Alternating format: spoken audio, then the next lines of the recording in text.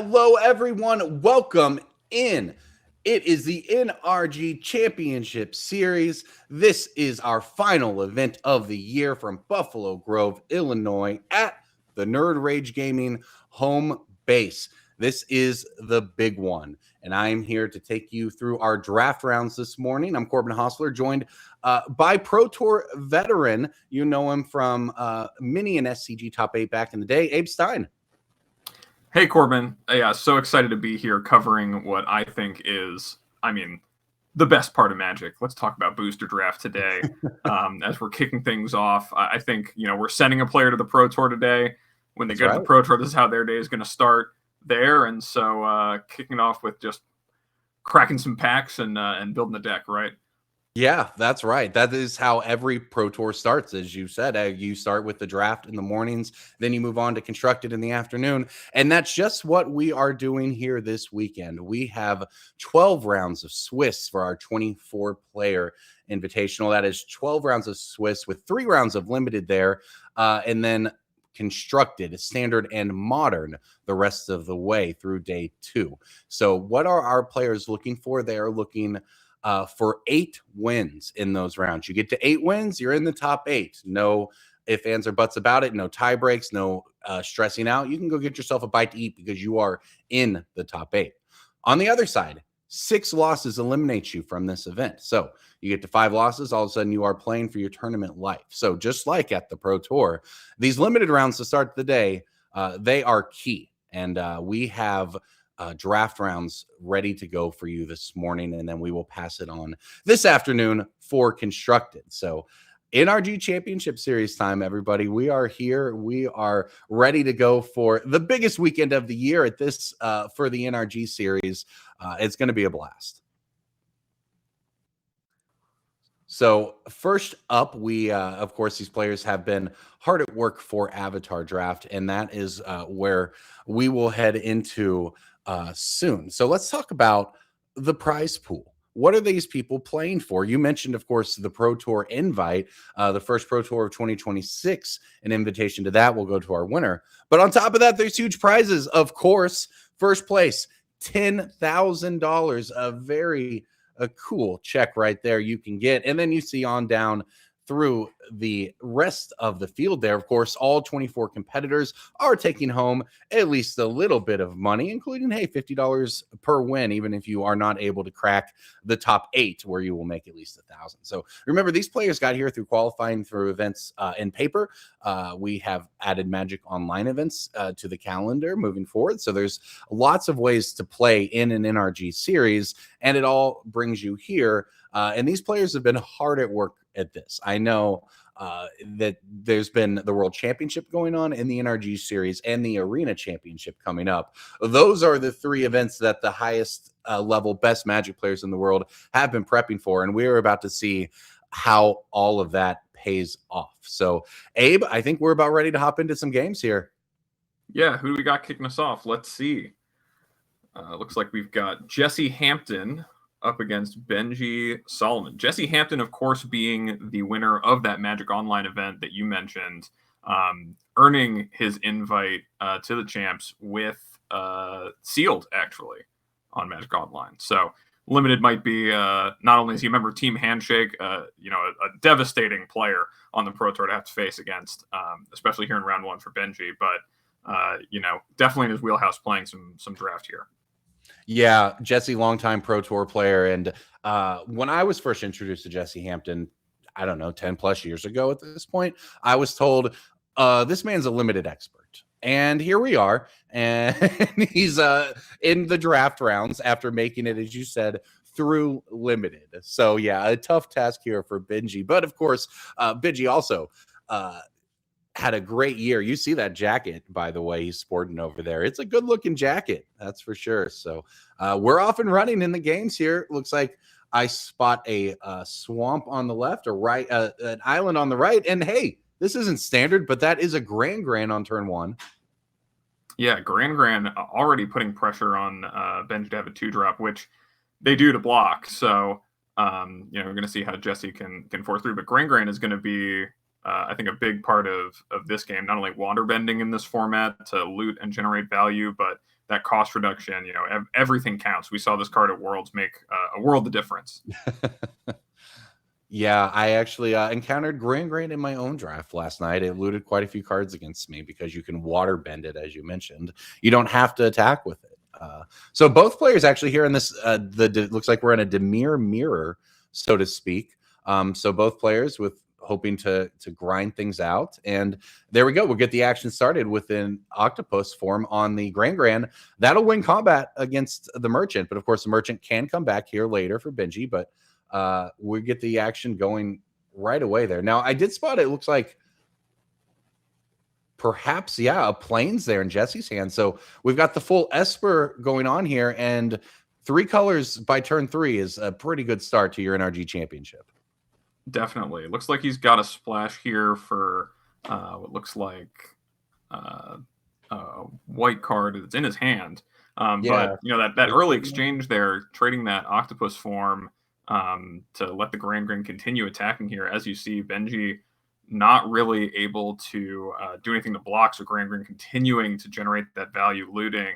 And now we've got a lot of decisions, but no land drop. Looks like no fourth land for Benji. So falling behind here to Jesse's mana development. Yeah, and not only didn't have that fourth mana, but the turn 3 play just being to return the creature to my hand from my graveyard, not ideal. And then having to use the abandoned attachments here on the main phase just to draw for land. But Benji does find it. So with all that said, I mean, Jesse was just, you're 19 life. Jesse's developing his own mana. You're not behind on board quite yet. And in fact, it looks like my favorite 2-drop is sitting over there in Benji's hand, ready to go. Yeah, it looks like an It'll Quench You hanging out for Benji, waiting to kind of create this swing of mana, right? If Jesse drops, some expensive creature or whatever his play is, we can create a window for ourselves to catch back up. While the Grand is, doing a lot to sculpt our hand, like you mentioned, Benji's only at 18, not taking a lot of damage here. So here, Jesse playing, whether he's playing around Quench or whether it just worked out that way, it is working out that way because the cruelty is going to come in here. That's going to force Benji to discard. I believe I have that correct. So Jesse able to discarding 2 cards, navigate very well around this Quench here. Yeah, and that's really, when you look at the highest level limited players, and we saw this a lot at Worlds in the limited portion too, just playing around everything. Jesse taking that time to say, well, you're leaving up 2 mana. You didn't play anything on turn 3. It'll Quench You is definitely a card I'm worried about. So let me just not give you a good opportunity to use it.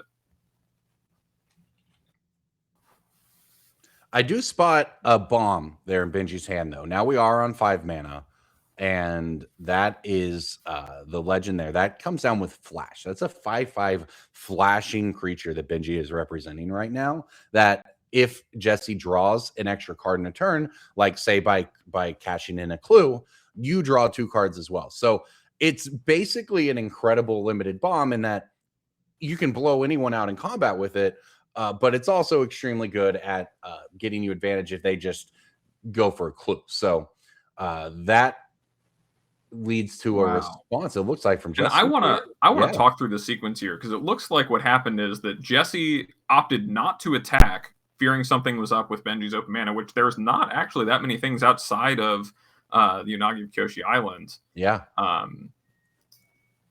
That would punish that. And so Jesse is then casting. So not only they have that read about the Quenchia, they played around this too, didn't attack, gets flashed in. He casts Aang's Iceberg and pays the ward of waterbending in order to get it under that iceberg. Getting your loot in while you're at it. Exactly. And all of that really showing just how much Jesse must know about this format. Like, your opponent having not just 2 mana up, 3 mana up, 5 mana up, playing around that with that Aang's Iceberg to catch that bomb rare in case it's there. He might not even have known Benji, right? He might not even seen in the draft. That can pack one, pick one for him. But really, he might have also been baiting, right? If you're looking at like maybe Haiku or something, you could be baiting, with one of your lesser value cards there. I mean, basically what Jesse is able to do there is take the fact that Benji was climbing back into the game and holding up that Quench and saying, well, if I just take a line that makes, whether you have the quench or not, makes it not good here, it goes very well. And now he's able to fight back after being forced to discard there. Discard one, is able to fight back with a water bending lesson on the stack, at least, to try to draw some more cards here as Jesse. So both players back and forth with these card advantage tools, right? You see the corrupt official there for Benji. That is a great 2-drop in these black decks. Just make your opponent discard a card. You get up one in the process, and then you still have the body left around, which trades with at least some things in the format. Yeah, and I mean, looking at what this game is about, right? Jesse willing to say, my hand is good enough. I don't need to risk my Grand to an attack. Let me just hold back. It's too valuable. To then, like, we're not about racing right now. All that Jesse's trying to do is just continue to build this game up. He's got the advantage of even having the Grand. He's drawn so many cards. You look at that graveyard full of things he's seen already. It's just about trading cards at this point, right? You want to be the one with what's left at the top of the heap. And I believe he's up to 3 lessons in that graveyard now, so we should have a discount on spells as well. Yeah, we've got that waterbending lesson that he just cast. We've got the octopus form, and we have the discard spell. So let's see what we have here from Benji to answer it. Well, Cat Gator is, of course, one of the best upper end black cards in the format, whether you are using it to in a mono black deck where it's just a huge game ender, or where like this, where it's 3 or 4, but it's still a huge board control piece. And then again, we just continue to see the players going back and forth. Thus far, though, Jesse is just every single play he's made has been with quench in mind, and now he knows the coast is clear, so he's able to slam 2 cards here, including I mean, these are powerful ones. These are not just the leftovers. These are strong engine pieces in themselves. Yeah, I mean, this is Beifong Bounty Hunters looks like a on the splash here. So maybe not just Demir here from Jesse Hampton, but we've seen the Ang's Iceberg. We see this Beifong's Bounty Hunters, kind of a 4-color Demir going on. But Judy representing a lot of value as that Beifong's Bounty Hunters. You're going to be able to Earthbend X every time a creature dies. That Judy making a copy and sacrificing every time. So, I mean, if this goes unchecked, it's going to be very difficult for Benji to keep up. Yeah, this is limited. And I don't want to say at this level, because these cards are there for everybody, but at this level, limited is often about not just who has the best curve or who has the best rare. Like there are ways for these people to play around that in the way that we're watching Jesse play around quench. It does become about who can build engine synergies into their deck, right? Who can make the sum greater than the total of its parts. I think I probably butchered that saying, but you know what I'm getting at here. And this is it. The Bounty Hunters plus the sack engine allows you to just create an engine and a flow of bodies, even if your opponent has a ton of cards interact with it, which Benji does. Yes, and I mean, speaking about a ton of cards, Benji on that turn, casting Spirit Water Revival with the additional Waterbend cost. So he actually just shuffled in everything from his graveyard and drew 7 new cards. So that is, I mean, you talk about an engine there, right? Building up that card advantage. Not many better card advantage spells than shuffle everything back, draw 7. Even though it cost him his whole turn. I mean, after that Cat Gator, it looked like he was kind of behind on gas, but now, depending on what those cards are, those 7 cards, Jesse might not be able to Earthbending 2 every turn for 1 mana is pretty good, but depending on what Benji's got going on his side of the table, could fall behind here. Yeah, and if you're Benji, you did, both players are at 19. You've been making land drops. This is a perfect time for that revival. You know that you're going to fall behind on board when you do that, right? If you spend your whole turn just drawing cards, it's going to end up looking something like it looks now. Jesse's got a lot going on, but you just have to trust that you can pull back into it given time and cards. And in this case, cards definitely equal time. You got access to plenty of mana. So We do have the attacks beginning by Jesse here. So this will Benji down to 13 life. But now he's got his window. This is his opportunity to catch back up in this game. So let's see what he does with it. Yeah, and you mentioned, time is what Benji needs, and Jesse knows that too. So Jesse taking the opportunity to get as aggressive as possible on his turn, trying to close this game before those 7 cards, realize their value, and even deploying a barrels of blasting jelly to maybe take care of that next thing afterwards. Okay, the first thing from Benji, we're gonna bounce those Bayfongs back to our back to Jesse's hand here. Yeah, it's a good the submersible is a really nice piece to do exactly what we talked about. Buying time, catching you back up, because it is going to tax Jesse's mana again to redeploy the creature in addition to the life it saves you. And of course, Benji can just activate the submersible and turn it into a creature itself. But oh, by the way, he may also have spells in his hand. So a lot to consider for Jesse here, who, we talked about, does have an engine going, has played powerful cards, had the tempo and sort of the board presence, but definitely still needs to do some work here, because Benji was able to reload so effectively that, and having a bounce spell there in particular is really good. So now let's see what happens when the Bounty Hunters hits the sack again. Yeah. Jesse, not really with any other options, not looking at 7 cards in hand there, but without so many options, having to just recast the Bayfong Bounty Hunters right into Sokka's Haiku, which we talked about maybe being a card Jesse was thinking about earlier.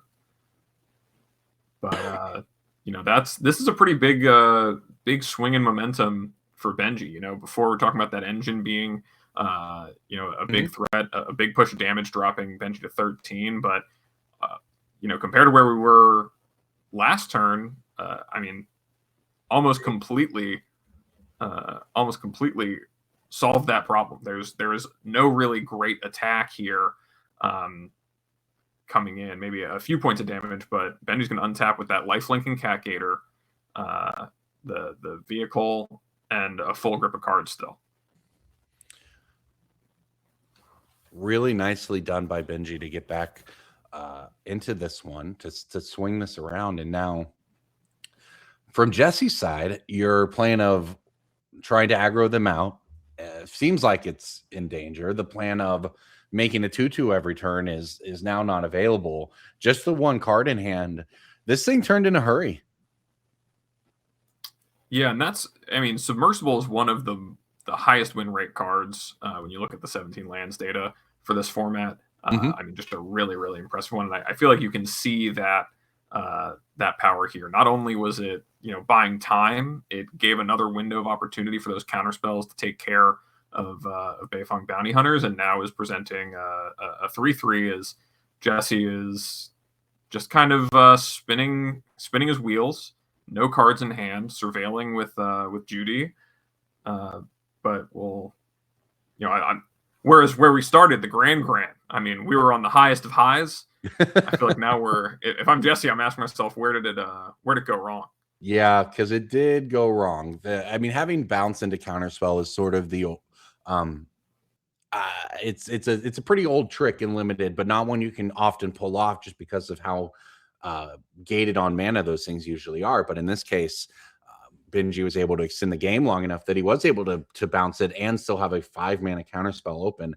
And it almost doesn't matter for Benji what the leftovers are at this point, because Jesse just has nothing, right? Jesse has the barrels in play, so you can answer 1 creature that comes down, but not that one.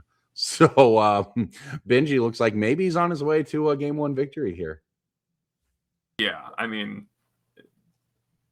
for Jesse to get back into this one, you definitely don't want to see a 5/5 hit the table after you just had to kind of make a not great feeling block. So it looks like, I don't know what the card here drawn is for Jesse.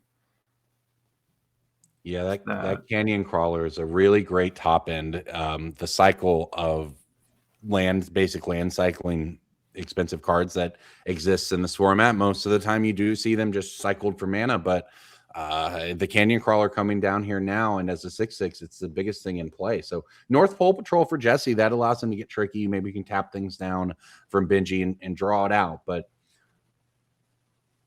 yeah, Benji's that's an still answer on. to the biggest problem on the other side of the table. Yeah, But Benji still with you just so know, many cards being the bigger issue here for Jesse. yeah, it really feels like the turning point of this one has been, that turn off to draw 7. Yeah. In these kind of grindy, controlling mirrors, it feels bad to let your opponent get a free attack in, but pay 7 life, draw 7 cards, which is what that exchange really turned out to be. Traditionally pretty good. We've seen Grizzlebrand doing that for years. That's right. Looks like the players are clarifying something. So I do spot there in the graveyard for Jesse, right? The Legend of Kuruk, which is an incredible bomb. So I don't know that he has any way of recurring it or anything in this game, but be on the lookout in games 2 and or 3 for that one to come down, because that is the double preordained, and then it transforms into a pretty powerful card on the back. Just so much value wrapped up in that one. Also keep in mind, like, think if Jesse had drawn that here, that's the kind of card that can get him back into it, even when he is behind. So for Benji, it was the bended spell earlier to draw 7. Jesse has his own slower, not exactly the same, but still powerful form of card advantage of his own. Now he is under the gun here, though. Still, he was able to finish off the big creature with the barrels, but another one follows. So Benji's still reloading here. Now a hawk is going to make a clue. So a lot of pressure Jesse's staring down. Yeah, I mean, well, let's see what Jesse draws, but I mean, now not even the life total advantage for Jesse, as multiple threats being deployed by Benji while also using his resources to draw multiple cards. Meanwhile, Jesse's trying to cobble together something to keep up. You talk about those engines. Yes. And Jesse is sorely without one.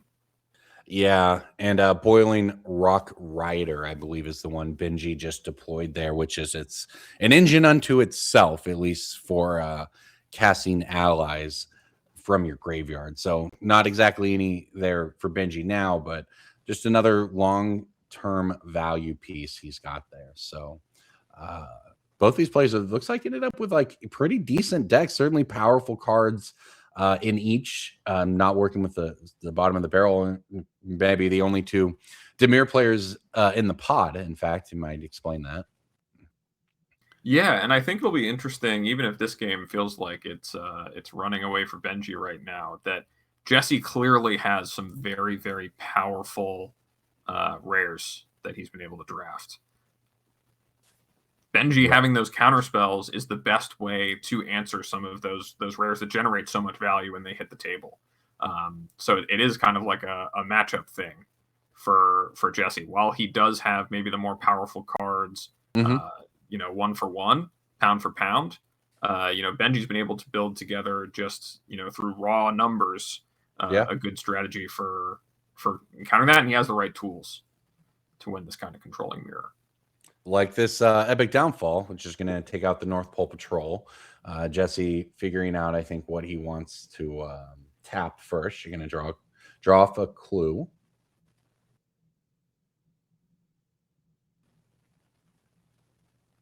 Oh, we're tapping 1 mana. Do we have a second octopus form? No. Okay. No, it looks like we're going to go for the tap. Oh.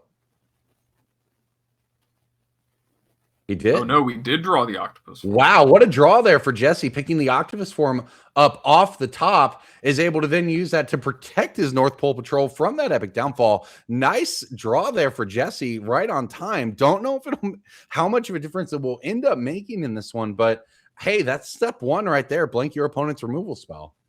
And not just the removal spell, but you look at the whole combat, right? It's just this hawk that's able to get in profitably, because now that, of course, is a 3/4 with the +1/+1 from the octopus form. So Jesse had scried that to the top. So he knew that trick was there. He was setting it up, and it was very well done. let's see. So the follow-up now for Benji is the Merchant is all. So just kind of filling the board up a little bit. The ally, of course, getting tapped down by the North Pole Patrol. Jesse's hanging around in there, sitting at 9 life. He's going to get another draw step here.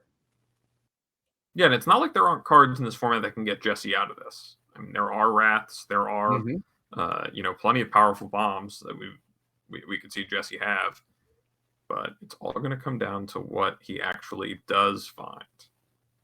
Yeah, the high number of board wipes is something we'll see how much or if it comes up in this format, but it is something you have to consider more than maybe your typical limited format. It's just how many multiple board wipes you can run into. And we're talking about kind of advantage. Jesse behind on life total. Just did the library count. Looks like he's down on library too. So if he's going to make it through this one, he's going to have to find something pretty quick. With about 8 cards left in his library, it looked like Benji's like 12 or 13, only 9 life to work with, and well behind on board. Yeah, didn't catch what he did with that surveil there. Looked like he might have left it on top.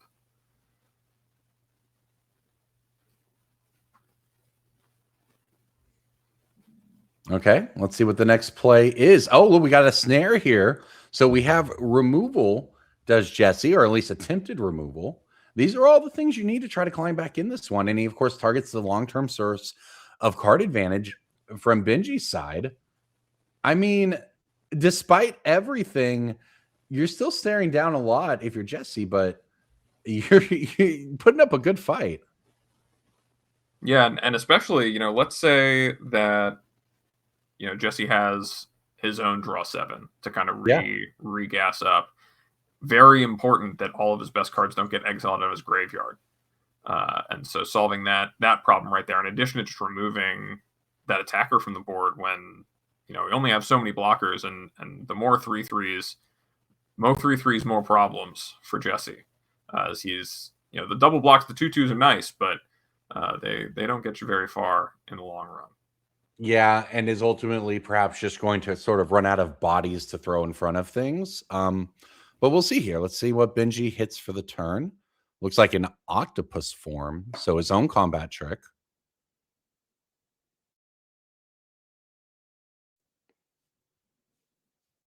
All right, so let's see if he swings out with everything here. If he chooses to do that, I mean, you're staring down, I guess, a couple of your creatures go away. I just don't know how this attack ends up working. If this would make sense if you send in your 3/3 and your flyer for Benji.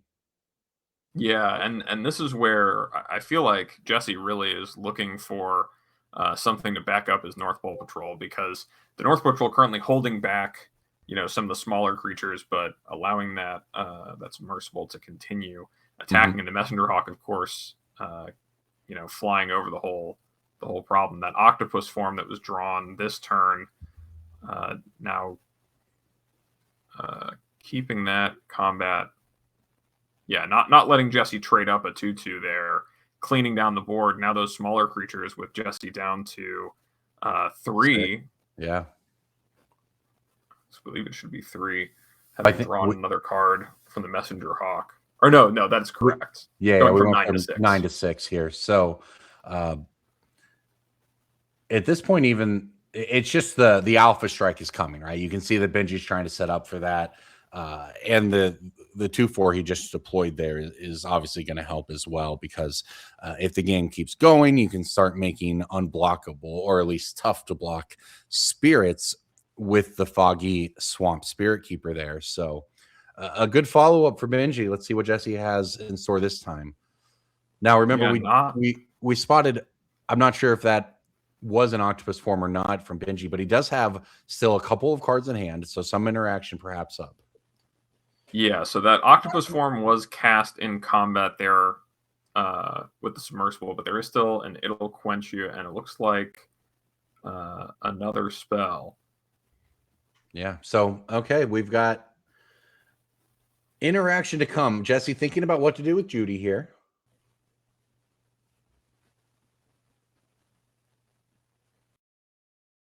And you've got to, I mean, if you're Jesse, you got to figure out what you're doing quick. your time is running out, and it looks like we just earthbended that land, and now we've sacrificed the keeper on the Judy instead of the earthbended land, deciding it's more valuable. I think we might be nearing the end of this one, but this has been a really nice game to start things off here. I mean, this is limited, right? This is great limited play. This is Avatar limited kind of at its best. Both players doing powerful things, but getting a very close back and forth game. I think that this format, as someone who didn't draft a ton of Spider-Man, admittedly, I've done a lot of this format, and it's been a very enjoyable limited format. It was great to watch at Worlds. People did a lot of cool stuff with it. So glad we get to show it off here. And here is that Alpha Strike from Benji coming on in, trying to end this thing right now. So Jesse moves to blocks. You can only put a couple of bodies up in front of him there. And if the swing just takes you down to, what is that, like 2-1 here? 2 life is just making the blocks that keep the most creatures around, saying I'll pay as much life as I have to keep these creatures because they're all I have. Yeah, Benji just moving that thing straight from the graveyard to the battlefield because that's what you do. So just needs to be able to force through a couple of points of damage next turn. Let's see if Jesse has anything here. I mean, something like, say, Razor Wings rings would be perhaps interesting, right? Something that incorporates life gain plus removal. But instead, we've got a creature as the follow-up. So 4 blockers staring down more attackers than that. So Benji's going to try to close it out here, see if he can force through these final 2 points of damage. Yeah, if Benji can draw one more card this turn, that Messenger Hawk, well, I guess the North Pole Patrol can tap it, but that takes a blocker out of the equation. So any way to draw another card, doesn't look like he has. He just has that swamp, and then it'll quench you. I mean, the Merchants of Many Hats are kind of free, but they don't really accomplish anything now that Jesse has 2 different 3 toughness creatures. Jesse on his last life point, his last card, making his last stand here potentially in game 1. Okay, well, he does add to the board, but that's a lot of quenching. We can pay for that one. So can't take it with you though. Yeah, Jesse at 1 life with 5 blockers. But that's he sees the writing on the wall. Yes, that'll get there. So game 1, going over to Benji Solomon to start things off here at the NRG Championship Series. Abe, I have to say that was a pretty good way to get things going. Yeah, I mean that was a really, really great game to showcase what this format, contains. Especially even though these decks are more controlling, I think, especially if we saw more of Jesse's deck as the game went on. Had he had maybe 1 or 2 more pieces to apply that pressure to go with some of those bomb rares he had, taking that time to draw 7 cards, as strong as that was in the game that we played, that might not be available to Benji, in another draw. Now that Jesse knows that there's that kind of power in Benji's deck, there's, he might even be more pressured to take a more aggressive approach and not, have the liberty to play around so many different things like he did in the early turns of that game. Yeah, that's right. Well, before we get into game 2, let's take a look at one of our competitors if we can. We'll get this pulled up. Of course, Jesse Hampton is a longtime Magic player, and his best finish here in the NRG series, well, that's a first place because he won the November MTGO Showdown to qualify for our end of the year event here. So you can check out his compliments there. Not exactly a ton of history on the NRG series, but a pretty successful history, which is what you find with Jesse Hampton almost wherever he goes to play Magic. His opponent, that would be Benji Solomon in this round. And he got here via the team showdown. You can see him and his teammates there in that photo. Of course, the team events being a big part of the NRG series. Everybody loves to play them, and it's even better when they can qualify you for something like this. Solomon's got 3 main events. His best finish, of course, being that first place, and he's got 2 all-time top 8s in the NRG series. So that's, of course, we're going to go through this all day. You're going to be meeting our players, the 24 players who qualified for this event. And we're going to be seeing a lot of top 8s fill these stats as we go. So, Abe, I think we're about ready to head into game 2. Yeah, I mean we're going to see the best of the best all day today. So we'll be ready for that. Jesse here kicking off with those barrels of blasting jelly. So his mana's pretty good, and now we've got a waterlog scroll. That one, we talked about card advantage in the last game. This Yeah. is the kind of start that Jesse probably wants more than anything in a matchup like this, one where he's going to have his card advantage online as early as turn 3 here, as 3 islands lets him draw a card for just 3 mana. Yeah, look at that. Of course, activating the scroll for 0 mana is one of those achievement unlocked kind of moments in this set. And Jesse's kind of well on his way to that at this point with this many islands. But the fact that Benji just has no pressure, if you have time to set up with the scroll, it will win you basically any game. Because it's almost just becomes a howling mine for just you.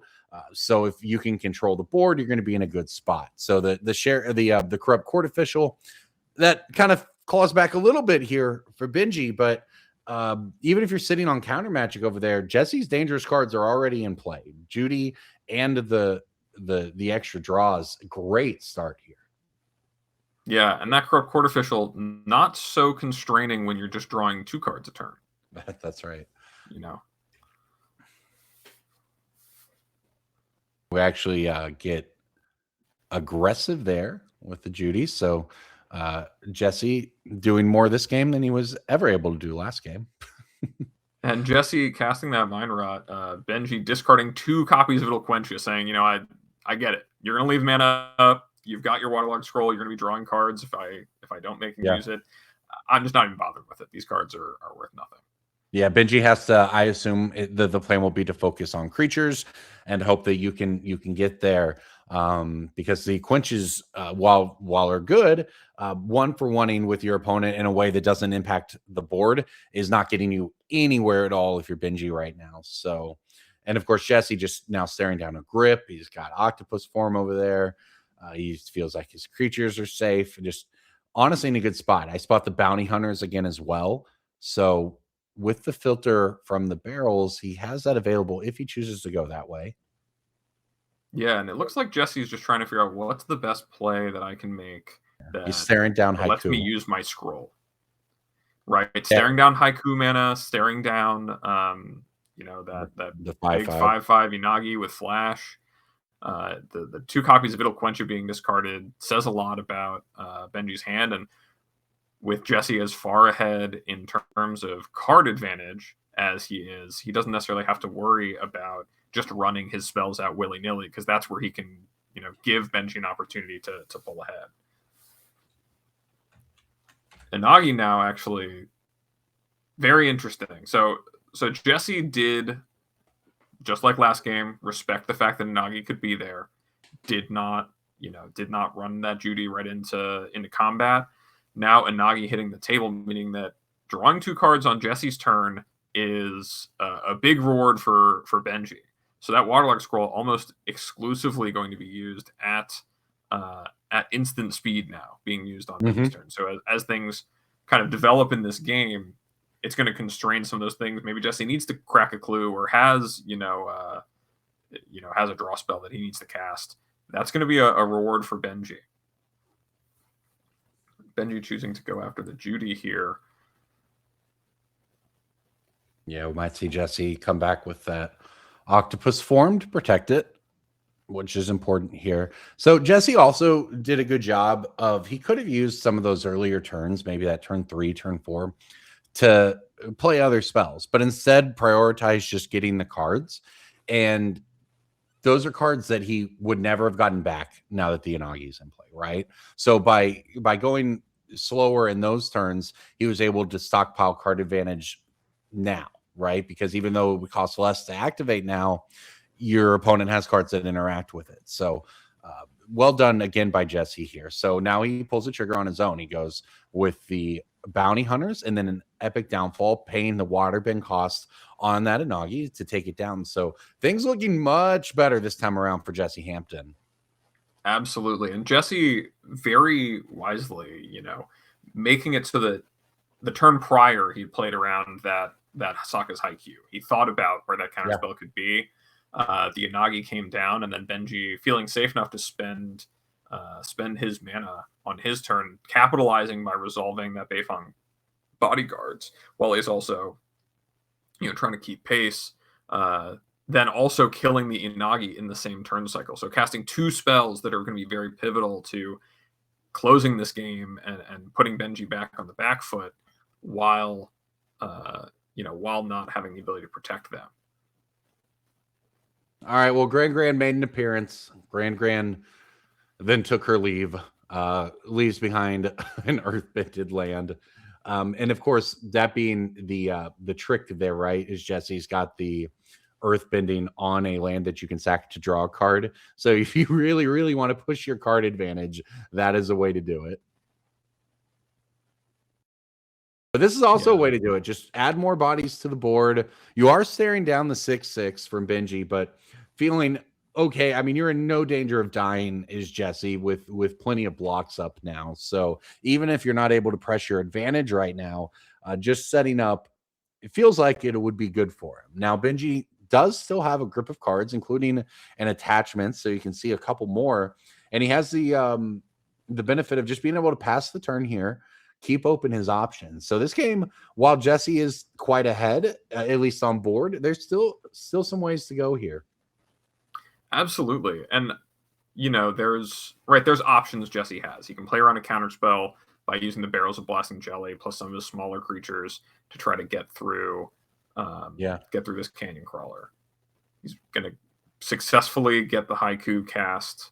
Well, because the Rowdy Snowballers there was one of the best answers to the 6/6, at least in the short term, and now not something Benji has to worry about, but does have to spend all of his mana to do, well, most of his mana to do that. Yeah, and now the Judy combo with the Beifong Bounty Hunters. I mean, eventually we'll just be bigger than the 6/6, forcing that block not even to be profitable anymore. True. And this is, we talked about it in game 1, the engines. We've got the waterlogged book. We've got the Beifong Bounty Hunters. We've got the Judy. We're generating value every time we do anything. It's pouring out of our pockets. Our spaghetti's all over the table. And so, dice are moving up, we're moving tokens around, we're looking at cards. We are doing it all if we're Jesse. And Benji is the one this time kind of trying to find a way to get that all to stop. Note for the viewers at home, spaghetti on the table when playing Magic. Not ideal. No, it better be some pretty clean spaghetti. Just the noodles. All right, well, Jesse is going to get the bounty bounced again by the submersible here, and here comes the 2/4 as well. So Benji able to fight back on board a little bit, but still staring down the same problems as before. So things just kind of slipping further and further out of control here. But Jesse, not as we sort of witnessed last game, Jesse took a while. He was able to hold up for a long time, even after it looked like it might be over. Benji kind of doing the same thing here, is able to keep the board at, I'm not going to say parity. He is falling behind, but at least in a somewhat manageable state if you're able to find maybe your draw 7 or something like that. Yeah, and the Foggy Swamp Spirit Keeper that Benji just played is a really, really important piece of this puzzle, because if Benji's going to win this game, it's probably going to be because of that card. Every time that Benji draws that second card each turn, creating a 1/1 colorless spirit token that can't be blocked by non-spirit creatures. As much as Jesse has a lot of power in play and a lot of creatures on the board, none of them are spirits. And so if we're playing this game of, trying to keep up and slowly, stalling out the board and maybe answering one problem at a time, we're going to have a position where if Benji's able to draw a couple extra cards, maybe adding 2-3 damage a turn and forcing Jesse to be under the gun a little bit, definitely has the potential to get out of hand. And the lifelink from the Foggy Swamp Spirit Keeper you see on your screen there probably doesn't hurt either. All of that said, you mentioned it, this land is now up to a 7/7 and it is swinging. So Benji offering the trade with the Death Toucher, but that just brings the land right back. So it's a long-term here advantaging Jesse, who is still drawing extra cards. So Benji staring down the trouble here, trying to figure out if he has any ways out. does still have a grip full of spells. I'm just not sure if any of them are going to be impactful enough. Yeah, I mean, we do see there's the Cat Gator there, so maybe a swamp into a Cat Gator can kill the Beifong bodyguards at an opportune moment. That would probably be what Benji's praying for here. Get a little bit more life cushion, answering that problematic piece of the engine, but just deploying another creature. I mean, you did mention that's a value engine. I'm not sure how many allies. Yeah. How many If allies? you get a couple cards off of it, it's great, but I'm not sure you're going to be able to do so. In fact, you're going to get maybe no cards off of it because it's going to get snared out of the game here. You take the Rowdy Snowballers out of the graveyard on its way out. But Jesse pressing his advantage, pulling further ahead on board here. Benji can turn the submersible into a vehicle, but Jesse's showing another engine piece there. When creature dies, you get to earthbend or you put counters. So that's enough. Jesse takes game 2, and that, Abe, is a 1-1 tie here in our opening match at the NRG. Yeah, Benji probably with less of an appetite for punishment than it seems like Jesse has. Yeah, that's true. Calling it there instead of taking those last couple draw steps to get played out. Of course, what about you, Abe? Are you an early scooper there, or are you getting every bit of your money's worth with your matches on camera? Oh, I mean, not only with matches on camera, with what's on the line. I mean, I could be sitting there tapped out, no cards in hand, and I will stare at you until you attack me for lethal. It's just what you got to do. I see. You never know. I am a serial scooper. I'll pick them up. Let's go to the next one. Well, I know for sure that Jesse is not a serial scooper. Having played against him when he went 8-0 on day 1 of Pro Tour Chicago in 2023. Yeah, that was the last time I played against him, and it was his birthday. He doesn't even believe in birthday luck, but he made me do it in the games I won, and he played perfectly. His birthday believed in him. Yes, on that day. Of course. Yeah. I told him it was true. For what it's worth, I was like, "This is unfair. We're playing, and it's your birthday." Yeah, I mean, come on. Not his birthday today, but looking for some good luck here in game 3 is Jesse. Both players looking at their opening hands, and we are off and running. NRG champs. This is round 1. Both players keeping the winner here gets to take that 1-0 record, and really the good vibes more than anything, into round 2 of our draft here. 3 rounds of draft, 4 rounds of 5 rounds of 6 rounds of constructed today, I think. Plenty of magic coming to you, of course. Abe and I taking you through the first 3 rounds here. And unlike the that second game, both players with early drops here in this one. Yeah, I mean, almost a mirror of that first game we played with the turn 1 Grand from Jesse. I saw him draw it off the top, so lucky even when it's not his birthday. But Benji having that hat vendor to hold her up. So Grand just waving goodbye there. As Jesse casts, he's got a flyer now. It's 2/2 Vigilance Prowess. Yeah, so Benji's Corrupt Court Official there, taking a land from Jesse, being a tap dual land that could later turn into a card. So if you really squint your eyes, you're kind of 2-for-1ing there. Maybe, heck, you're 3-for-1ing if you can get a trade out of it with the Corrupt Court Official. You can just see sort of the ways in which that card is just such a good play on turn 2 or turn 3 or even turn 4 here for Benji, because Jesse is basically playing down 2 cards, and it's not like he's, the 1/1s can team up to create some blocks in combat. So it's not even like Jesse is blanking the creature part of him at this point. So kind of a tough start here for Jesse, down 2 cards. Yeah, down 2 cards, and those Corrupt Court Officials contributing to what looks like, I don't know if you could catch it, is that the Spirit Water Revival? Oh, it sure is. Benji is holding on to.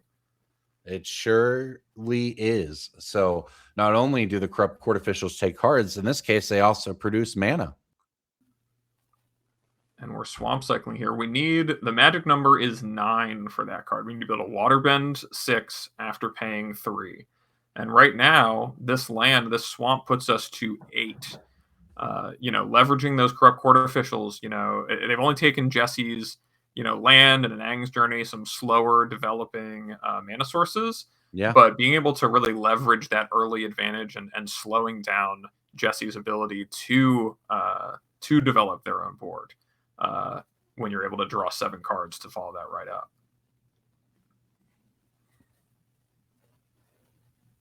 All right. Well, yeah, Benji abandoning attachments there actually pitches one of those lands that would have got him there, but drew into it. Looks like a Haiku, and he of course has the Revival. So Revival getting the Haiku and that land, but when you're in a position where lands are good and spells are good, I mean it's the best position to be in limited. Yeah, not a bad spot. So another court official here, going to get an island out of Jesse's hand. Attack for 2 from the Hat Vendor. These court officials ready to take on Gran if she decides she's ready, which she is. So Jesse loots away an island. Benji making that triple block, ready to take 2 down to 10. I mean, this bird has done a lot of work. Yeah, and he's got his money's worth out of those court officials for sure. Yeah, and this is going to be a pivotal turn here. Looks like we are, rather than going for the water bending, having lost a court official and not drawing the land, making the attack to try to trade the octopus form. But Jesse having an octopus form of his own. Oh, brutal 2-for-1. Yeah, what an exchange there. Absolutely. And this eagle is just, eating away at Benji's life total with the waterbending tools coming down, the North Pole Patrol. Every prowess trigger really mattering here as Benji's all the way down to 7. As much as he was setting himself up for this long game, this prowess flyer, eating away at his life points and without an answer to it, Benji's in a real risk. He's on effectively what could really be a 2-turn clock. And a flyer's not going to do it for him either, with that North Pole Patrol active and able to tap down anything that might get in the way.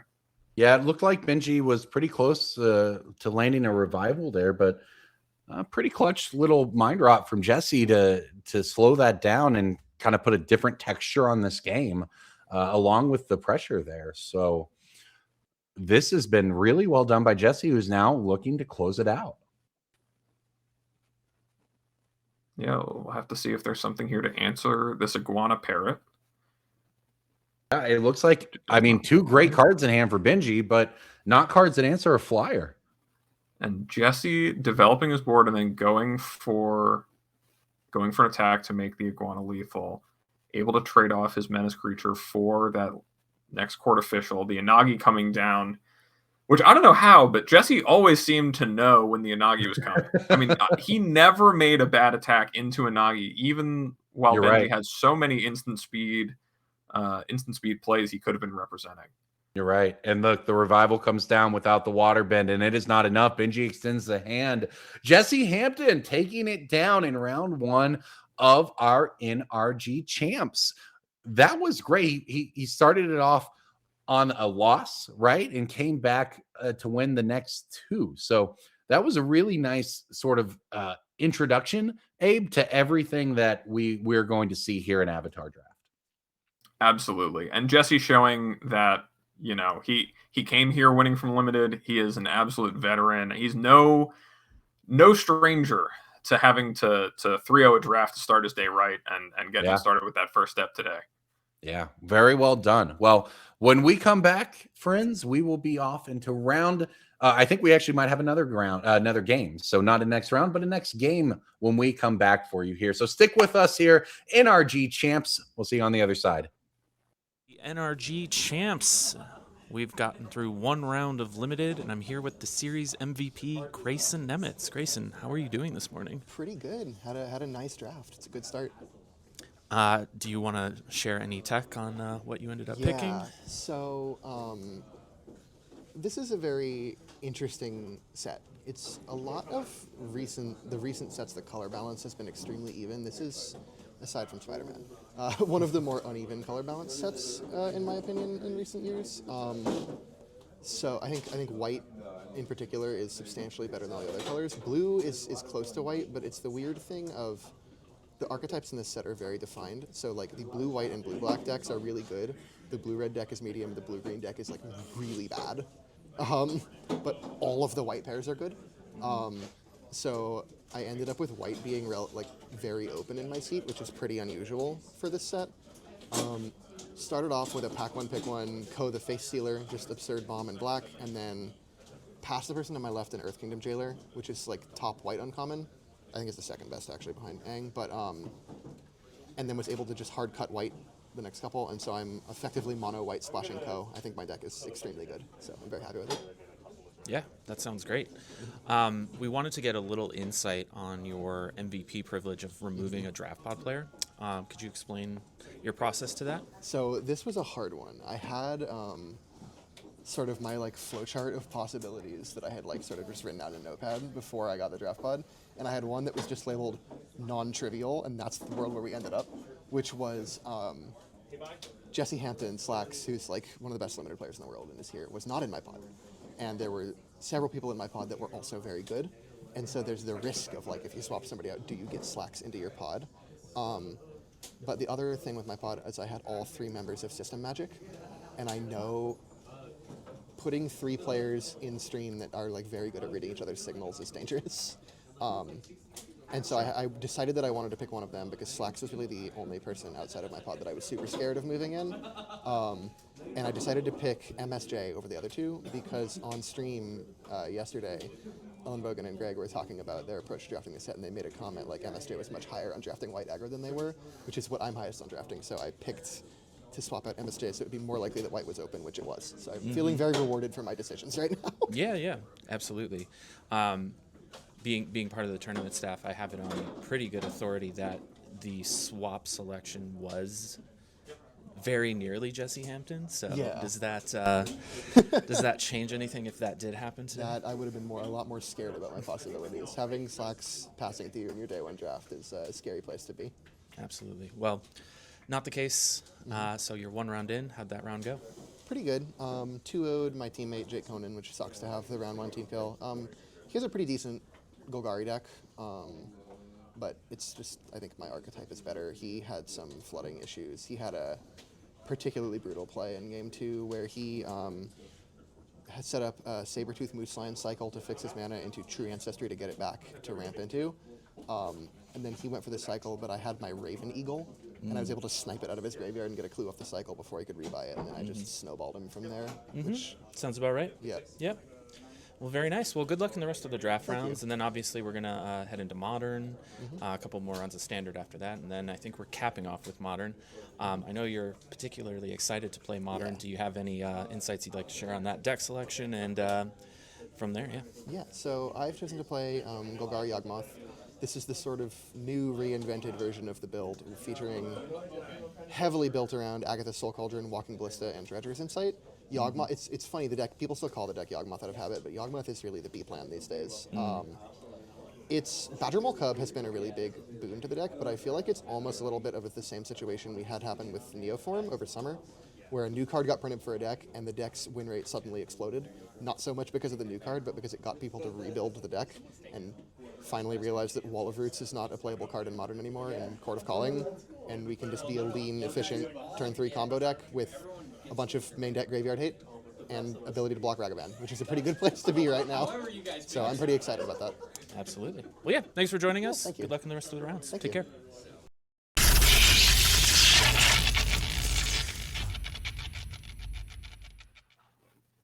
Welcome back, everybody. Corbin Hostler, Abe Stein here. Thank you for joining us at the NRG Championship Series. This is Champs. This is the end of the year. This is the big one. We just watched our first round of Magic. We watched Jesse Hampton pick it up. And now, Abe, it is time for round 2 of this draft.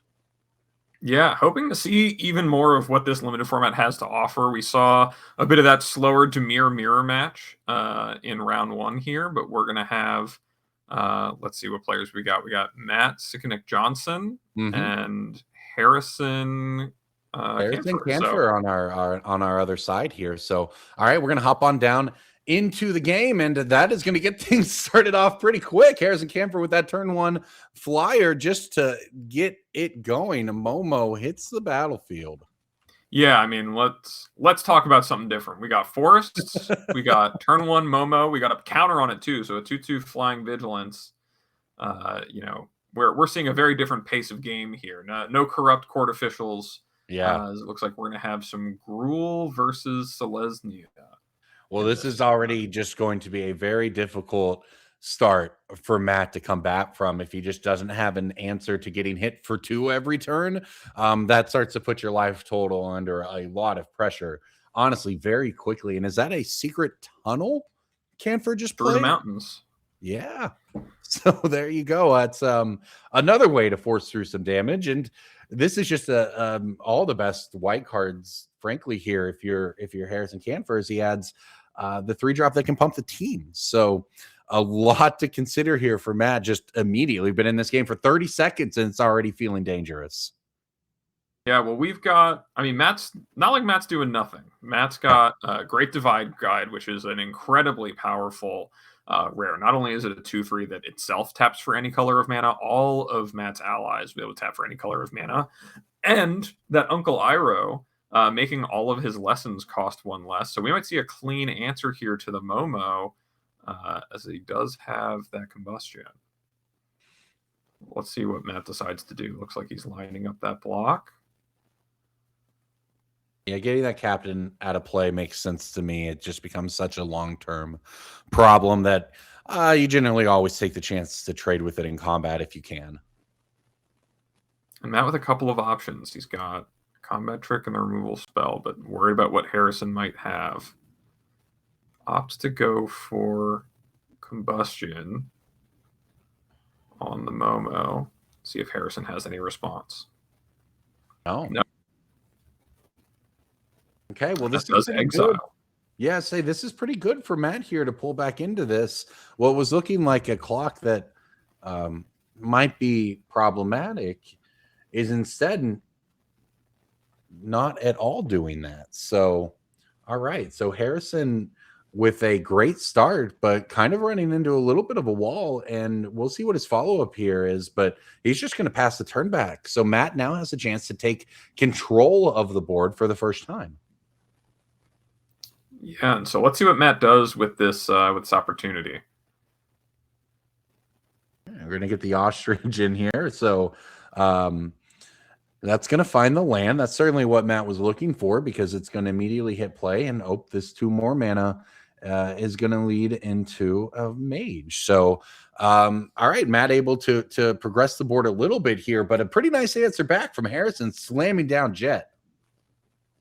Yeah, I mean, Jet here able to clean up that Fire Sages before it could get any bigger. Looks like another ostrich for Matt, whose hand looks to be mostly just combat tricks, which, I mean, for the Gruul decks in this format, not a bad place to be. You kind of just want to develop your creatures and then use your combat tricks to push them through. And Harrison, I mean, definitely looking a bit behind. I'm not sure what he's sitting on there. That 1-2 cards is holding tight, but they better be good if he's gonna push through all of these tricks and creatures as Matt gets aggressive here. Yeah, because he's got the secret tunnel can help you provide those last 2 points of damage, but you've got to get there. Meanwhile, Matt just sort of now drowning in the red-green version of value, and then he's able to return powerful creatures to his hand, and you get a clue out of the deal with that particular lesson. So pretty well done here by Matt to survive that early onslaught. Now he's transitioned very cleanly into the mid game where he's got attackers, and even if well, I was going to say Jet can distribute some counters when it dies, but this is perhaps better. Harrison plays Appa, so he can either give a creature he controls flying to force through some damage here, or you can airbend your own creatures to try to set him up for later. It looks like he's not going to have time for that, so instead is going to get aggressive with the Jet. Yeah, decides for flying on the Jet rather than maybe taking that slower approach, airbending the Jet, recasting it, getting that enters the battlefield trigger again. But instead opting to push the damage, knowing that this is a game about racing. I mean, looking at the quantity of cards in hand, Matt just got one back. He's got a clue. You know, he's not looking to take this game long. He wants to get this out of the way and over with, because the more time that Matt has, the more those cards are going to come back to bite him. And here we go. So we've got a trade in combat. Harrison at 14, Matt down to 12 as he rebuilds there. But so it's a jet and an Appa for Harrison. Can get in for 7 in the air if he wants, if my math is right there. So he's going to offer up the attack with Appa. This time he is going to airbend the jet now that he has the mana to replay it. So Matt, realizing that, oh, my life total is getting a little questionable here, I'm going to take a look at this secret tunnel to make sure I understand what this does and what we need to watch out for here. And in fact, this is a pretty good one. The pillar launch is going to give untap a creature and give it +2/+2, and crucially, yes, and reach here, I mean, so important, as it allows that ostrich to reach up and take out that Appa.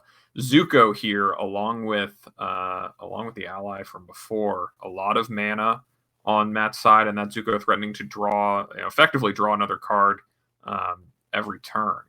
So Harrison casts his 2-drop, recasting the jet, able to do 2 damage. Something doesn't kill anything because he lost that Appa. So a very, very big swing. Is not only did it get that good trade, worse creature for better creature, but also denying Harrison a lot of the value off of airbending that jet. And I think that is the Legend of Roku, a really, really powerful rare. I mean, adding insult to injury, not worry about holding it for the next game, ready to just bury Harrison as Matt gets to cast those 3 cards either this turn or next turn before that Legend of Roku transforms. This card, even a modern playable in the Boros Energy deck. Very, very powerful one to have. Zuko coming in for 3, firebending 3, have not used the mana yet. Thinking about his options, as Jet has been declared as the blocker. It's a big moment here for Matt. Let's see how he wants to navigate this really crucial combat. Yeah, and it's interesting because Matt could just take this trade. I mean, there's plenty here that's going right. We got the Legend of Roku. We don't necessarily need this Zuko, and maybe protecting the Legend of Roku with our last trick, this Origin of Metal Bending, would be better. But instead, looking like he's casting... he's just letting that trade happen, using the firebending mana to make those firebending tokens with Fire Nation attacks. So this disciplined play there by Matt. Yeah, I mean, really thinking, where can this go wrong, it looks like, for Matt. Right. Identifying that he feels really far ahead in this one, and so just not giving the opportunity to lose the more valuable creature in Avatar Roku on the other side. Now, Seismic Sense picking up a creature. Cabbage Vendor even. So a little bit of life gain there for Matt. Not what you want to see from Harrison at all. I mean, Matt just looked at 7 cards on top of his library, getting the best creature from it. You see a 2-drop, you might be pretty happy sometimes, but when that's coming with 3 life in a game like this, where it's the Secret Tunnel is going to try to get across over 6 turns, 3 life is a big, big swing.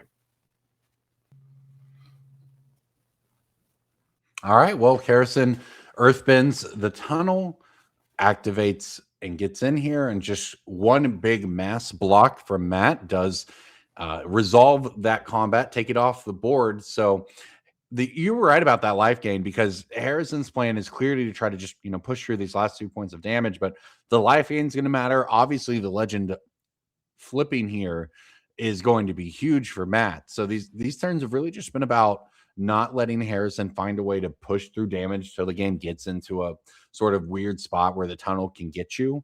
And he's done a good job of preserving as much life as possible, because now that he's actually deploying these cards in his hand, the Legend of Roku, the Toph, that's all pretty difficult to beat. So great job just to live till he knows he can take over the game with his powerful rares and mythics here. So Matt Sicking Johnson looking like he is on the way to a game 1 victory here, but he's going to have to try to close it out. Yeah, and I think drawing that Toph, giving Matt a lot of confidence. He discards that Cabbage Vendor, saying, I don't need this. This game's not going to the point where this 3 life is going to matter. I'm going to be Earthbending 6 this turn. I just got back Combustion. Yeah. Good luck, buddy. Comes in for 8 here. All right, so white is one of the colors with access to those board wipes. We don't have deck lists. We don't know if Harrison has it or not. But I can tell you now that he does not, because we're into game 2 here. Matt Johnson picking it up with the Gruul deck. Very well done, of course, against Harrison Camphor there, who had a great start but wasn't quite able to finish it. So let's meet Harrison Camphor. He's played in 12 NRG events, of course, has a couple of first places there via the Standard Showdown and a team trial. So he qualified here via that Standard Showdown back in August. 4 top 8s for Harrison. Let's take a look over at Matt Johnson now, his opponent, who is got 1 top 8. And in fact, it was that one that he won, where he won a team showdown in June to earn his spot here. Played 2 NRG events, won 1 of them. That's a pretty good track record. Yeah. I mean, you talk about 4 top 8s in 12 events. That's a pretty good conversion rate, here on the NRG series. But 1 out of 2 with a win. Hard to get better than that. Don't look at the sample sizes on it. But only Jesse Hampton doing better than that. And if only Jesse Hampton's doing better than you, you're doing a good job. That's right. And up a game is Matt Johnson as we head down into game 2 here in round 2 of our champs. Harrison Camphor gets to go back on the play on this one. We'll see if he ends up keeping. I do spot a Momo there. So a little awkward on the lands, I think, though. So Harrison shipping this one back. Yeah, I mean, if you're Harrison, it's hard to look at a curve like you had in game 1 and feel like you're feeling confident in game 2 on the mulligan, but you got to not think about that, right? The hand he had, as much as it had spells and lands, didn't look like it was going to have that kind of pressure. And for him to beat a lot of these rares we just saw out of Matt's deck, I mean, Avatar Roku, we got Toph. I mean, you have to be doing something in the early turns. That's where Harrison's going to have the advantage. Yeah, and that's why he probably very much wanted to keep that turn 1 Momo hand, but that is his ticket to winning this game. Unfortunately, didn't spot one in this hand. We'll see if he ends up opting to keep it here, but aggression is the name of the game for Harrison Camphor there, and you see that I believe that was the yip yip, the 1-mana combat trick he's going to put down onto the bottom. So no Momo to start this thing off, but does keep the 6, has colors of mana, has 3 mana, so should get to play a pretty straightforward game here, does Harrison. But no 2-drop either. Oh, that's big. Yeah, probably a consequence of the mulligan is Matt gets to be the first of the board here.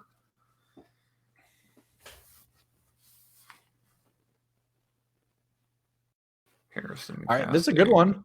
Yeah, this is better when you have allies in play than when it is your first ally in play, as it will pump all of your allies. But it at least does get onto the board here for Harrison to get things started. I mean, Matt, as you mentioned, is onto the board first, but is not doing so in really an overwhelming way. Harrison still with some time to build up here. Yeah, I mean, you can, when you're on the play, and that's some of the power being on the play, not playing something on 2, you're giving up some of that advantage, but having something on 3 that can make sure that you're holding on to the board, and this will make it so that every creature, depending on the density of allies, as that is a lord for the allies, most of the creatures Harrison's going to play are going to continue to outclass Matt's alone, so long as that's in play.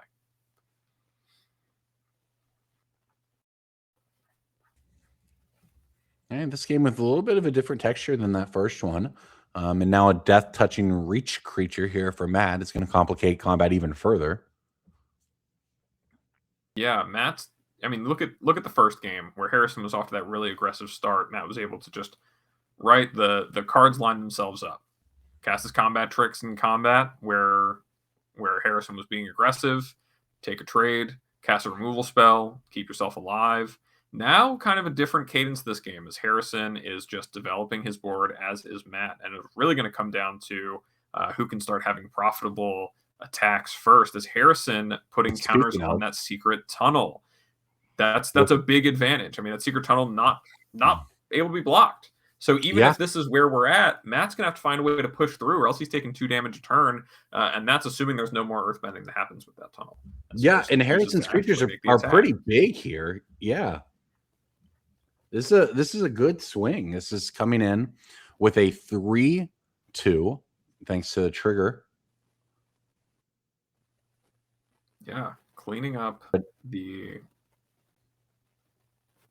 opting to take the trade, simplify the board a bit to not let the race go on, as those Wandering Musicians traded for the Death Touch creature, and not really with any allies in play, letting the Lord trade for the Ostrich. But now Matt is left with a 2/2, staring down 6 power from Harrison. Yeah, the Badger Mole is pretty good on the 5 spot there when it's the biggest thing on the board. So Matt, plenty of life, sitting at 22, staring at a host of cards in hand. No 5th land, I believe, but all kinds of play. So he's just got to determine what is the play that works best here, because you don't want, for instance, to say just tap out for your best creature, have it be removed, take 6 on the crackback, and now things are maybe a little dicier. So if that's a possibility that Matt is aware of here. So he's trying to figure out what is the absolute best I can do with this 4 mana, and that's why we actually go for this rummaging first, trying to find a land, doesn't find a land, does find another lesson, though. Yeah, and one of the big things too is that Matt has that Toph in hand, so it's very important, I think, to Matt to be able to get the value off of it, using that combustion to clear up the unblockable 2/2 from Secret Tunnel. But now also setting up so that even if he doesn't draw another land, he can convert one of these cards in his hand that maybe isn't doing too much on the board into another removal spell. As oh my god, another Badger Mole. Okay, well, remember, earthbending the land means it comes back after it dies, and that worked out pretty well here for Harrison, who's able to just Badger Mole again. So I don't know, as far as things go for Matt, that wasn't the worst, but I don't know that it was the best for you either, because you're still staring down 6 power. Now you don't have anything in play, and you're still stuck on 5 lands now. So let's see how he chooses to. We're going to offer up a trade creature. Yeah, so we've got Zuko here, which does represent a trade with the Badger Mole. Also could, Matt's still at 20. Yeah. And this is where this comes into play. Yep, removal to get rid of your creature means that I get to swing in for 6. And, 16 life is still plenty, but at some point you just fall behind on board if you can't either get bigger than the Badger Mole or remove it from play. So Matt picked up a 6th land here. We'll see what options are available to him to try to clean this back up. Yeah, and he has enough lessons for the combustion to take care of the Badger Mole. And that's huge. Answering that card, but answering that card for just 2 mana as well, giving him a chance, at least perhaps, to follow up here, I think is important. But maybe not. We'll see if Matt's actually able to spend that 3 mana or not, as Harrison starts things off. Get in, put you down to 12, I believe. There's the Momo. A Lightning Strike taking down the Secret Tunnel after combat, making sure to play around any sort of pump spell. Choosing to do that so that we have this land here to discard to Toph to buy back another answer. Yeah, nice. This is both players are down to just the last cards in their hand, and Matt schemed it so that the last card in his hand was a very powerful Toph. So now he's just staring down a Momo. and I guess a 2-1 here as well, but nothing that is so dangerous that it's just going to kill you at that 11 life, especially when you're able to use this combustion to take out one more creature. Yeah, taking out one more creature and deciding where to earthbend. Choosing to put it on the land, a common play in this format where you'll be able to sacrifice that land, draw a card, and get the draw land back, so you can sacrifice it again later, keeping his options open, even though it might be the land he wants to use for mana more often, and taking advantage of that right there, drawing a card as he's sitting on just a pair of forests in hand. Now down to 1. Keeping in mind there's that Fire Nation attacks in the graveyard too. So for 9 mana, which might seem like a lot, but we're not far from it. Able to flash that back and get 2 more 2/2s as we're just in an old-fashioned race. We got Momo coming in, we got Toph coming in, and I'm not gonna lie, I like Matt's speed a little bit better. Yeah, safe to say, having Toph better than not having Toph for sure. It's always a fun level up moment. The first time you put a counter on those lands, you earthbend them, and then you tap them to draw, and then you get to do basically exactly what Matt did here. But this is the kind of game where it matters. The fact that he was able to go one deeper and Harrison wasn't, that could be pretty important here. Now Harrison is going to fight back with the Razor Rings, but oh my god, that's a back-breaking play. Yeah, that is incredible. That saves the Toph from the Razor Rings for Matt. It also allows the land to get in there, and all of a sudden this attack just becomes huge, whereas Harrison was instead hoping, okay, well, if I remove this guy, then I'm just staring down this land, and maybe I can find a way back in it. That, as you said, just absolutely backbreaking, and perhaps has Matt on his way to a 2-0 start here at the NRG Champs. That's it. Yeah, well done by Matt. I mean, both times looking like Harrison, kind of grabbed a land in his right hand, grabbed a land in his left hand, and picked up the rest with him. But, the way that Matt chose, and you saw there was a lot of time he spent deliberating on where to spend those spells and how to use those combat tricks effectively, and that really allowed him to then leverage those bombs he has in his deck to take that one. Yeah, very well done, sculpting things out multiple turns in advance so that best play is your last play and you're alive to make that play. So really well done there, and that takes Matt Johnson to a 2-0 start. Now we've got a couple other players hoping to join him. Then head down for another match here. That is Vinny Fino on your left versus Charlie Dustenberg on your right, and we are off and running. Charlie Dustenberg looking amazing in that jacket, by the way. Yeah, very, very clean look. I have to say, they look awesome. Starting off all right, so we got the mana ramp here for Charlie on the play. So the opportunity for a really powered out start here, but instead it looks like we're going to be rummaging, try to find a land. Still playing 2 spells this turn. I mean, just dominating, getting the board presence going. Finds a land, able to use the mana to deploy it. Now all of a sudden 7 power in play on turn 3 does Charlie have. So that's pretty strong here. So Vinny with a good blocker, honestly, a pretty nice blocker. Of course, powers up when it taps as well, and he's just going to get aggressive with it. Rather, can mill once there's lessons involved. So, all right, Vinny gets choosing not to leave it back to block. Also knowing that he was going to cast a follow-up creature, but representing a combat trick on the way in, knowing he wouldn't want to cast one into all of Charlie's mana on the way back. Really smart attack. And it also sets it up for the future, right? 3 turns from now, Charlie might still be thinking about that attack. Exactly. You're able to represent that you have that combat trick without committing to using it, because you wouldn't want to use it, right? You're not going to block, so you might as well attack. Well done. So Vinny able to use that to progress a little bit further in this game. That said, still kind of up against it. It's a 4/4 land for Charlie Dustenberg in addition to sort of the leftovers here. So Vinny just passing the turn back with his 4 mana. We'll see. I spot a Razor Rings, I think, over there. Can't tell if that's a Razor Rings or if that's a Sand. I think I see a Sandbender Storm for sure. So a couple. It actually looks like both. So a couple of options Vinny has for how to deal with this 4/4 forest. And with that Master Roku having prowess, making that a more interesting block. Yeah. So Vinny's got a couple of options. He can block the 2/2 and just take 4, see what Charlie does. If Charlie does use the mana to try to exhaust and make that into a 4/4, has the trick to punish it. Looking like he's going to lead on Razor Rings on the forest. But this could be... So Charlie could make 6 mana here and go for the Earthbend play, right? So let's see. Yeah, this could be, just making Charlie have the gusto to go for it. And okay. And Charlie does. So opting to use the prowess trigger there to trade for the forest, keeping that 6/6 off the board.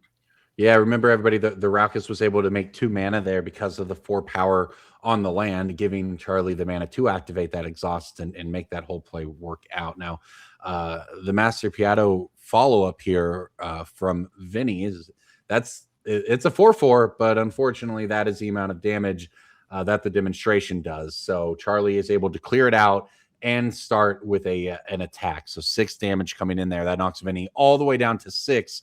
He's still got a grip of cards, though. Yeah, and Vinny looked like he was setting up to have it be this have the board be his 4/4 against Charlie's, and then converting, just like we see here, the Sandbender Storm. But Charlie having that removal spell to really push through that damage, just managed to punish the line that Vinny chose to take. Yeah, and Vinny falls down to 4 there from the attack.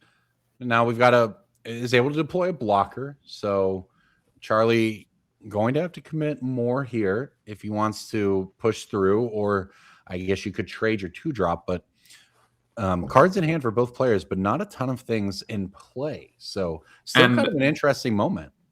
And not just cards, but Vinny's got Appa Steadfast Guardian, if my eyes don't deceive me. Yeah, talk about a card that can swing a game. It doesn't matter if you're at 4 life. If Charlie can never get through again, and especially, removing a blocker, good luck. Being able to airbend out any number of Vinny's creatures or non-land permanents and being able to recast them, making 1/1s along the way. Charlie and red-green not known for many evasive creatures, flyers, usually trying to overwhelm on the ground. But Charlie hasn't had anything to commit to the board in a couple of turns, and Vinny is sitting pretty as he's got no pressure on him and a lot of instant speed interaction. Yeah, and I don't know if Charlie may be thinking, well, I've been in control of this game. I'm pushing him down. He's just got leftovers, right? I'll get there. But no, Vinny's actually sitting on gas over there. So I think at least possibly this game is a long way from over. So it's a pretty critical moment for how Charlie chooses to approach this next combat. Yeah, and Charlie's got what looks like a firebending lesson, a tower launch, and a card I can't quite make out. So plenty of good cards. Not like he's just sitting on lands, but trying to figure out how to best use these last few spells to get through. And Vinny choosing to let that firebending lesson go, killing his creatures, Pox Bears, getting an ally token. And now we see Charlie. Let's see. This is he's earthbending 2, and then going to deal damage, or I guess have fight. Yeah, you can fight. Clearing out the 1/1. Well, that's a pretty decent way to force through the damage, right? Because at least from Charlie's perspective, that was a good way to do that. It looks like you're setting up for lethal.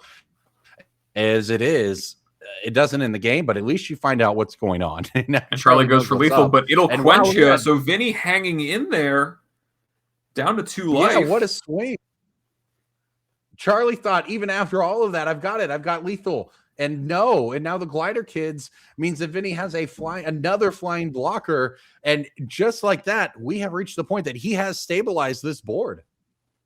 Yeah, it's going to take Charlie. Charlie used everything he had to get try to get that combat for the last 2 points of damage. And now, just kind of So playing keep in mind I know it says 4. I know it says 4 on the screen. You can see on the pad there, Vinny, I believe, is in fact at 2 life. So Charlie, if he can find a way to get through, is going to be able to close it out with just 1 creature. And Badger Mole making 2 bodies is a pretty decent way to try to get there. If Vinny is just got nothing, now of course he scried last turn, you're hoping with putting 3 bodies into play, you're able to force one of them through. Now we know that Vinny's last card, I think, is Airbending Lessons, so that's gonna be tough. Yeah, much like that last turn we saw Charlie go for it. Kind of the hope is Vinny doesn't have it, but Vinny's got something here, which he does go for it. Well, as far as things go, yeah, as far as things go, the airbending lesson, you know, it temporarily gets rid of that Badger Mole. The Badger Mole is still going to be cast again, earthbending, creating another 2/2. So on the net, we only drew a card and stayed alive and removed it. Yeah, removed a 2/2, so you're no longer in danger of dying there, and now you're able to follow it up with another body. So Charlie's still hoping for the top of his deck to find a way to finish these points of damage. Anything for a shock. Yeah, I mean, Lightning Strike could be right there for all we know. But Vinny recognizing that, needing to put the pressure on, getting Appa into combat, starting the clock on Charlie.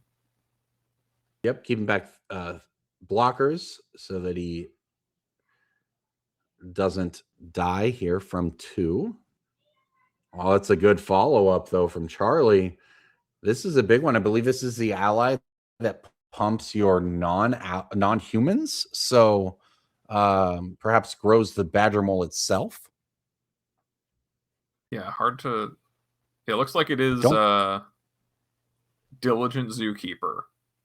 Yes. I don't believe so it has +1/+1 for each creature type to a maximum of 10 if it's a non-human. So both of these non-humans with Force is an elemental. The Badger Mole is definitely not human.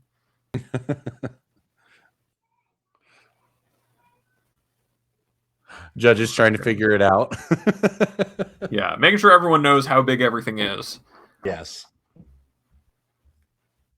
Really smart of Vinny to leave back 3 blockers, knowing that in this format, 1 card, I mean, there's so many things with Earthbend, a lot of Earthbend too, making that fast, 2-power attacker. You have to respect that, even as you're trying to close the door here.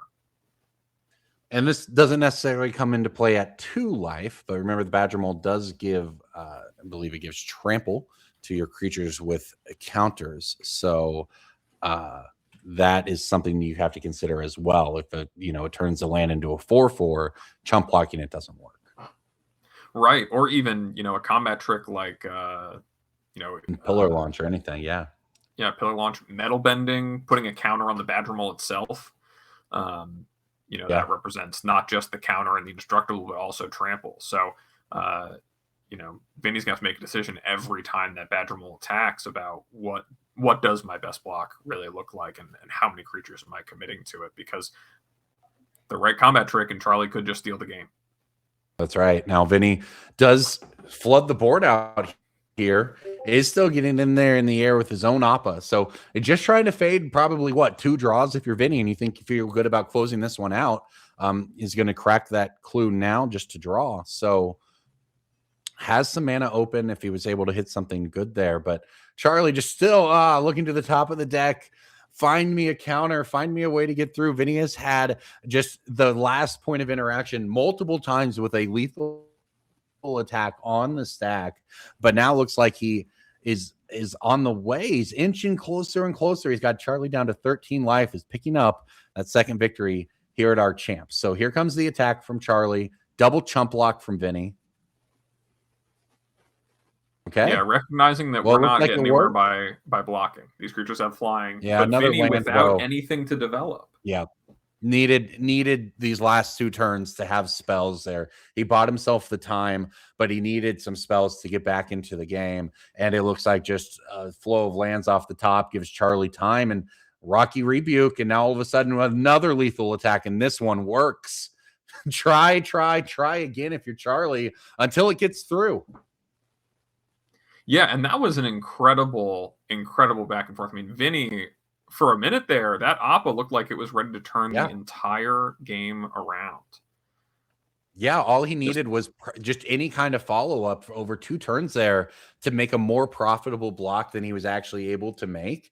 And I mean, heck, it seemed like that's the margin for error is nothing in these tournaments. All of these players are good at this. They know what they are doing. And that was a really impressive pickup there by Charlie to take the first lead. All right, well, let's meet our players before we hop into game number 2 here. Let's look at Vinny Fino. He's got the 2 events played, that 500 win rate we talked about earlier, right? Won the team showdown in November to qualify for champs here, taking on Charlie Dusterberg, who is safe to say an NRG Series regular. Some might say an NRG Series legend with those stats. 4 top 8s, best finish being 3rd, qualified via the leaderboard. So a lot of our players spiked events to get here. Charlie Dusterberg, just consistent performance across the NRG events, and now has the chance to turn that into, of course, a Pro Tour invite and a $10,000 payday just via solid performances to get him here. So that's really one of the best parts of the series, is that there are multiple paths to champs. You can win an event in paper. You can win a team event. You can win an online event, or you can just perform solidly. And that is how these players got here. So on to game number 2 we go. Charlie Dusterberg on your right, and Vinny Fino on your left. Yeah, and I just have to say, I always have so much love and respect for the at-large players who really grounded out overseas. And that, for me, as an SCG grinder, that was where I made my bread and butter. It was never about the top 8s. It wasn't about it was about the rebound Sunday. It was about hitting that top 16, that top 32, that day 2 with consistency and placing, showing up, doing the work, having a solid finish week in, week out, finding your way, 1-0 here at the champs, trying to take it all home with that opportunity. So, winning isn't everything. Yeah, that Charlie proving that today, getting here anyway. I'm certain today's day you want to do some winning. Of course, if our players get to 8 wins, they are locked for the top 8 of our 24 player champs here, and that is the goal. Now we have 3 rounds of draft followed by constructed this afternoon. So both of these players trying to set themselves up for that. So pretty good open here again by Charlie. He's able to get aggressive after removing Vinny's blocker. Yeah, a similar story to the first game where Charlie's turn 2 play of a Mana Dork, creating that opportunity to play 2 spells on turn 2 and just get out on the board. Looks like Vinny has a Messenger Hawk. Oh, I love this one out of Charlie. This is a great 4-drop here. You get to look at the top 5, find a lesson or a saga, put it into play, or rather into your hand. And then whenever you cast those spells, you get to put a counter on one of your creatures. So this is an engine and an enabler all in itself. Yeah, and looks like he picked up an Origins of Metal Bending there. So that trick kind of face up as Vinny's looking at his hand, knowing that some of those removal spells not going to be able to line up without knowing that those 2 mana aren't there for Charlie. I was going to say it might incentivize him if he has one of those spells to pull the trigger now before Charlie has that 2 mana open. But I don't know if he does, because he's just adding a second clue and getting in for 1, not cracking a clue to pump up the Hawk. So passing the turn back, representing either Quench or anything else that might happen for 2 mana here. Yeah, it looks like it might be a Reinforcements if I can see the hand right. But Charlie, not afraid of it'll quench you. Just getting in there for 6 mana. No fear, taps out for it, and man, is he paid off, because that puts a counter on each of your creatures. That starts to grow your entire team. And now the Reinforcements, while all of Vinny's cards are sort of good cards in a vacuum, they are getting gruled out really quickly here. I mean, I guess we don't really have any red cards involved in this, but just getting overrun by giant creatures is Vinny right now. Yeah, and Flopsy not only putting the counters and everything, but also providing an additional line of text saying that all of Charlie's creatures with 4 power or more can only be blocked by 1 creature. So if Vinny is going to have the opportunity to make, a team block leveraging, these smaller bodies, it has to be now, because these creatures grow any more, he's just not going to have the opportunity, and, That's right. and he's going to be without anything.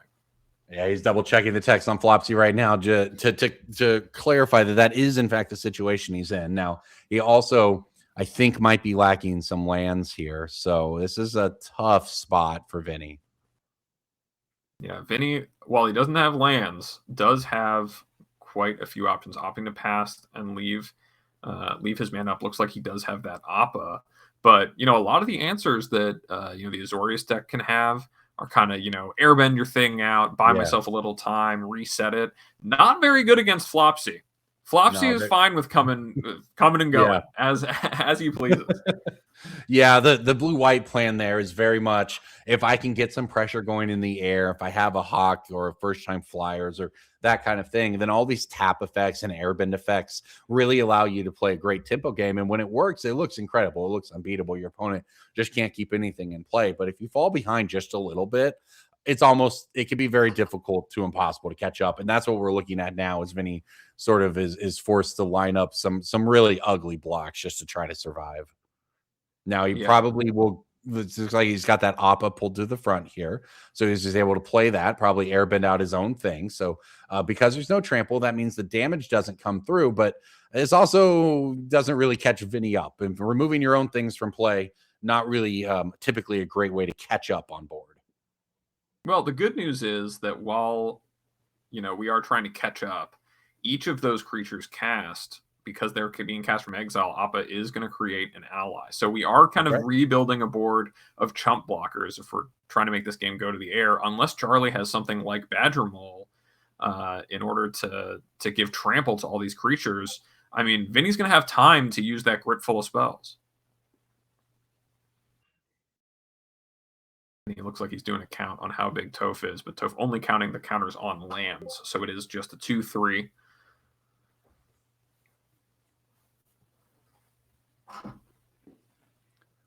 All right, so this game has been very good, and we saw really a great start here by Charlie, but Vinny's last turn, that gave him some hope, right? The Appa into all of these plays, that was a strong move. It really is the Flopsy that's the problem. Like, the line of text means that all of these blocks are just really difficult, and if you're Vinny, you're just not really catching up on board at all unless you can start actually removing things from play. Yeah, I mean, looking here, and you still know about some of the cards in Charlie's hand. Right. We still know that there's a combat trick there, which Origin Meldbending is a lesson. Going to be able to put a +1/+1 counter on at instant speed from the trigger from the card that found it. All right, Vinny going for some blocks here, preserve the life total, try to do what we talked about and just start to get things out of play. Is trying to aim to take out the 3/2. We'll see if this is able to work. Of course, Charlie has the Origin of Meldbending we know about, and he uses that. Yep, he uses that on his land to grow it, then uses the trigger from the 4-drop to put another counter on the land. So the combat that Charlie chooses to win there is the one with the Appa. And that feels like maybe that was Vinny's best chance at getting back into this one. So as the dust settles here, it still ends with Charlie having quite a bit of stuff in play and Vinny with his back up against the wall.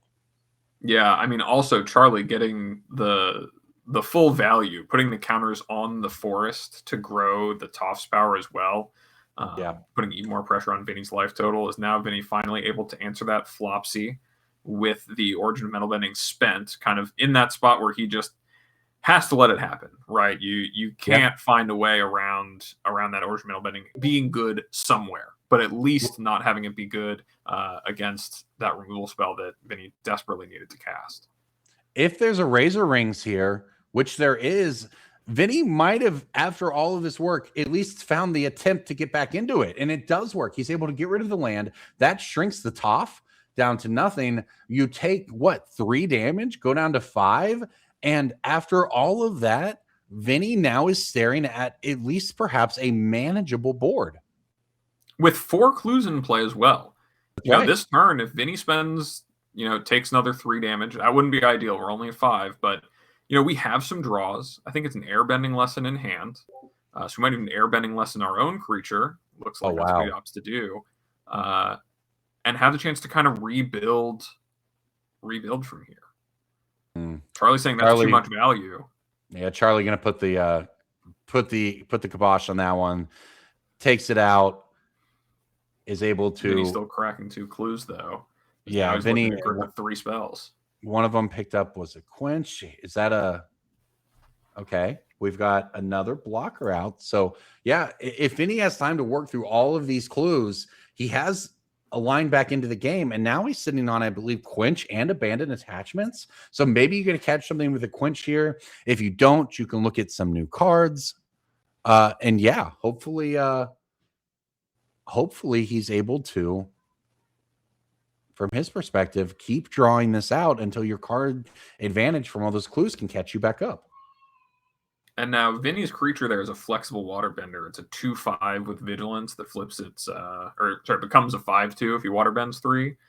So not only just a really stable blocker, but able to trade with a lot of things this game goes on to, and having vigilance, putting some pressure back on Charlie. As this game progresses, we solve some problems. We have a quick clock right there. So as much as Vinny was behind early, I mean, it's kind of like the last game. We're now, seeing this shake out where Vinny's got the chance to stabilize. And we've seen no Badger Moles yet out of Charlie. Remember, that would give the creatures with counters trample, which would be pretty key here as well. So big moment in the game. Vinny's still coming up with some blocks, keeping things going, just keeping things moving along, drawing extra cards. Okay, that's a bit of a wall he's put up. Yeah, Charlie now, I mean, a Badger Mole definitely feels like a pretty strong draw. Any lesson that can get him, moving, getting some more counters on his creatures to leverage a Badger Mole if it's drawn, which it looked like was the draw here. Well, that's a perfect one because with that 2 mana open being the real critical thing here, quench can't stop you. You're able to grow this, which also grows Toph. So this is like adding 4 power to play. Yeah, and this board continues to widen. And with the ability to put +1/+1 counters on his creatures at will, there are a lot of cards that Charlie could draw. Any lesson now presents adding an additional trampling creature to play. That's right. That flexible waterbender is a 3/6. But that only soaks up 1 big trampler, and if he can do it at instant speed, I mean, your chump blockers suddenly are not protecting you very much from taking that damage. You're at a low life total of 5. Yep, and Charlie getting aggressive here with just the 2/3 Death Toucher, which is a good attack because you either force Vinny to put a much larger creature in front of it, take damage, or do a double block. In this case, we're going to go, if he's going to go ahead and abandon those attachments, pick up an extra 2 cards. They don't look like the ones he wanted. No, kicking himself for not cracking the clue there instead. Want to see that land, maybe discard it to the abandoned attachments and see the next 2. But yeah, that's rough there for Vinny because even if he wasn't going to not spend that mana with him now, although, left open Octopus for mana, the fact that you're going to untap and have at most 1 spell to play, you really, really likely needed to double spell here after Charlie had the big Badger Mole play. Yeah, now that you've cast the abandoned attachments, I mean, it doesn't matter how bad those 2 cards were. You almost have to take the trade because not blocking puts you at risk of allowing a better attack the next turn, and you only have that prowess trigger once. All right, looking like Vinny is opting to block with the flexible waterbender. Yep, and go ahead, offer up the trade. end milling Charlie for 3 by very, very heads-up play, using the Waterbend ability to tap his creature to mill for the lessons.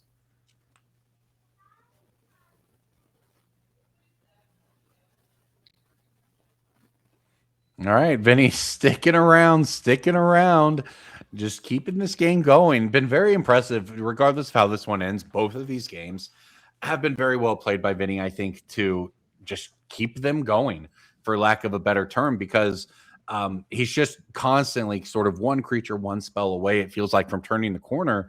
And in fact, in that first game, he did finally catch up. And then, Charlie's deck provided the better top decks over the last couple of turns. But really nice job by Vinny on Azorius to show that how to fight back against these decks that are just trying to stay aggressive and just keep pushing pressure to get you out of the game. Because Charlie now looking at probably a good attack, but certainly one he has to think about. It's tough. Looking at it, Charlie's sitting on 2 forests in hand. So without any good way to really push through, I mean, he could send the team, he'd get in some damage, but that flexible Waterbender is threatening a trade with, what is really, I think, his most powerful creature in play, right, in the Gurupathic. Because without that ability to put +1/+1 counters on anything, especially as he's looking at 2 lands, he's sacrificing a lot of his long game plan to win this one, as that flexible Waterbender could just, brick wall him. Vinny, though, having played, one of those 2 lands, it was hard to tell, was actually Agnakilla, meaning that Vinny's not going to be flooded for very long. I mean, the spells are going to keep coming. He's going to keep on sifting through his deck. And so Charlie's really at a crossroads of, can I afford to wait? Seeing what he decides to do. It looks like he's leaning towards no. Yeah, that's a very, very well put, Abe. That's why we see Charlie so deep in the tank here. This is a really massive spot. And now that you do see sort of a parity breaker from your opponent, all of a sudden the idea of who's the beatdown might change here. And Charlie decides it's him. Everything turns sideways. Yeah, let's see how Vinny chooses to block. Puts the Waterbender on the Badger Mole. I mean, nothing's final till they say so, but till the judge says so. Yeah. Learned that a lot this week. But looking like this is where Vinny is leaning. I mean, he's willing to go down to 2 life, also risking that just about any combat trick from Charlie is going to kill him, but now choosing to Waterbend.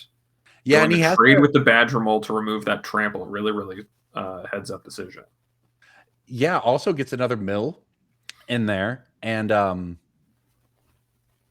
yeah, that was, I think, pretty well navigated by Vinny, as best as you can do. Obviously, you're still staring down trouble here, but that was the best you could do. You get to untap at 2 life, you get to take a draw step and see what you hit. It is a creature. I mean, you've got a lot at your disposal if you're Vinny, right? And now you've milled Charlie for quite a few cards. So even if this game continues at the pace of, I just need to stay on the defensive. I mean, you're going to continue to kind of clock the library there, and maybe run out the clock on him. Looks like we have choosing to loot again, maybe turn that island into something new. All right, didn't catch what he drew, but he's got 2 mana open, 2 blockers staring down. Gosh, I think 7 power here. So Charlie doesn't have to think about it this time. He just turns them sideways. We'll see what happens. All right, we're going to activate.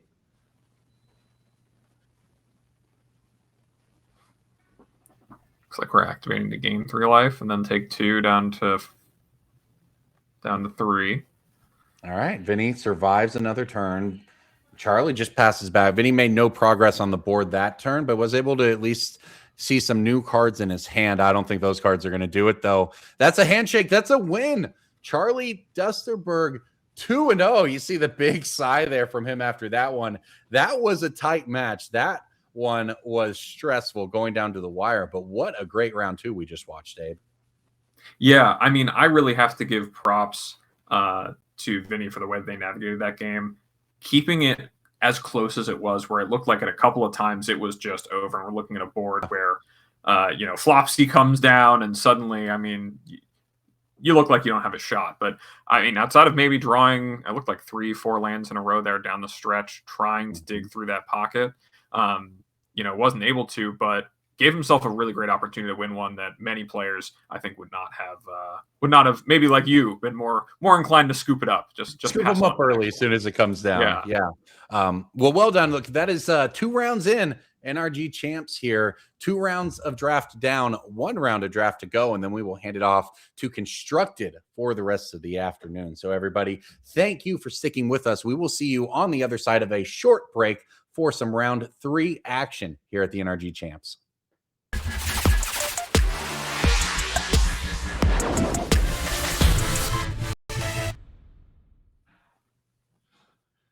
Hello, everyone. We are back. Corbin Hostler, Abe Stein here with you for round 3 of our NRG champs. This is the big event that everyone's been playing for all year, and it is a mix of constructed and limited. It is the limited rounds we have been watching this morning, the Avatar draft. And Abe, we've seen some really high-level play thus far.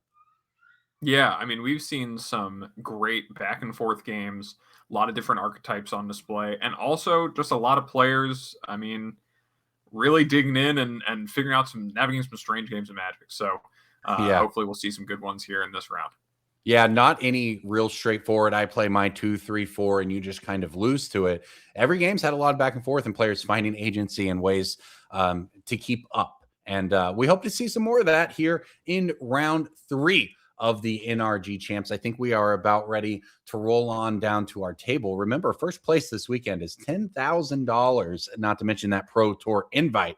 So here we go. Matt Johnson again on your left, just with forests in play. Staring down Theo Young on the right with a pretty well set up couple of dual lands, an island, a mountain, a board, and a saga ticking its way on through. So a lot of power in play, a lot of possible ways forward here for Theo. And Matt looks like he does have a mountain in hand, so we're not going to have a non-game here, but certainly got a lot to try to fight back through. Yeah, looking like Matt definitely on the back foot. Kind of deciding what he's going to do here. Looks like he's just content with running out the Toph and picking back up the Seismic Sense. Probably just trying to, realizing he's a bit behind in development. Got to run his strongest play out there to make Theo have an answer. Or else he might be at risk of really falling behind.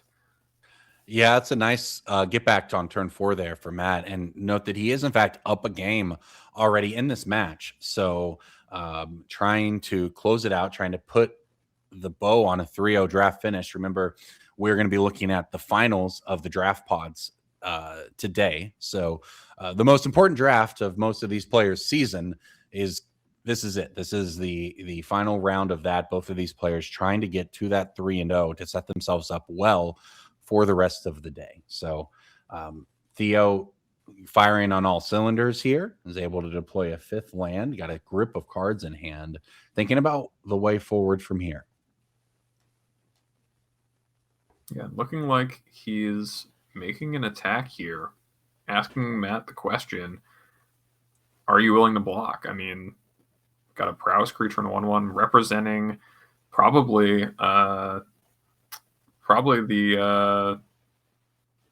the +3/+1 trick in the set.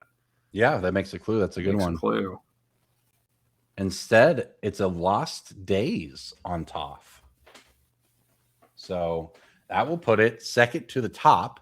And if, I don't know how, well, okay, still thinking about it, I guess. Yeah, it's either second to the top or the bottom. As I was going to say, if he puts it second from the top, he's guaranteeing that he's not going to find that 6th land on time. And now I don't know exactly how many lands he wants, but with a grip full of cards, you do need mana to cast your spells. So that said, he does choose to ultimately put Toph second from the top, and I suspect is very much hoping this draw is a land. It was. Yeah, and with that seismic sense, I mean, he does have the option to even just grab the Toph and just cast it again, depending on what he thinks his best usage of his mana is here.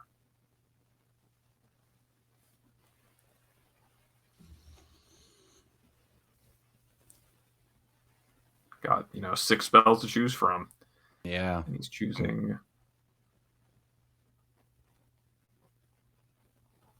That Rock-a-Lanche to make a 4/4? Yes, that is Rock-a-Lanche. All right, so it's a 4/4 earth-bended creature in play here for Johnson. Theo comes back with his own 3/3 bended earthbound off of the Saga's final chapter. So the 4/4 is the biggest creature in play that does hold back the board. Now, Theo was representing combat tricks last turn, so we'll see how this turn progresses. Now, that trick ended up being Lost Days, but we'll see. Yeah, and, it could be that, maybe it was a bluff. Maybe it was just Lost Days.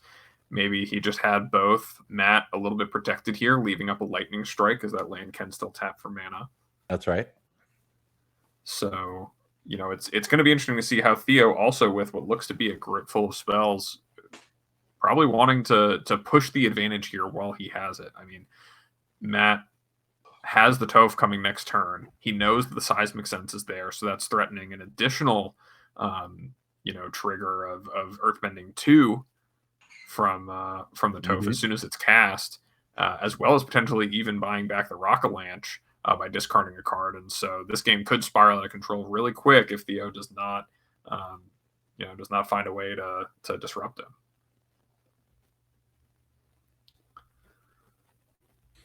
Yeah, he's pretty deep in the tank thinking this one through because this is a big turn. You have spells. It's just a matter of how do we want to use them. And we start by aiming at the ostrich. And it's going to hit the bin. So now Matt, if he does tap that force, will be minus any blocks. So if you're Theo, you're just trying to unlock some combat here, right? That or perhaps, get some mill and then combat unlocked because here we go. Everything's in.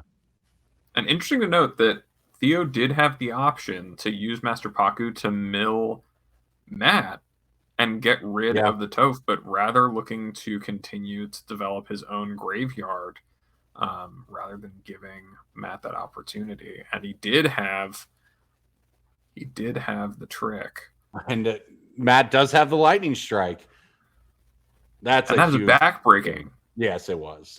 That was massive because now the combat goes terribly for you if you're Theo. You are tapped out. You're minus your combat trick. Matt still has a grip and is about to untap at 11 life. So huge play there for Matt. Now has access to the 4-drop again. So lots of options. Yeah, I mean, not only winning that combat, but also denying the clue token from Cunning Maneuver when Theo, it looks like clearly was kind of hoping to spend a little bit more mana running low on cards in hand right now. And Matt with still the biggest creature in play, still an incredible bomb in hand in Toph, just looking to continue to play ostriches, hit land drops, and develop his board at, maybe not, I wouldn't call it a healthy life total of 11, but certainly not one that's in danger. Not an imminent danger. 3 power. Sure, yeah. And he's sitting now as access to a second red mana finally. I don't know if it will matter, but he does. 3 total. He's got a couple of blockers. I mean, the walls are up. Theo's got to find a way through. Yeah, it's going to be hard to push through there as Combustion Technique is still in Matt's hand. So a lot of what can... Yeah, so Combustion Technique taking down Theo's flyer, paying the ward, exiling it, so Theo doesn't even get the card for having a lesson in the graveyard. Toph hitting the stack. Yeah, that was just a perfect series of answers, really, from Matt here. Because this had the opportunity, this had the possibility. It could have gone bad in combat for him. It could have gone bad getting milled. There's a lot of things that could have gone wrong for Matt in this game. but he was able to navigate through them all just very, very cleanly, and is now able to pull off the seismic sense and go digging even some more. But really, the line that led to that last combat followed up into the Toph that didn't get milled. Just really a 1-2 punch from Matt that probably locks this one up. That said, Theo's obviously at 20 life. So while Matt is putting together an engine that will, over the course of a couple turns, sort of get too powerful to stop, there's, perhaps an opportunity for Theo in the next turn to get back into it here. Yeah, I mean, listen, we've seen Matt's deck already today. We know this Toph is very powerful. We know that he's got some incredible bombs. He's playing it a bit, slow and steady here to make sure he doesn't leave himself too open. But 11, like I said, while not a low life total, not a healthy one either, and lots of opportunity for Theo to push through here as he's going to try to take care of the Toph and slow Matt's development. Having the biggest creature in play only means something as long as it's alive. That's right. And we're going to fight back. Does Matt, with the prowess trigger on the stack, get rid of the Master Paku? So, all right, that was maybe the most intimidating of Theo's creatures, now gone. The 4/4, in fact, a pair of 4/4s, now the biggest things in play for Matt. Yeah, and Theo generating a good attack, making those lands tap for mana rather than being 4/4 blockers, able to get a good, chip in here. Matt either have to trade off his ostrich or just take it down to 9. And these blue-red decks can be very good at sneaking in that damage. We saw, we've seen some flyers just take games on their own already today. And so Matt respecting that, opting to trade his ostrich for just a 1/1, knowing that it might not ever get better than that.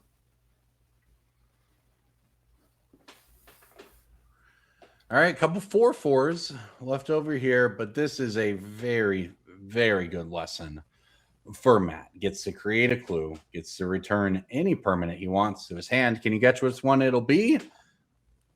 Your guess was right. Did you know that Toph is in his deck? Did you know that Matt's got a Toph? It's only the 3rd time he's casted this game. Oh, and yeah, and he also has that combustion technique in his deck. I don't know if you knew that either. Yeah, well, the 4th time's the best time or something with these, right? It's 4th time's the charm to end the game. We spend all day talking about engines, and what a powerful one Matt has here, just looping around this Toph, because that one might have been the last cast of it in this draft based on this board. I don't know. Boomerang basics come right on in. Yeah, accumulate knowledge over there for Theo. Yeah, 3 cards. 3 cards is a lot. Ancestral, pretty good. Not as good as Grandcestral, but still pretty good.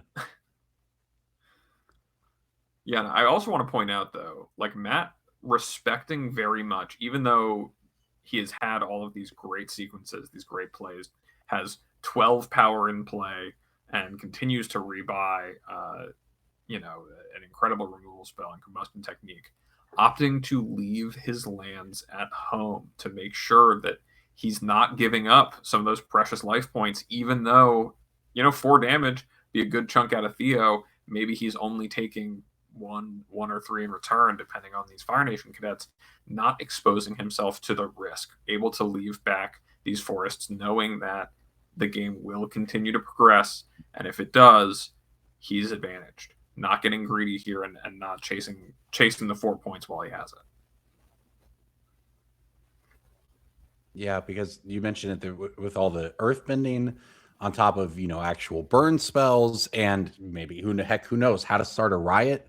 The thing that gives all your creatures +2/+0. Games can kind of end out of nowhere. And in fact, Theo did have the removal spell there, right? Had the Zuko's Exile and would have been able to push in some more points of damage. But Matt, keeping back blockers, is able to preserve his life total. And while Toph is, we would assume, gone for good this time, given that it's exiled, Matt left over with a couple 4/4s, and now with Theo tapped out, and I can't just lean on this Toph to win me the game by itself, gets aggressive, sends in the 4/4s, takes a big chunk out of Theo's life total, passes back with a blocker up. A blocker up, a removal spell in hand, clues at bay. Ready to, right now that we're not, okay, every time I'm casting a spell, I'm not earthbending one, fine. Then I guess I'm ready to start killing you, is kind of what Matt's saying with that attack. Theo still kind of weighing his options. He has 3 or 4 cards in hand. He does have those dual lands that he can convert to cards as well. And the Fire Nation Cadets currently, because of the lessons in the graveyard, does Firebend too. So a lot of resources at his disposal. Looks like he does actually have that Boomerang basics I was joking about earlier. Maybe not targeting Toph as it's been exiled, but could take care of one of the creatures in play. Yeah. And you mentioned earlier just like those 2 points of damage, for instance, that Matt saved by not attacking and not letting the tokens get in on him. That kind of thing does still play out to be quite relevant because he is still taking some damage here. You are falling to a life total. Imagine if you were 2 less on this swing, right? And now you end up ending this turn on 5 or 6 life or something. That is an incredibly risky position to be in next turn. So the fact that Matt is able to preserve his life total as well as he could here, over the course of this game, paying off in these final turns here after Theo had the big reload with the accumulate. Yeah, and Theo making that Boomerang Basics play to return the Ostrich to hand, just using the Firebending mana to pump the Cadets to bring Matt to 8, respecting the fact that the removal spell face up in Matt's hand, if we invest too much mana in trying to just push some damage, I mean, all that's wasted.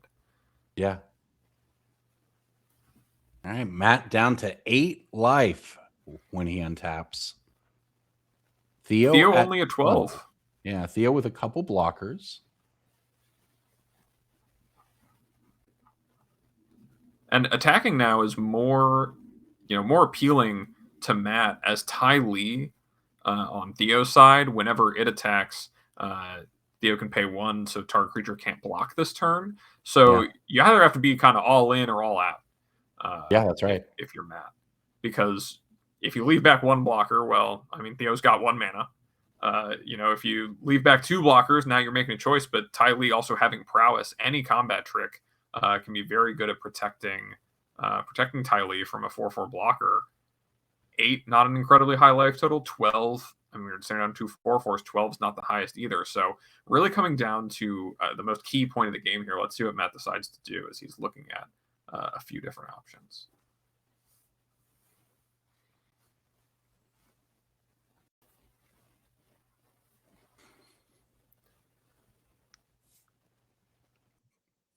Both of these players just staring down this board, trying to figure out what is my line to a 3-0 performance in draft. How can I get myself into the constructed rounds of these tournaments in the best position? There were 3 draft pods here in this 24-player event. By my quick math, that means there will be up to 3-0 players undefeated having a big edge as we head into the constructed rounds. Remember, players trying to get to 8 wins as soon as possible. That locks them for the top 8. 6 losses, meanwhile, eliminates you. So a lot of ground can be made up or lost here in these draft rounds. And both of these players looking to be the ones ahead. Now, another ostrich for Matt adds more power to the board. And you mentioned all in or all out. It looks like we're going to send in 1, keep back 2 blockers. So hopefully you can get through. Oh, okay. Iroh follows it up. So 3 blockers now for Matt against 3 attackers for Theo. So should have some walls up. He feels like at 8 life, I should at least reasonably be able to make a chump block here on this turn. Absolutely. And Matt, also by putting Theo down to 8, the Rock-a-Lanch in the graveyard presents another attacker, even if a land is drawn. Really kind of putting the weight on Theo to have a lot in order to make the attack. And Theo stuck on the back foot with Ty Lee, not where he wants to be. No. And Forest is the draw. Let's see if he's going to decide on the Rock-a-Lanch or a Clue. It is the Rock-a-Lanch. Yeah, that's a big 6. one. Yeah, 1, 2, 3, 4, 5, 6. That adds another attacker, a hasty one, a very big one. And I'm not sure Theo has great blocks here. No. I mean, Theo stuck with the smaller creatures here. And that's important why Matt, even though, I said all in, all out, Matt recognizing that by placing out 2 blockers, each with 2 toughness, he was very insulated, able to make it so Theo had to have something incredible or, not be able to block. And so, holding back that attack now with Theo at 8, all of these attackers, any 2 of them get through, and Theo, that's all she wrote.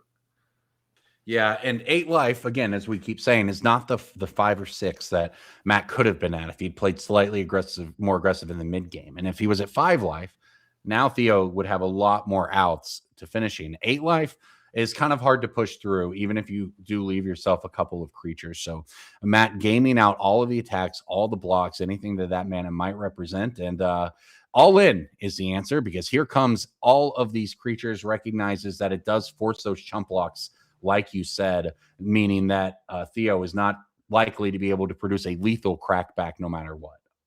Yeah, he likes the look here, although, I mean, the way things are stacked up, Theo could go to 4 here, trade off the Fire Nation Cadets for the Ostrich, and then there are a few pump spells. I mean, things like the trick we already saw. +3, that'll give, as along with the prowess triggers. Yeah, that would be very close. We're not quite there, but we get a clue. We get to redraw any other spell.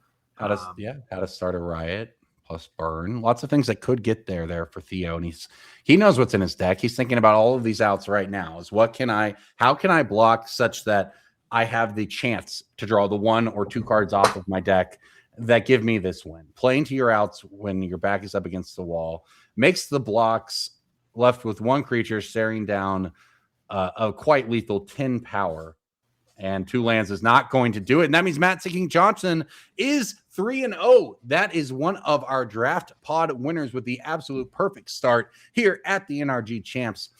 Theo Young falling to 2-1, still a pretty good spot to be, as of course we said there's only going to be 3 undefeated players. So 2-1, very much still in the thick of things is Theo.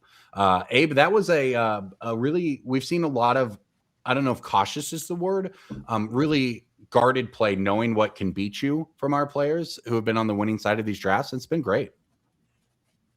Yeah, I mean, you can really tell that the players who are, and really all of our players, have been making incredible care to make the right play at the right time, not expose themselves to too much, and go for it at the right spots too. And, the player who winds up on top of that has been winning here. Great job to Matt. Starting 3-0 is exactly where you want, because, unlike everything else in this tournament you're going to see today where the players built their decks and brought them, this draft, you only get 6 losses. And if it didn't go well for you, someone has to owe 3. Someone gets the 3-0. It's 0-sum. You want to be the person on the edge of that 3-0, and Matt gets to be that. So it sounds like we're going to another match. I think we've got who else gets to be there. That's right. We've got one more set of players, and they're pretty good ones. Both of them sporting the jackets. That's a Pro Tour champion on your left, Andrew Ellen Bogan versus Greg Michelle Mardu on the left versus looks like some kind of multicolor contraption out of there from Greg. And this is the System Magic Showdown. We got a Black Lotus winner on the right. We've got Greg and Andrew duking it out, see who's the better host of their show. As Greg starts with a tap land and a mana dork. Both players playing at lightning speed. They know what they want to do.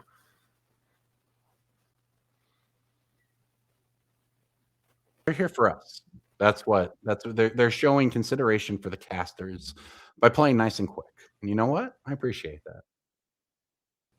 Although Andrew, perhaps make me eat my words. I say as we enter the tank portion of turn 3 here, but it's a big turn, and that's a big play from Andrew. That is a kind of a premier 3-drop. He's got all of his colors of mana here, kind of all cylinders on our firing for Andrew. Not bad for Greg either, following up with the Iro.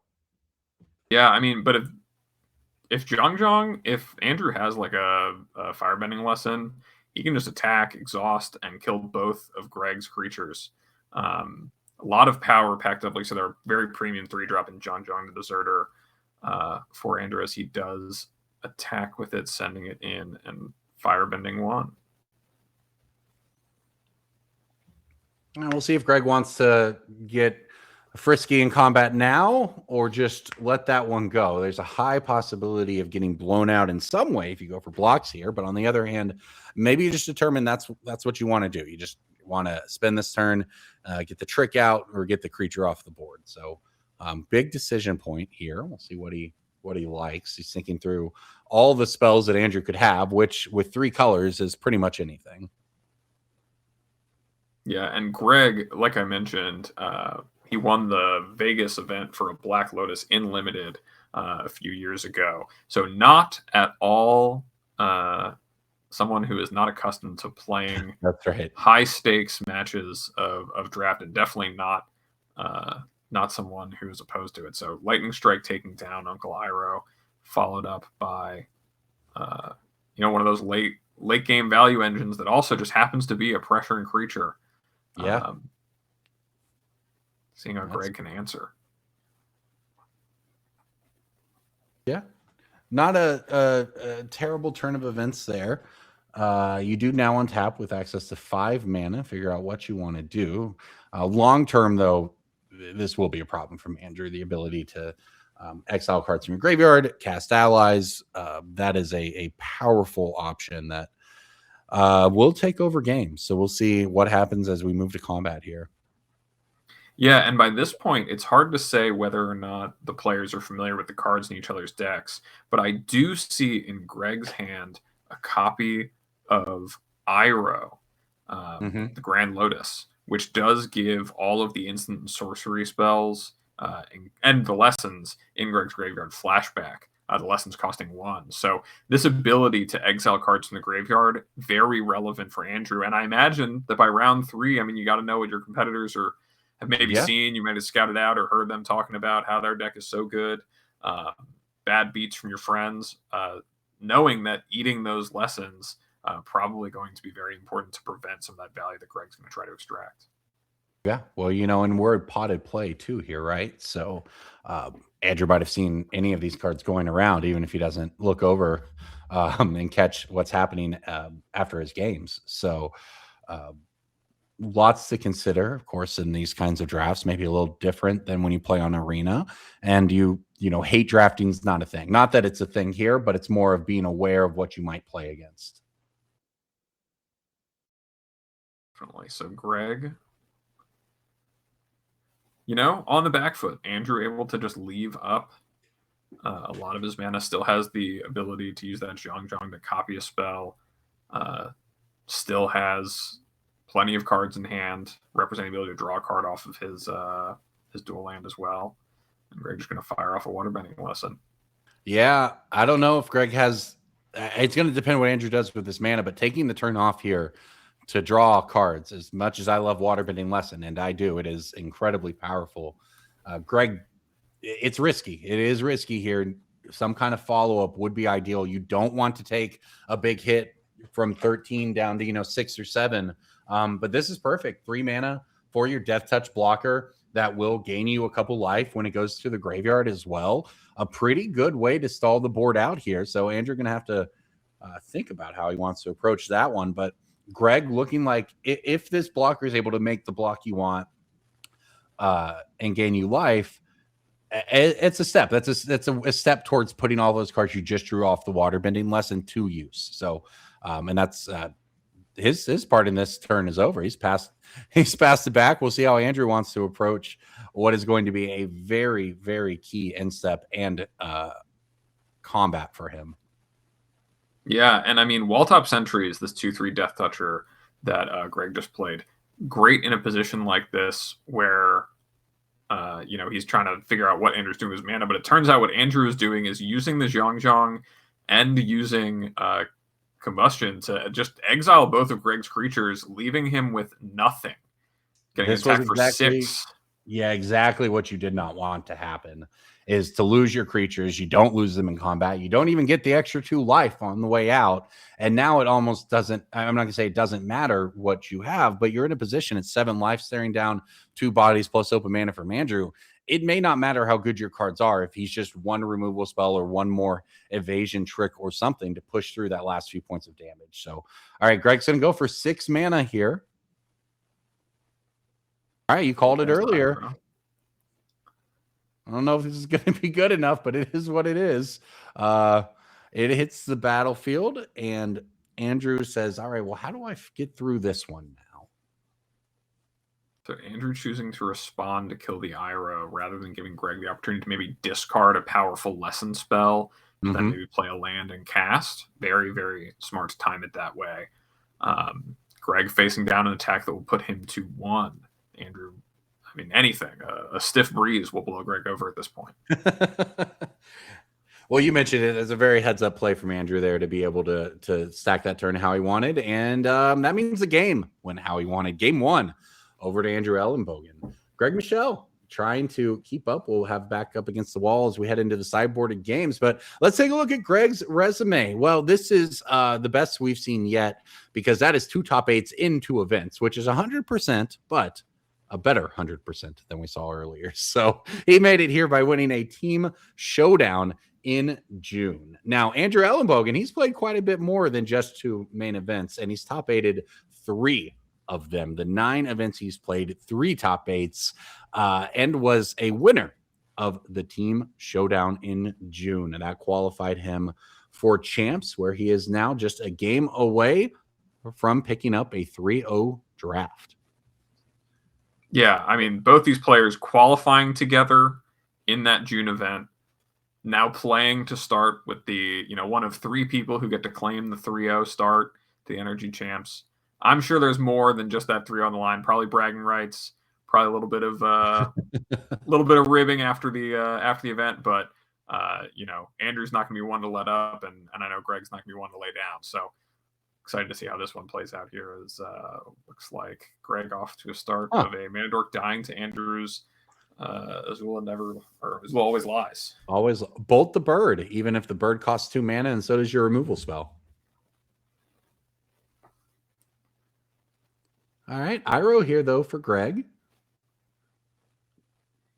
A very, very strong 3-drop across the format, especially when you're able to make use of it. And when you have it on time, you typically can figure out a way to do so. So Andrew thinking through how he wants to fight back here.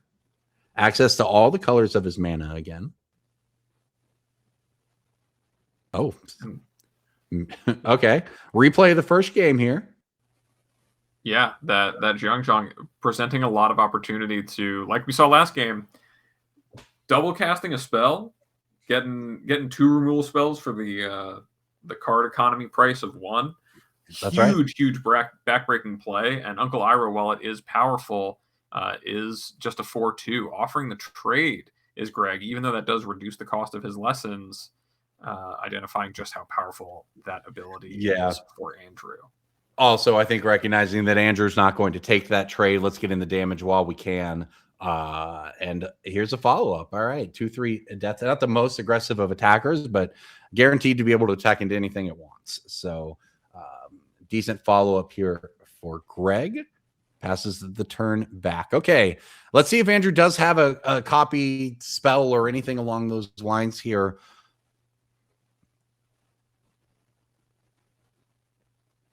Yeah, it'll be interesting to see. I mean, the Death Touch, meaning that unlike before where the attack of the 2/3 is kind of free, forcing the action from Greg's able to just wait, fine, I'll block. If you want to pay 3 mana to exhaust your thing and trade, that's great. You don't have anything, that's even better. So, Andrew kind of stuck here deciding how to make his things, line up as best as he can, as Greg does have a bit of an advantage and a hard board to move through.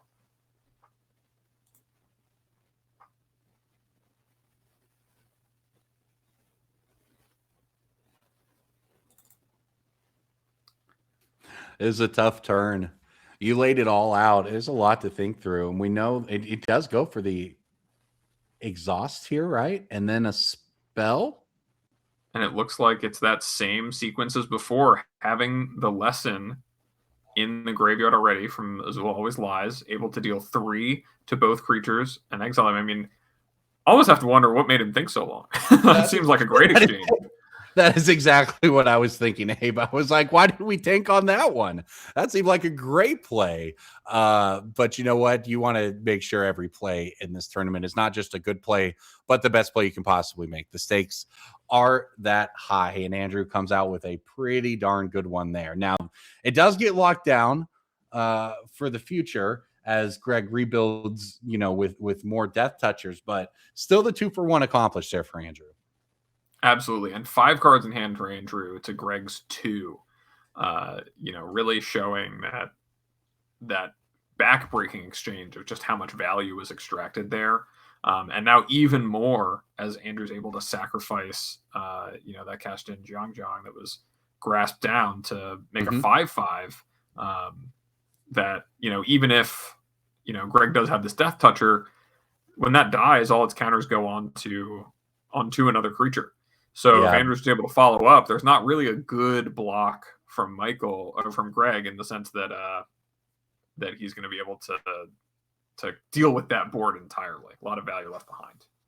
Yeah, and the High Bay, of course, being a bomb uncommon in the black-white sacrifice decks.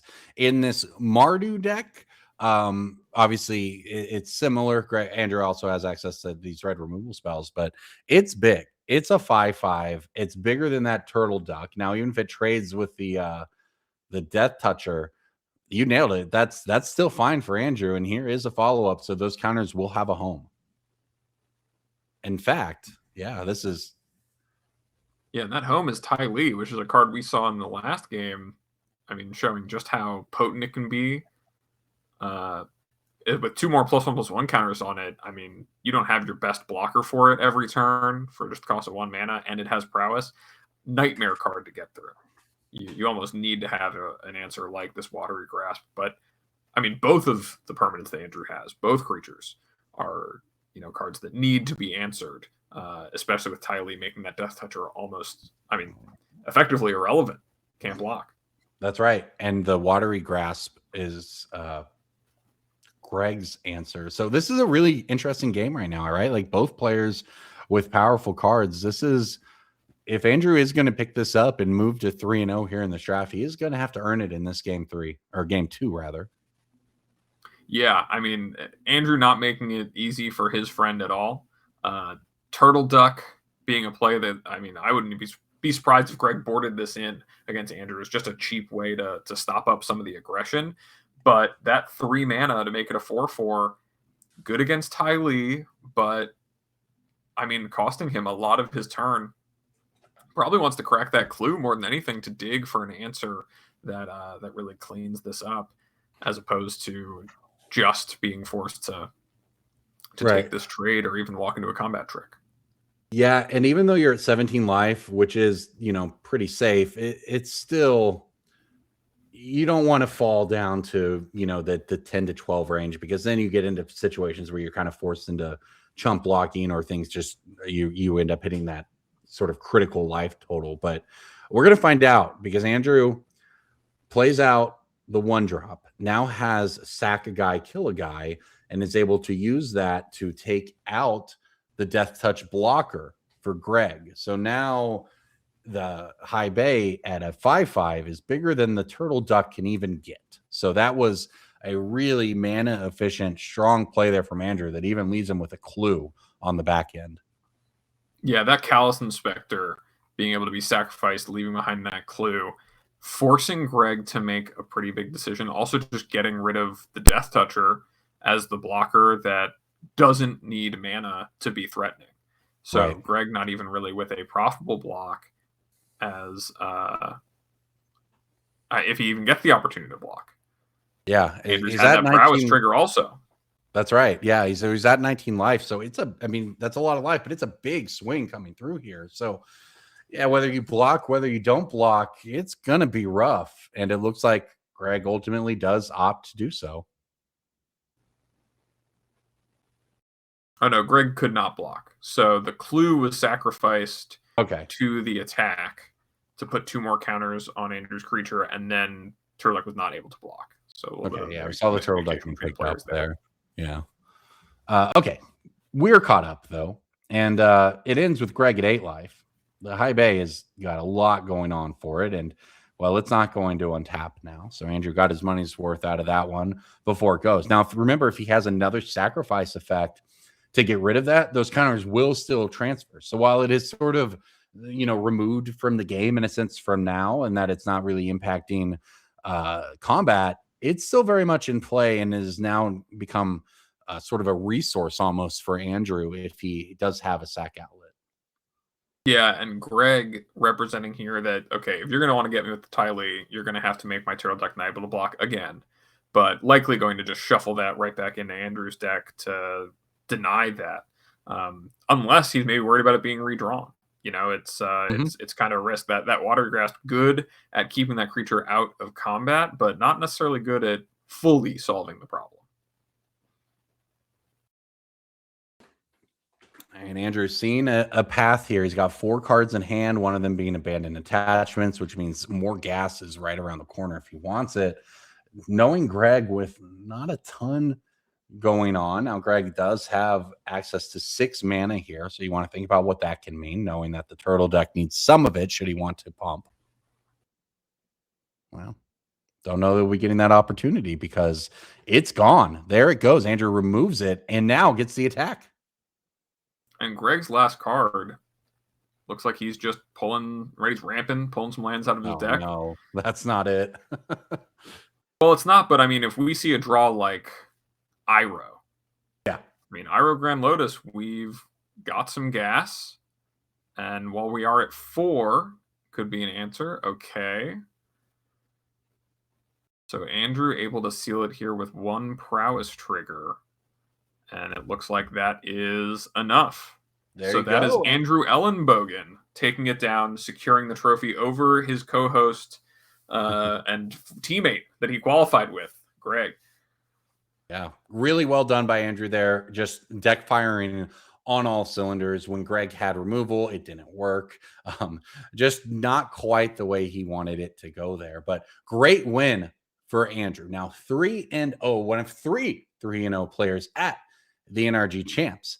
And I think that wraps it for us, Abe. That's 3 rounds of limited. We're about to hand this thing off to Devin and Ross for the afternoon for Constructed. So it was great to watch some really high level Avatar play. And I'm glad you were there to help me through it, Abe, because I needed some assistance on some of these interactions, like really high level plays from players. So great stuff.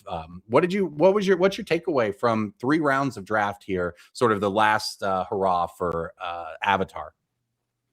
Yeah, I think that in those 3 rounds of play, we're talking about a draft format that hasn't been out for more than, like a month now. Mm-hmm. These players clearly have prepared to the extreme. The care that I saw Jesse Hampton play with, I mean, of course he was going to, but everyone had a real sense for how they were going to navigate their games, knew what their decks were capable of, and also seemed to do a lot of good work in playing around what their opponents could be representing across the board. I mean, it really shows the caliber of player we have here at Championships, the cream of the crop.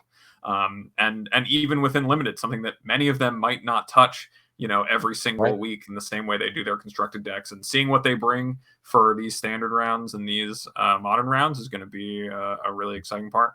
Yep, it is going to be a great afternoon here at the NRG Champs. Stick with us. Devin and Ross have you on the other side. We'll see you then. Welcome back to the Champs Interview Corner. We're sitting down with Team System Magic, or maybe more appropriate is Team Andrew Ellenbogen. Love the jackets, guys. Yeah, why don't we kick things off with how's the tournament going? Yeah, I mean, I think it's going really well. I think we have we're 8-1 after draft, and that is the maximum wins we could achieve because I played Greg in the finals of our draft. Yeah. So, it's really appropriate after we win the team limited showcase that we just get the maximum number of wins we can possibly get in the first draft. Yeah, sure. So I assume you came in here as a team. Did you guys test together? Yep. Love the cohesion. Yeah. We sure did. Also, can can we get a quick shout out to Grayson Nemitz? We were gonna all three be in the same pod, but Grayson uses MVP powers to avoid the best limited player in the room, Matsukic Johnson, meaning you both got to trophy your drafts. Thank you, Grayson. Yes. So just give me a quick run through. How did the draft go, even with having some teammates in the same pod?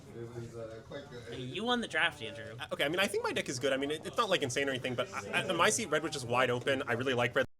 I got like a third or fourth pick combustion technique in pack 1. I basically just took it and I moved in, and my deck is almost mono red. There are a few black cards, but like the good screen of my deck is I have just mono red lessons, good kill spells at the curve, reasonable mid range creatures, nothing too special there.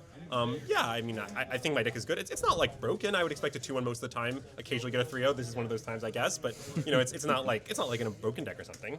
Yeah, Teamer Lessons was very open. I got a third pick Teamer Iroh after starting with 2 red cards, and I just kind of went in. And Teamer Lessons was super open. I got a ton of the kind of cards I wanted to wield. And I had this cool ramp deck with all these 6-drops. My deck it wasn't the best deck I've ever had. I don't think it's the best deck in the format, but I think it was a good version of it. And it was really fun to play too.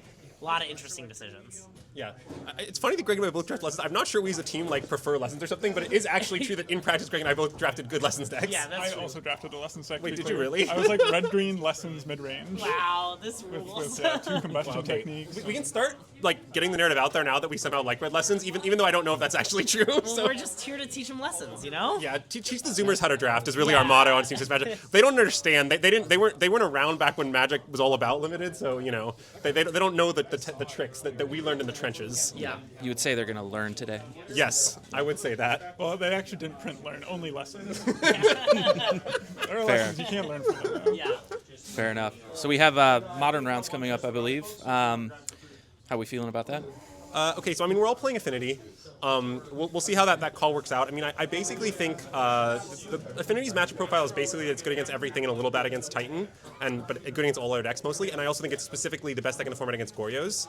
And we expected a lot of Goryo's this tournament. We know a lot of the Plexalot guys prefer Goryo's, so that's the idea. But also, this is not like some aggressive, hard call. If it doesn't work out, they don't end up playing that much Goryo's. Affinity's really is pretty good against most things that aren't Titan. So unless a bunch of people who don't normally play Titan switch to it, we'll still be happy. Yeah.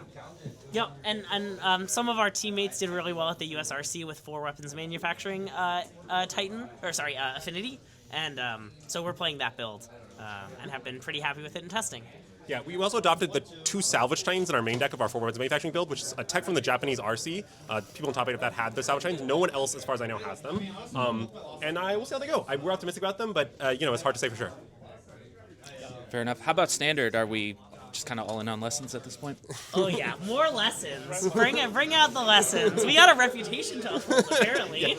Yeah, I mean, I would say we did some work on other decks, and I mean, I guess at least I came somewhat close to considering playing mono red because I thought it was a little favored into lessons. But in the end, it had too many other bad matchups. We didn't think it'll be all mirrors, and lesson deck just really has no weaknesses. Also, I just kind of think the mirror is pretty skill intensive. It's a lot like the Phoenix mirror that we've me and Greg have played a lot of. Matt's never played his life, but me and Greg have played a lot of, and so I kind of just the plan is.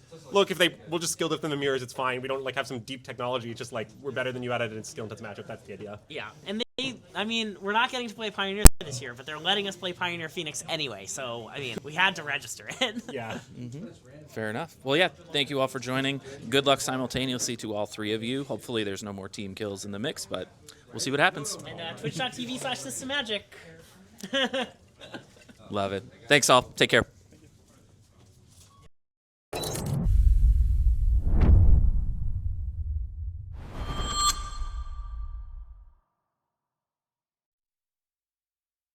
Hello, everybody, and welcome back to the NRG Series End of the Year Championships. My name is Devin O'Donnell, and I am joined in the booth by the one and only Ross Merriam, and we are here to bring you the constructed portion of this event. We got to go over 3 rounds of draft with both Corbin and Abe earlier this morning, and gotta say, it was a lot of fun to watch. Lots of great limited action, but we are into the meat and potatoes here of the constructed rounds. And Ross, we're going to be playing both standard and modern. Which format are you more excited to take a look at here? I'm always more excited to see modern. I think it's a format that's a little bit more varied That said, with Standard, I'm particularly interested to see how players react to the results of last week's World Championship, where Is It Lessons was the breakout deck. Are a bunch of players on Is It Lessons? Have they tuned for the mirror? Are there players that are bringing decks that can counter Is It Lessons? In particular, the Sultai Reanimator deck that's popped up on Magic Online this week. So Standard has a lot of intrigue going for it, but in general, I lean more towards Modern. Absolutely. Yeah, we will definitely go ahead and see what the players are playing here in just a moment. We do have a metagame slide, but before we do that, we're going to take a look and see what these players are playing for because there is a lot at stake this weekend. So let's go ahead and get that prize graphic on the screen for you. First place is a whopping $10,000 cash prize, a Pro Tour invite, and an invite to the 2026 NRG Championships. Second place, $5,000. Third and fourth, $2,500. Top 8 will get you $1,000. And then even just for showing up, you get $400 and $50 a win. So lots and lots of cash prizes in that coveted Pro Tour invite, as well as a re-invite to next year's championships as well. So that is what the players are playing. Now, Ross mentioned the metagame here. We do have a slide for you for the modern metagame. So let's go ahead and take a look at this. So as far as this metagame is concerned, Ross, anything particular stand out to you? Well, there's 3 decks, you can see there clearly at the top. Boros Energy, Affinity, and Esper Goryo's. Those 3 decks comprise over 70% of this metagame. So really it comes down to how well do you match up against those 3 decks. Modern normally known for being a very wide open format, but this is a very small field. And in small fields, the metagame can condense like this. One team of 3 or 4 players working together, playing one deck can suddenly comprise a huge portion of the metagame. And that's what I think we're seeing here with these 3 decks at the top.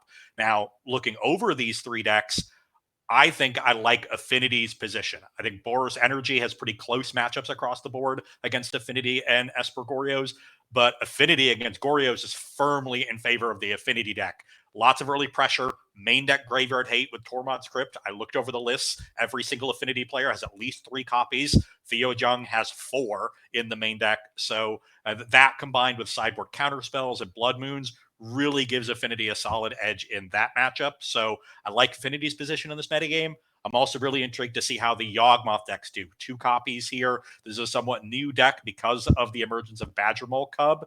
And I remember earlier this week listening to Grayson Nemit's interview, and he's one of our Yawgmoth players. He remarked that he doesn't think the current metagame is respecting Yawg enough and prepared for it. So if that is true among this field, we could see Yawgmoth perform well as well. Those are the 2 decks I have my eye on, Yawg and Affinity.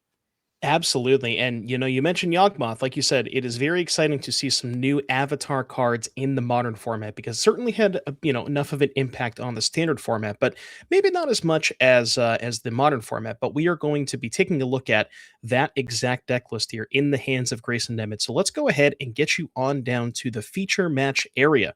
We have Grayson Nemitz on the right-hand side of your screen playing Golgari Yawgmoth, as you mentioned, with 4 copies of Badgermole Cub, and Garrick Alford on the left playing one of those top 3 decks, Esper Goryo's. Now, as far as this matchup is concerned, Ross, who do you think is who would you favor in this matchup? Normally, I would say Yawg is typically sort of a mid-rangey kind of deck, and I like Esper Goryo's against mid-rangey decks. But this current variant of Yawg has much more of a combo element. Agatha Soul Cauldron, Walking Ballista, there's various ways to go off with that combination of cards. And then the emphasis on Agatha Soul Cauldron also gives the Yawgmoth deck incidental graveyard hate in the main deck. Grayson can resolve one of those early, leave it up, and Garrick will have to answer it before he can resolve Agorio's Vengeance on Atraxa or Gristlebrand. So I think with some of the specific tools that the new variant of Yawgmoth has, they probably have a slight edge, but this matchup is definitely going to be close. Could go either way. Yeah, absolutely. The like you mentioned, those 4 Soul Cauldrons definitely going to put a wrench in Garrick's plans in terms of setting up a Gristlebrand, which, speaking of, I don't know if you caught this, but, catching up into the game, we saw the turn 1 Entomb for Garrick Alford, fetched up a Surveil land that just put that Gristlebrand right into the graveyard. But we see an Agatha Soul Cauldron here for Grayson, which Ross not only is going to exile that Gristlebrand, but talk to the folks at home about what exactly is going to happen once the Gristlebrand is under the cauldron. Yeah, this has turned from a dream into a nightmare for Garrick Alford. Once the Gristlebrand is exiled with the Egg of the Soul Cauldron, that activated ability will be available to Grayson Nemitz, so he can be the one who pays 7 life and draws 7 cards, hoisting Garrick Alford by his own petard. Now, is there a Goryo's Vengeance in response here to the activation? Yeah, it's interesting. If you're in Garrick's seat, definitely definitely in something to think about, where maybe if in response to the cauldron, maybe you would want to fetch, but he is going to go ahead and fetch here in response to the cauldron activation. So we'll see if there is a Goryo's Vengeance. Now would be a perfect time to fire it off. Okay, no Gorios, but Solitude. This is a tough way to do it. He's going to take care of the Dryad Arbor and does have the Ephemerate to back it up. But that Gristlebrand is still under the cauldron, which means that if there's any creature, a creature follow up here for Grayson, that's going to spell disaster for Garrick, unless he can. He basically has to just kill every single creature Grayson plays for the rest of the game. And I think that's one of the reasons Garrick wanted to ephemerate this Solitude. Not only does he get some pressure on Grayson to try to end this game somewhat quickly, he also keeps creatures out of the graveyard. So he limits the immediacy of the threat from that Soul Cauldron, gives himself some time to maybe find a prismatic ending and get it off the battlefield. Yeah, and is able to go ahead and empty the hand here and deploy a Riddler.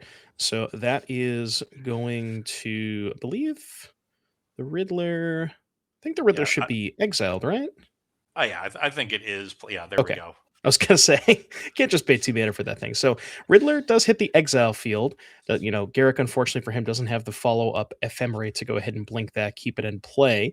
But yeah, as you mentioned, as long as, if Garrick can somehow keep creatures both off of the battlefield and in the graveyard, which against this Yawgmoth deck is a tough order, and Rumble is a perfect way to do both of those here for Grayson.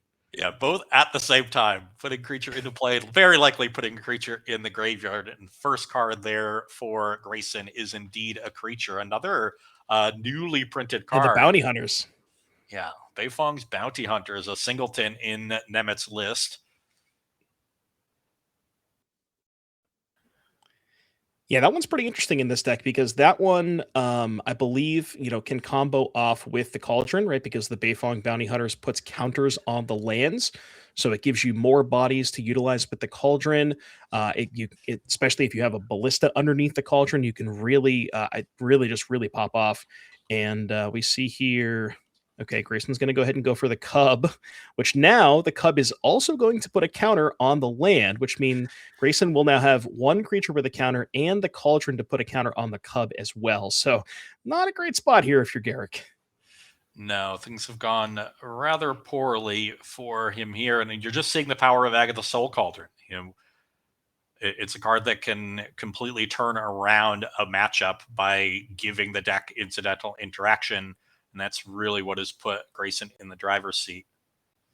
We do see a Teferi here, which, it is going to be able to answer that Cauldron. I believe I'm going to go ahead and take a look at Garrick's deck list, but I'm pretty sure there is only that one single copy of Gristlebrand. Yeah, just one Gristlebrand of the deck list here for Garrick. So once that Cauldron goes away, the Gristlebrand is no longer active.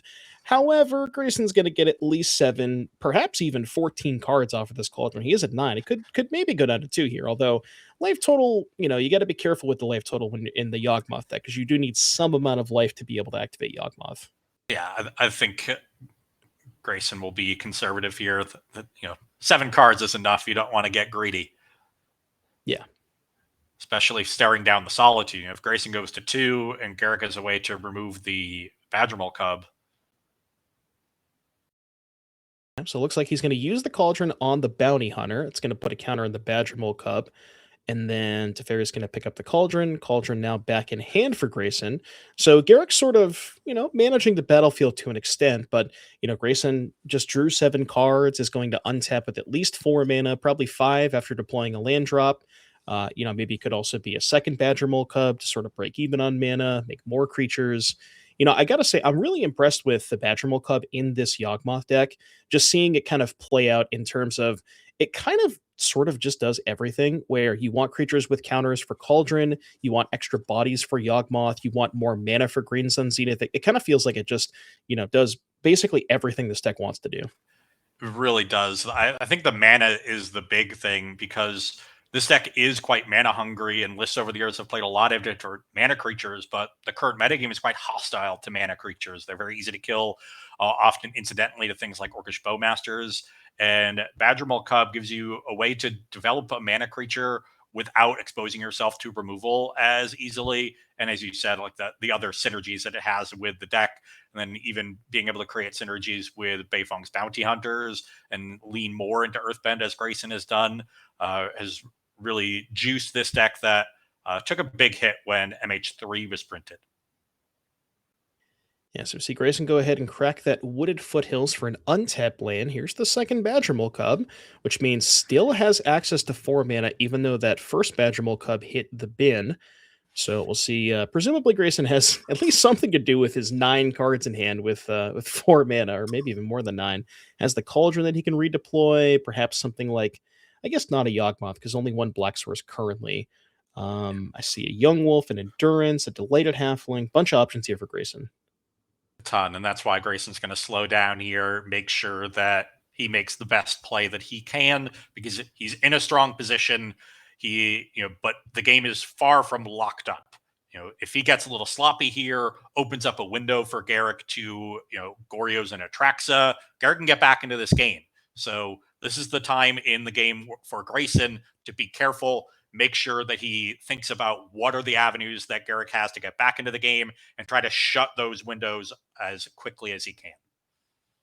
So I mentioned Grayson unable to deploy a Yawgmoth, but if you look at the size of his hand, he does have to go to discard here. So if he has a Yawgmoth in his hand, he could discard the Yawgmoth to hand size, activate the Cauldron, and then start doing Yawgmoth things, because he does have 2 copies of Young Wolf here as well. But I don't think I saw a copy of Yawgmoth in his hand yet. Looks like just going to discard a Halfling and There's see a lot of green what cards over there for yeah.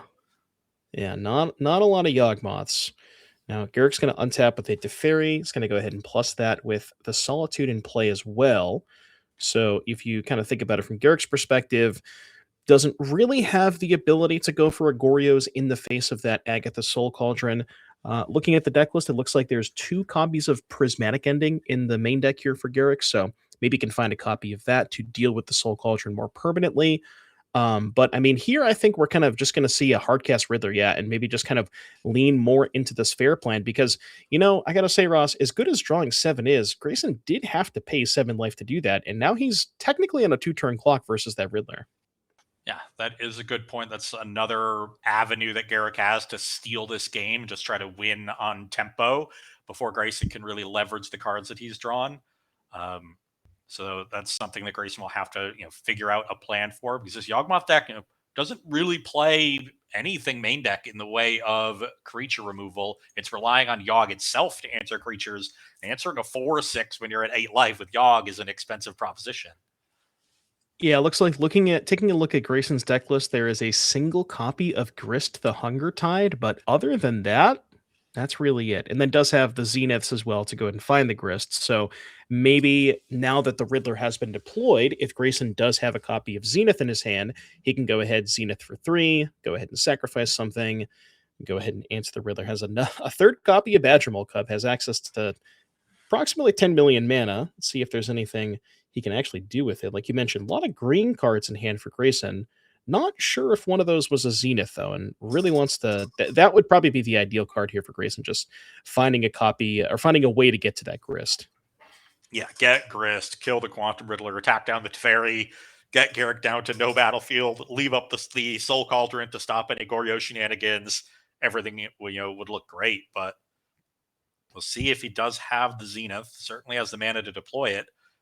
Now dice here. Director's Insight. Yeah, looks like we have some floating mana Insight. Maybe Insight can pick up the Grist. Looks like a Delighted Halfling and some lands among the mix. Not a ton of options here. I think one of the bottom card there is a Walking Ballista. So Grayson could use Soul Cauldron to exile that Ballista, and he has enough counters spread across all of his creatures to take out this Quantum Riddler. Yeah, does have that.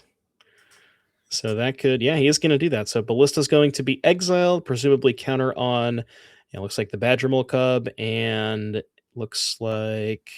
He can also go off with the Dredger's Insight now too, right? With Young Wolf? Oh, this is infinite life, right? Because Yeah. you remove the counter from the Young Wolf, deal it damage, it comes back, gain a life. Yeah, this is infinite life here for Grayson. Right. So yeah, who cares about killing the Quantum Riddler? We're just going to combo off. Yeah, looks And- like maybe he's explaining this to Garrick. And of course, And the life coming from the Dredger's insight here. Every time the Young Wolf undies, it triggers the insight for Grayson Nemitz. right, and sometimes in these Goryo's decks, you sometimes see a copy of Ulamog to sacrifice permanents. But as far as Garrick is concerned this weekend, I don't see any Ulamogs. It looks like the 1 copy of Gristlebrand and the 4 copies of Atraxa.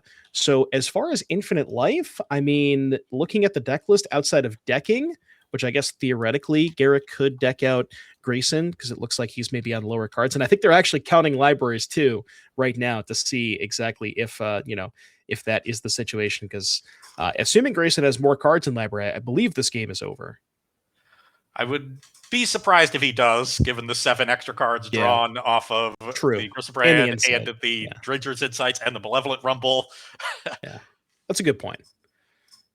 But it's pretty hard to come back from a position like this. The infinite life effectively stops Garrick from having that plan of just attacking in with the Quantum Riddler. Now he has to play defense against Grayson's entire deck, essentially. Who would win, one Yawgmoth deck or a single Quantum Riddler? And I believe Grayson picked up another copy of Ballista there too. Not sure how much the second Ballista, advances the game state here, but I mean, he does have access to a lot of mana with those double cubs. So Yeah. potentially could cast a large Ballista. I believe we're going for, I think, another Insight. I think that was a Rumble. Found the Grist. Maybe. So there is the Grist. That can finally take care of the Riddler.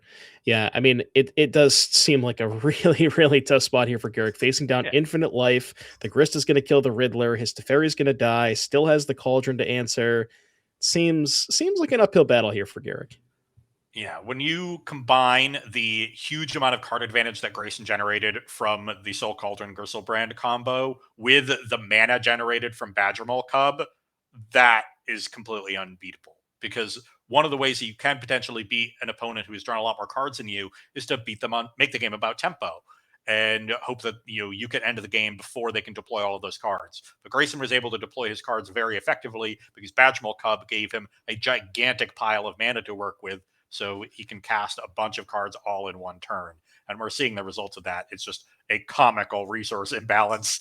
Grayson's battlefield is getting difficult to even manage. Yeah.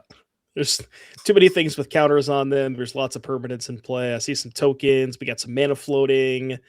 There's a couple insights. Yeah, lots and lots of permanents. And you see Garrick kind of surveying the battlefield, seeing if there's anything maybe he can do to get out of this. But I would imagine that there is a very high likelihood that Garrick is looking in his hand. I think there's a couple more Riddlers in there. Faithless Mending as well.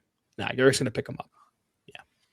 So you see game number 1 going to the player on your right, Grayson Nemitz with the Yawgmoth deck, able to set up that infinite life combo. And that was a pretty good showing for the Yawgmoth deck. And I think more importantly, Ross, a very good showing for the Badgermaul Cub. Yeah, Badgermaul Cub and Agatha the Soul Cauldron, really the key cards there in that game. The combination of the two. One generated a bunch of cards, one generated a bunch of mana. It was too much of an advantage for Garrick to come back from. Absolutely. So we're going to go ahead and take a look and show you the deck lists here. Garrick working with, as far as sideboard is concerned, a couple of Ashioks, a couple of Teferi Time Ravelers, 3 Consigned Memories, a Surgical, 3 Wrath of the Skies, a Force of Negation, and 3 Mystical Disputes. From Garrick's side, what are you liking here from the sideboard? Love the Wrath of the Skies. I think those are huge in this matchup. This is a matchup against a lot of small creatures and non-creature permanents. Agatha the Soul Cauldron being one of them. Wrath is another way for Garrick to take Soul Cauldron off of the battlefield. And just its existence in his deck, given that this is an open deck list, will give Garrick some value because Grayson is going to have to think about that card the entire time. He can't just play his cards at his leisure. He needs to measure his threats out a little bit more to not expose himself to that sweeper.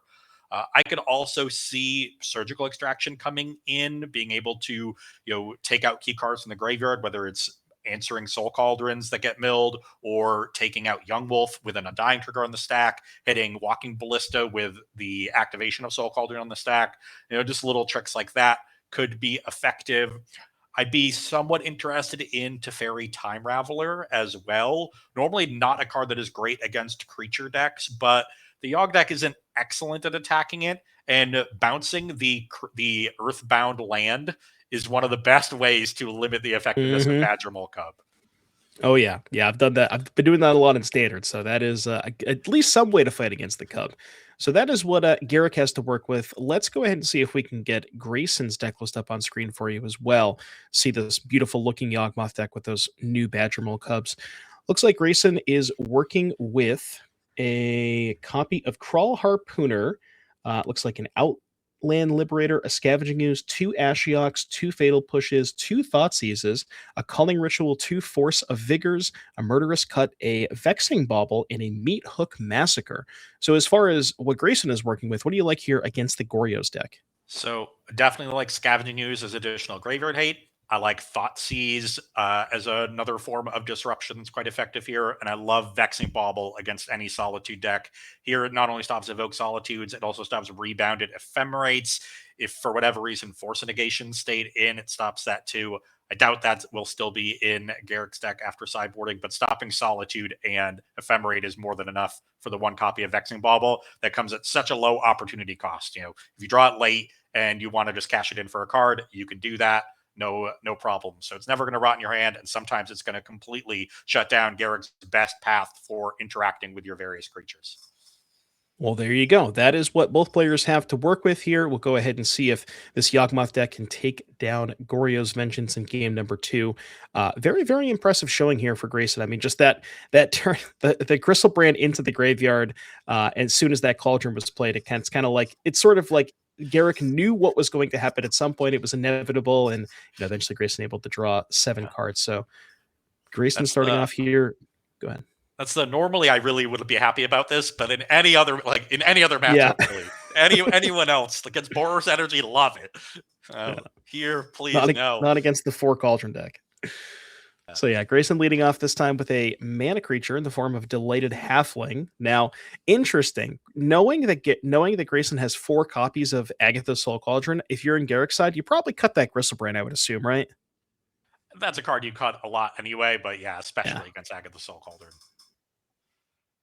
So we see Surveil kept the card on top, plays a Hallowed Fountain, and is going to deploy a card we didn't see in game 1, Psychic Frog here. This is, you mentioned in sort of game 1 how Garrick has the ability to kind of play this sort of secondary game plan with Quantum Riddler, and Psychic Frog seems to be a very, very big part of that as well. Absolutely, because Frog is a card that connects the 2 plans. Riddler is not a card that you normally play in a Reanimator deck, but Frog can play well if you're playing mid-rangey as just a good threat, like you do in the Dimir Murktide decks, but also plays well with your Goryo's plan because it's a discard outlet for your creatures. So whenever you have a deck that is trying to support 2 plans at once, you need some cards that are able to play double duty there. Psychic Frog is the perfect card for doing that in this Esper Goryo's deck. And it looks like Grayson deployed a Vexing Bauble into a copy of Malevolent Rumble. Potentially, doesn't want to get that Force of Negation, maybe not even in the deck list here for Garrick in the post-board games. But in any case, there is the Malevolent Rumble. I believe he picked up a copy of Grist off of that. It was a Dredger's Insight. It was an Insight, okay. It's sitting next to the Vexing Bauble now. Okay, it was hard to see. Glare is kind of catching me off a little bit, but there's the Insight there, so that's going to pick up the copy of Grist, and then Garrick is going to go ahead and fetch here with Psychic Frog able to be connected. That's always a pretty good feeling, and we'll see if maybe Garrick has a copy of maybe a Atraxa plus a Goryo's Vengeance. That would be the best possible. And it's funny here because with the Vexing Bubble in play for Grayson, normally tapped out, one of his options could be a Surgical or an Endurance, but Vexing Bubble is not one-sided. So if Garrick has the Goryo's plus the large creature, he knows he's willing to go for it here. Yeah, so very clearly doesn't. If he's playing Quantum Riddler with the free lane here, Garrick certainly would put Atraxa into play if he could. Ooh, okay. Well, has the Atraxas, but no Goryo's, it looks like. See the classic trick here of Love this. A beautiful sequencing from Garrick. He went ahead and warped the Riddler, and then with the trigger on the stack, discards 2 Atraxas to the Frog, and then ephemerates the Riddler, which is going to draw 2 more cards off of the Riddler. And then the original trigger responded to discard 2 cards to the Psychic Frog, resolve the original trigger, draw 2, and then the Psychic Frog not only has 4 counters, but he can also, guess what, discard 2 and draw 2 more.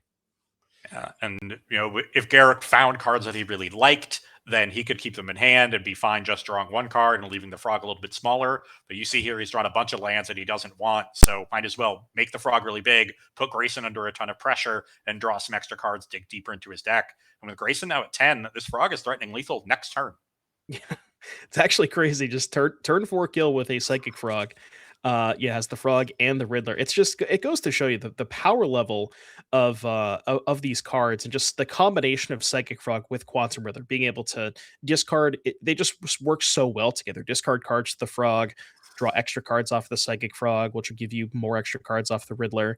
As we see, the Ephemerate's going to get countered off the Vexing Bauble, so no extra cards here for Garrick off of the Riddler, and the Grist to take down the Psychic Frog. So, get Grayson removing a little bit of pressure, but we'll see if Garrick wants to decide whether he wants to go upstairs, put Garrick Grayson down to 6, or remove the Grist.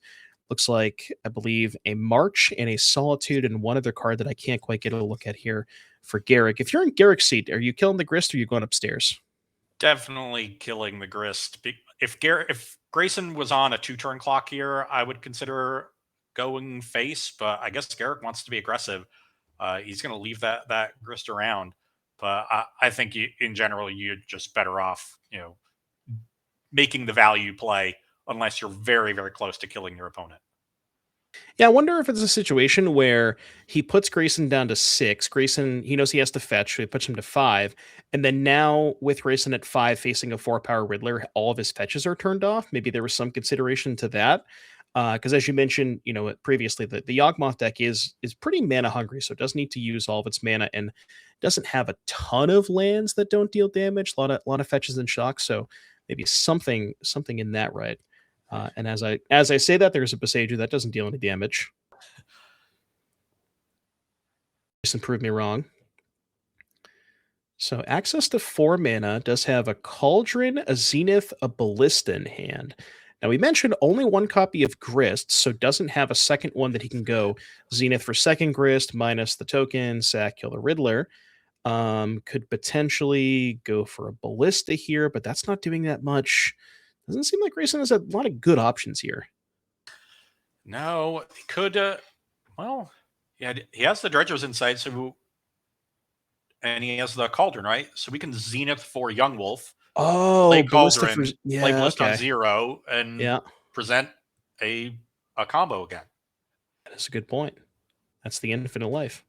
Yeah. So we'll see if Garrick has an answer to it. I do remember, I'm pretty sure Garrick had a copy of March in hand last time I checked. So March will break this up.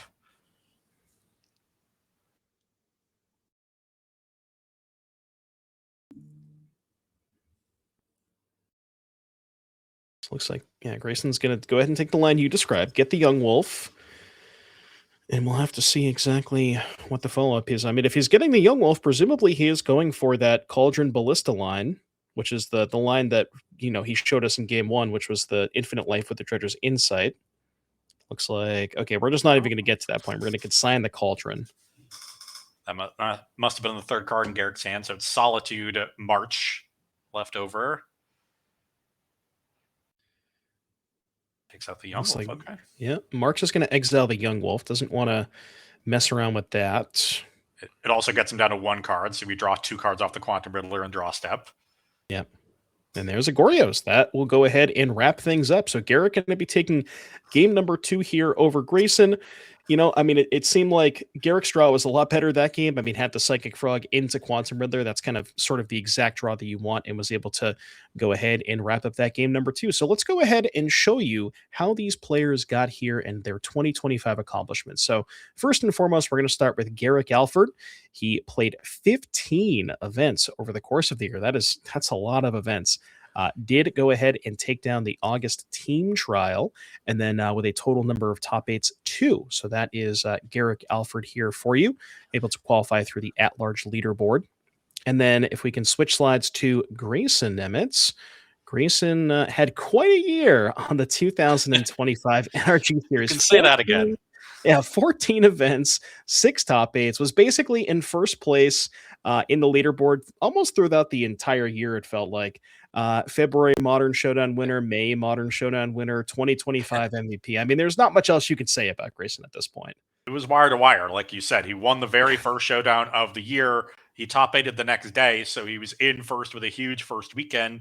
Decided to go for the MVP, so he was going and attending, every event he could. After that, had an incredible year. Even if you took that first weekend out of it, he'd still have 4 top 8s on the year in 12 events played, which is an incredible run. So it's not like he was resting on his laurels at all. He kept the pace up. So really almost dominant showing through the season here, and has to be considered one of the favorites for this event. Starting off with a 2-1 in limited, and we'll see, if he can pick up the win in round 4 in constructed. Yeah, we'll like to say the man came to game. He just shows up to all the events, plays as much Magic as humanly possible, and he is here in game number 3, as you mentioned, 2-1 in limited. Game number 3 here, Esper Goryeos and Golgari Yawgmoth. Both of these first games, it feels like, a very good showcase of both decks individually doing sort of their thing. Grayson had maybe a bit of an anomaly in game 1 with the Cauldron Gristlebrand drawing 7 cards, but was able to showcase the Infinite Life combo, the Badger Mole Cubs, and then Garrick sort of, maybe not necessarily going for an early Goryeos, what you would maybe expect out of the Goryeos deck, but showcasing that backup plan of just how powerful Psychic Frog and Riddler are, especially when you pair them together. Yeah, and that's one of the reasons that Quantum Riddler has become the default secondary threat in this deck, is the synergy with the Psychic Frog. And previously we've seen things like, Tomio as a card in this deck, and other creatures, but the Riddler is so good at refueling you when your opponent has answered your early Goryeos plan, and so good with the Psychic Frog that Garrick was able to not only generate card advantage, but also generate a ton of pressure on Grayson. And I think that was very critical. If Grayson had some more time, he might have been able to work through the disruption that Garrick had, but he just didn't have the time to do so. Yeah, exactly. So we see Grayson here on a mulligan to 6. Going to go ahead and start off with a copy of Thoughtseize. Love Garrick kind of putting that Psychic Frog to the back. He's like, I know what you're taking. And Garrick's leftovers here, not fantastic. Double Ephemerate, Thoughtseize of his own, and I believe a March. So Garrick's hand maybe not the greatest, although if he can find something like a Riddler to pair with the Ephemerate, or perhaps another copy of Psychic Frog, could really sort of unlock the hand. But with Grayson mulliganing to 6 in the play, starting with a Thoughtseize of his own, Garrick having a Thoughtseize, Grayson's going to be on low cards as well. So if Garrick can find really anything to go with those Ephemerates and turn those on, he should have a good chance in this game.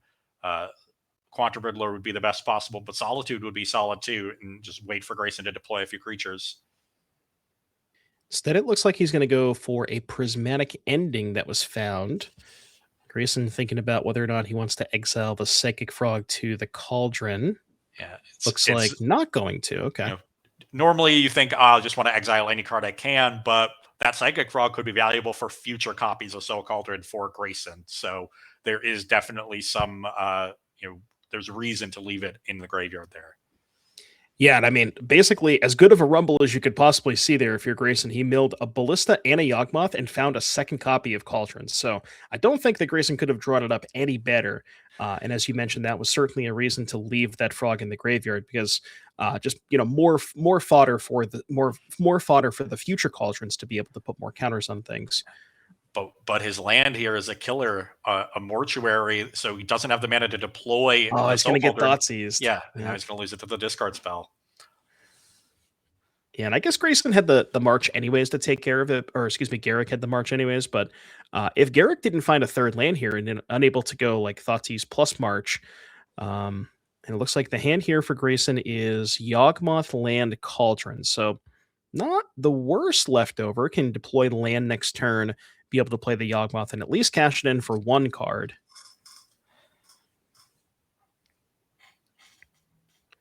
I'm almost But a little two- surprised that Garrick left the Yogg instead of leaving the Cauldron, because the March is a lot With the better at March. answering the Cauldron than the Yogg. The threat of Cauldron is just so high.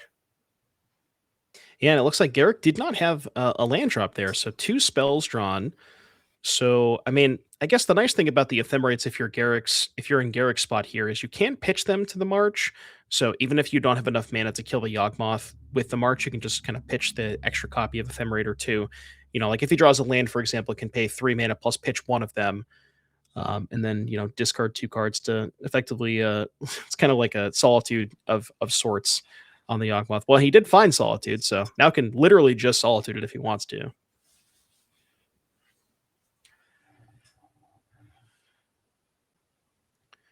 What He's else thinking about it. Garrick is working with? Yeah, it looks like a Solitude and Atraxa. One other card that I couldn't quite get a look at. So he's going to go for the Solitude here. I think he'll pitch the Atraxa, leave himself an Ephemerate that can blink the Solitude later in this game. He reached for Ephemerate first, but yeah, thinking better of it. Yeah, so he's going to pitch the Atraxa, and then presumably target the Yawgmoth. Triggers on the stack, do evoke trigger before the ETB, resolve the ETB, and then looks like Grayson's going to just pick up a card here, and then the Yawgmoth will get exiled. And now the question for Garrick is, do you want to use one of the Ephemerates, even though there's no other target on the battlefield?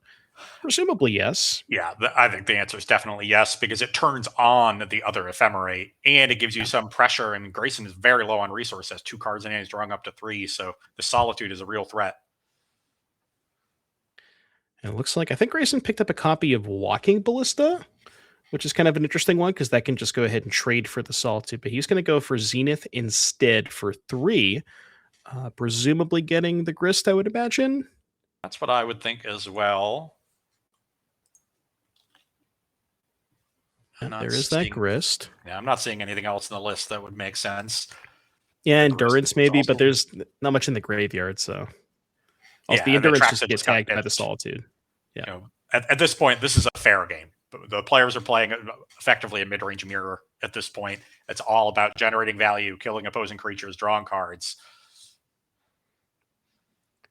Yeah, so Grayson's going to go ahead and uptick, mill a card, get a copy of an insect, and that will presumably be the turn. So Garrick has the option to rebound the Ephemerate on the Solitude, which will kill the token, or attack, presumably also kill the token. Yeah, figures attacking is just a little bit better. So, because the token's probably going to go under the bus anyways. This is just +3 life here for Garrick.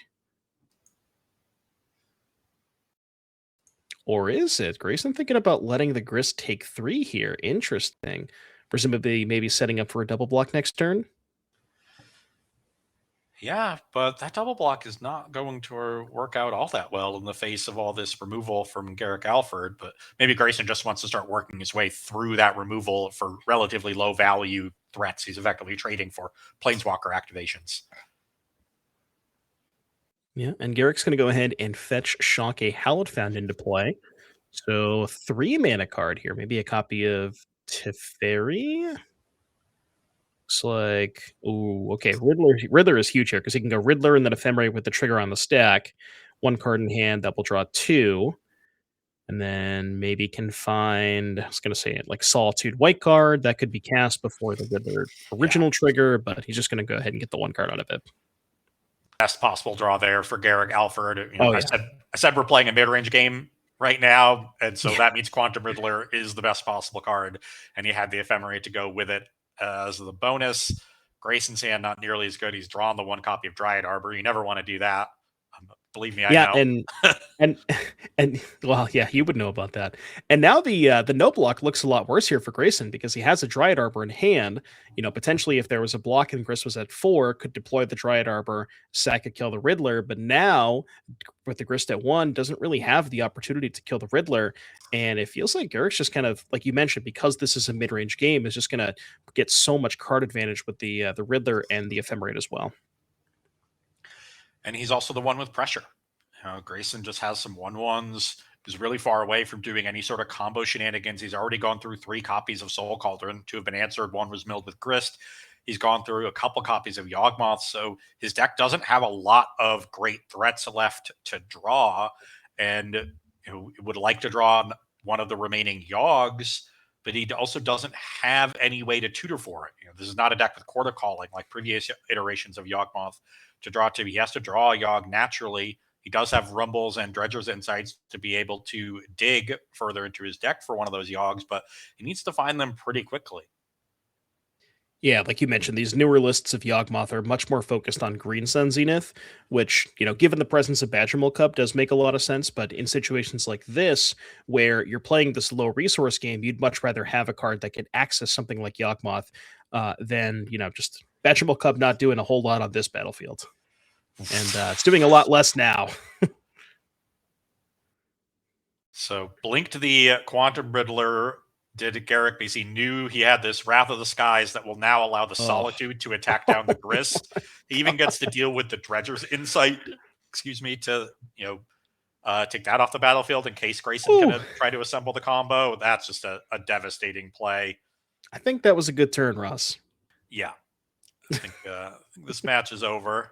Grayson will struggle on for a little bit, but he's so far behind in resources, and he's already gone through so many of his heavy hitter cards that he just doesn't have a lot left to draw to.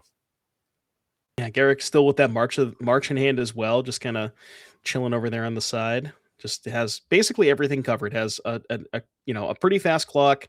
This game's going to end very quickly. Has plenty of removal left over, and like you mentioned, Grayson just really on empty. He's got a 3/4. That's got to count for something, but probably not a lot here. Garrick looking through his hand and thinking, how do I want to answer this? I have March, I have Solitude, I could do either one. Yeah. Pick your poison, Grayson. I thought Grayson might do this. He's going to shuffle his own graveyard in with the Endurance so he can get some of those, Soul Cauldrons and Yogs back into his deck. Just went through so many of them. Yeah.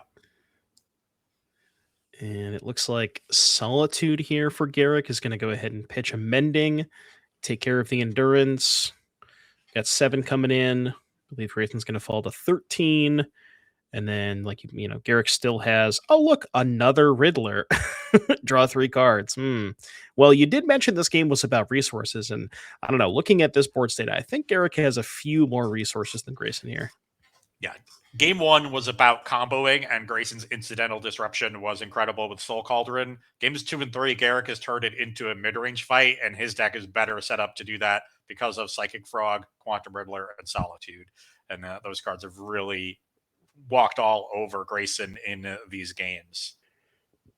Yeah, and you can have as much graveyard hate as you want between Endurances and Scavenging Oozes and Cauldrons, but the graveyard hate not doing a ton against this Frog Riddler plan. And you mentioned that Grayson's deck, a point you brought up earlier, I believe it was in game 1, where you mentioned Grayson's deck not having a lot of removal spells, much more focused on the permanent aspect of things with the combo pieces, graveyard hate, and because of that, just like you mentioned, just so far behind when the games are about things like this. Yeah, and he has some removal that could have come in out of the sideboard, but Fatal Push is really only good against Psychic Frog and never hits Solitude or Quantum Riddler. He has 1 copy of Murderous Cut. Maybe that's in his deck. You could find that, but the damage is already done. Garrick has generated his card advantage. He's drawing a bunch of extra cards. He has multiple threats that Grayson has to answer, and Grayson just doesn't have the time to draw into those answers or draw into various combo elements to be able to go over the top of these creatures. We got an insight. Okay. No whammies, no whammies, no whammies. Are there any whammies on the board? Yeah, exactly. And that is going to do it. Garrick taking this match 2-1 over Grayson. We get to see Grayson's deck kind of pop off in game 1, like you said, with the sort of the combo aspect of things, and then really just a sort of a masterclass in the post board games where Garrick just able to dominate both of those games sort of on the battlefield the entire time. Had enough removal spells to keep Grayson off the combo, and very, very impressive showing there from Garrick.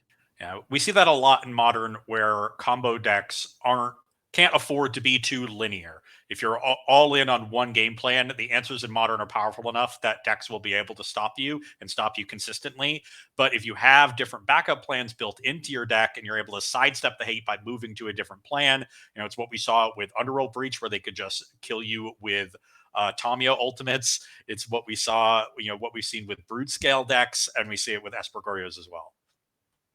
Yeah, so I believe that is all the magic we have for you for this round. So we are going to go ahead and take a very, very short break, but don't go anywhere. We won't be back in too long. We'll see you then.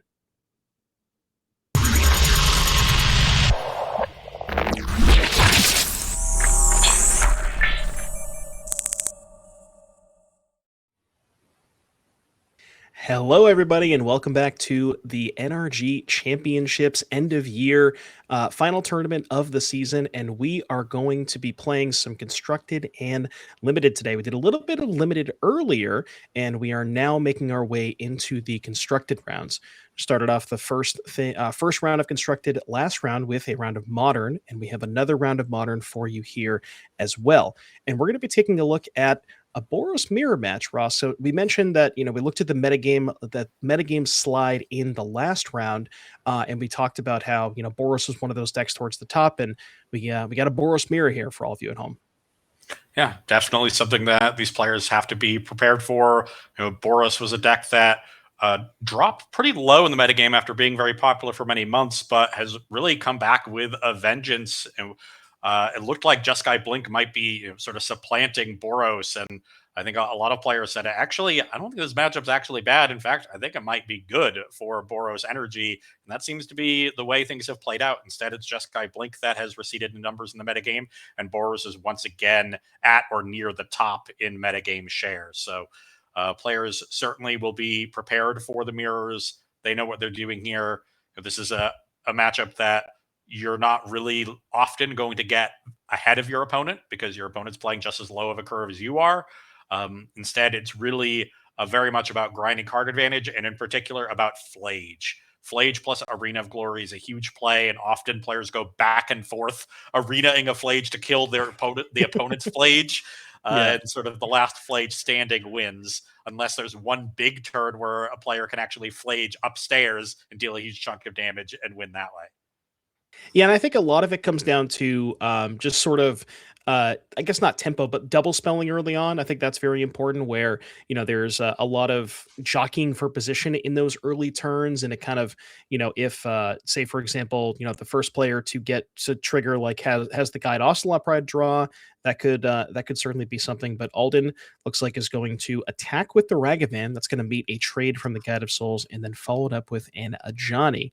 So first one to the Ajani party, but the Boros deck very, very good at removing the 1/2 at least. So we'll see if Joseph has a removal spell to back things up. I can't quite get a good look, but I think it might have just been like Bombardment, Thraben Charm, and a couple of lands. So not a really good set of cards here for Joseph.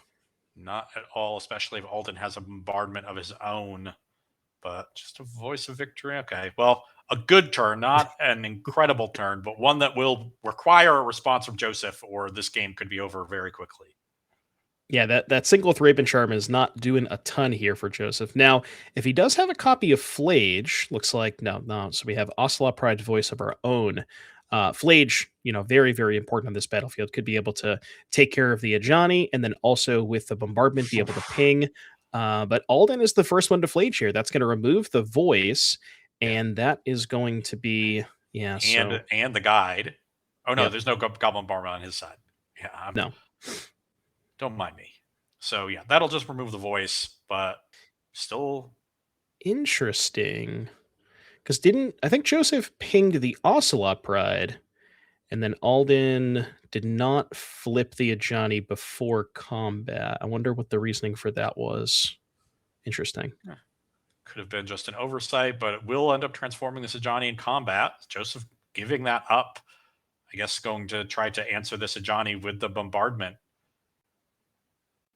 Yep. So the Ajani is going to flip, and I will say, flip the Ajani really powerful with the Voice of Victory. It's just kind of the perfect combination where Voice gives you the red creatures, so you have a red permanent for Ajani, and it gives you 2 more bodies to be able to get more damage off of the Ajani. And Alden in a very, very fantastic position.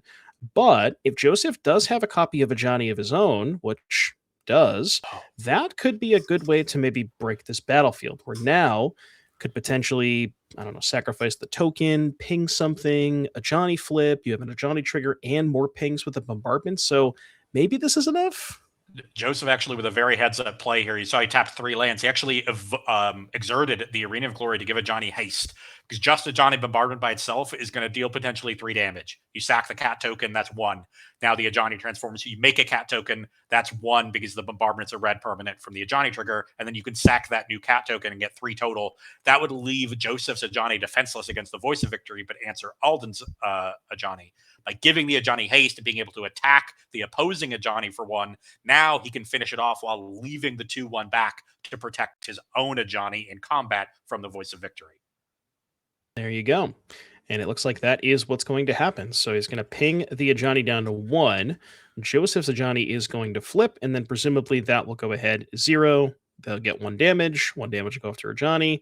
And now with the token and the bombardment, you can even prevent more damage to the Ajani. You can say block the Voice and ping a token. That would mean your Ajani is only taking an additional 1 damage.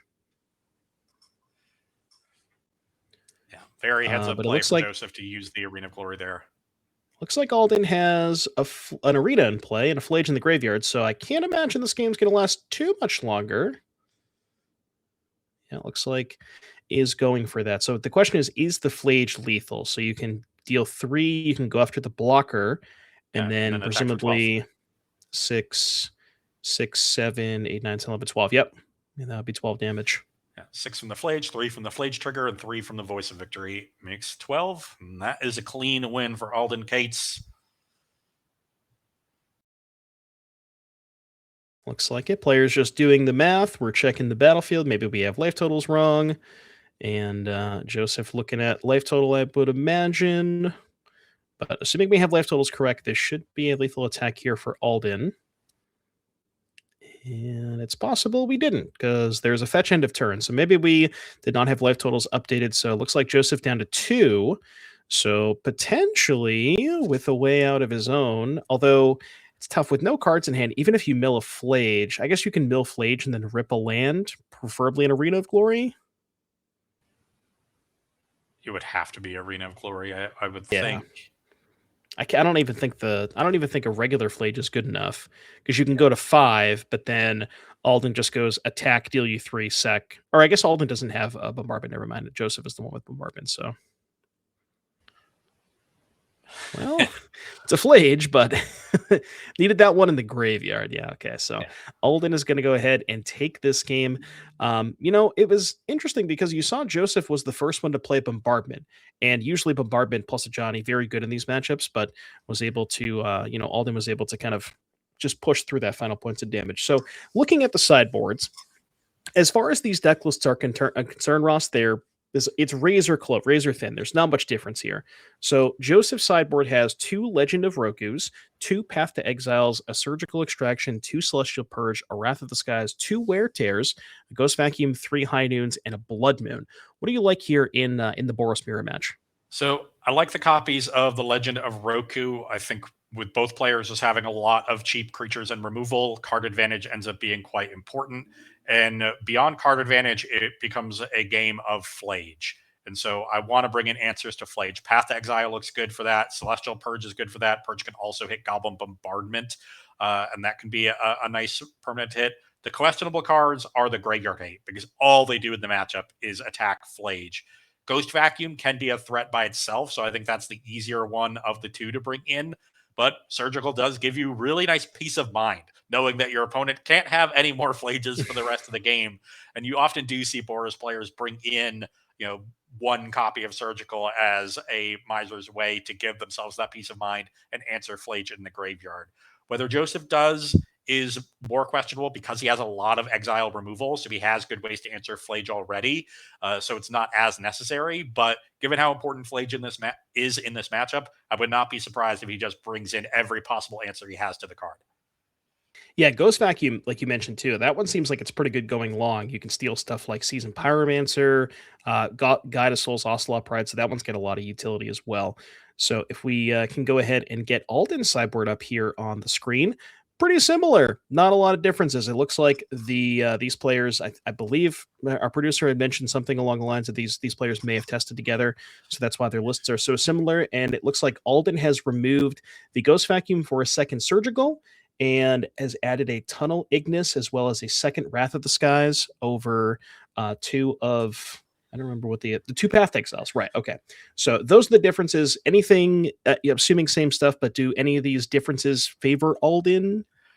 I would say they disfavor him. The lack of Path to Exiles that he has relative to his opponent, very small difference, but definitely something I would prefer to have access to for the mirror rather than not.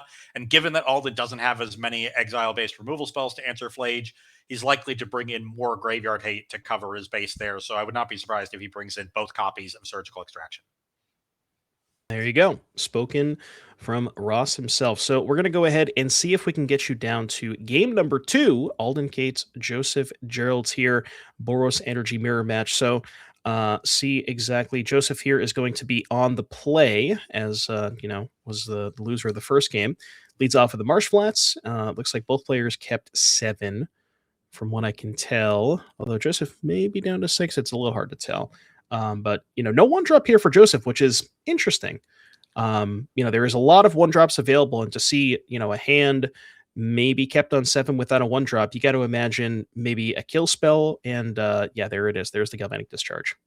I do think I see a Guide of Souls in Joseph's hand, so I had the option to play a 1-drop. Instead said, you know what, I'm going to hold up Galvanic Discharge and potentially give himself a window now to resolve both Guide of Souls and Ocelot Pride all in one turn, generate that cat token before Alden can remove either creature.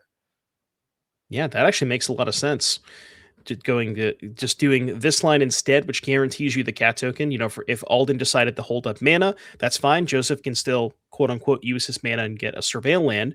But this is the best case scenario probably for Joseph, where Alden plays a 1-drop, you get to use your mana efficiently, and then get that extra cat token plus the energy. And now Alden's kind of in a spot where he sort of has to have 2 removal spells, because if he answered the Pride, the Guide of Souls can just get jumped. And then more importantly, that would be out of Flage range of the following turn. But if you answer the Guide of Souls, then the Ocelot Pride gets to make tokens. And how about if we answer neither of them, Ross, and we just play a Bombardment? That is a rough play from Alden Cates on turn 2, very far behind on the battlefield at this point. Maybe he brought in some of his Wrath of the Skies, and he's trying to set I was going to that say. Because that's the one difference in this matchup is Joseph has 1 Wrath and Alden has 2. So it's possible that, if Alden did board those in, then maybe if there's a copy of that, setting up for maybe a Wrath equals 1, keep the Bombardment in play.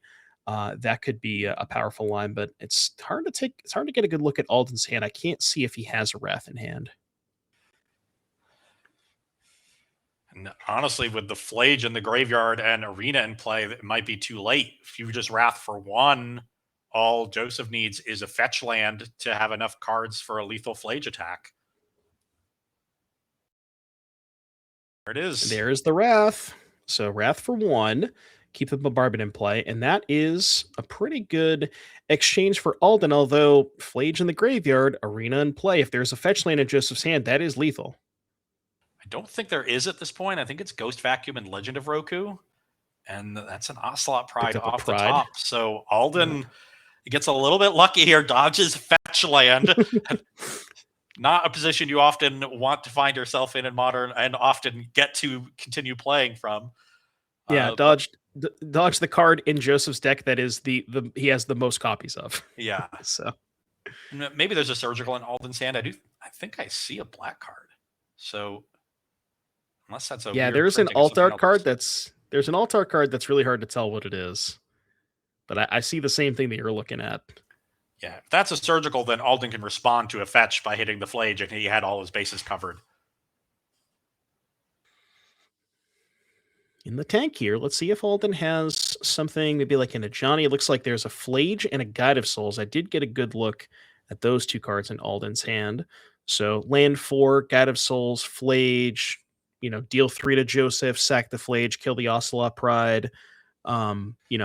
And with the Ghost Vacuum in play and only 3 cards in graveyard, Alden's kind of in a spot where kind of can't really wait to get to that Flage. You can like get to a spot where you get to try to get the 7 mana and then go cast Flage for 3 mana. Then you get priority back and cast it for 4. But that we're a ways away from that. So.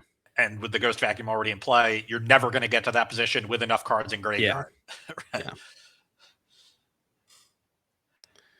So lines up, fetches land 4. There's the Guide of Souls.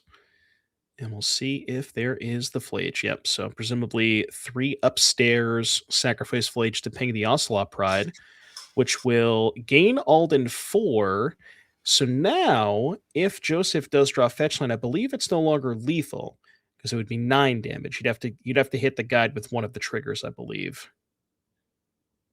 Or guide, I guess, could chump block and deal 6, but I'm inclined to agree.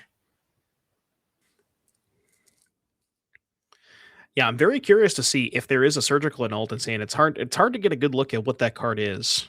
If there is a surgical with the other Ocelot Pride entering the yard, all Joseph needs is a land, and he did find a land. So Alden did have the surgical here. He waited too long. He had a window to answer this Flage and didn't take it. Yeah, it's tough to tell if that was actually a surgical. I really couldn't get a good look at it, but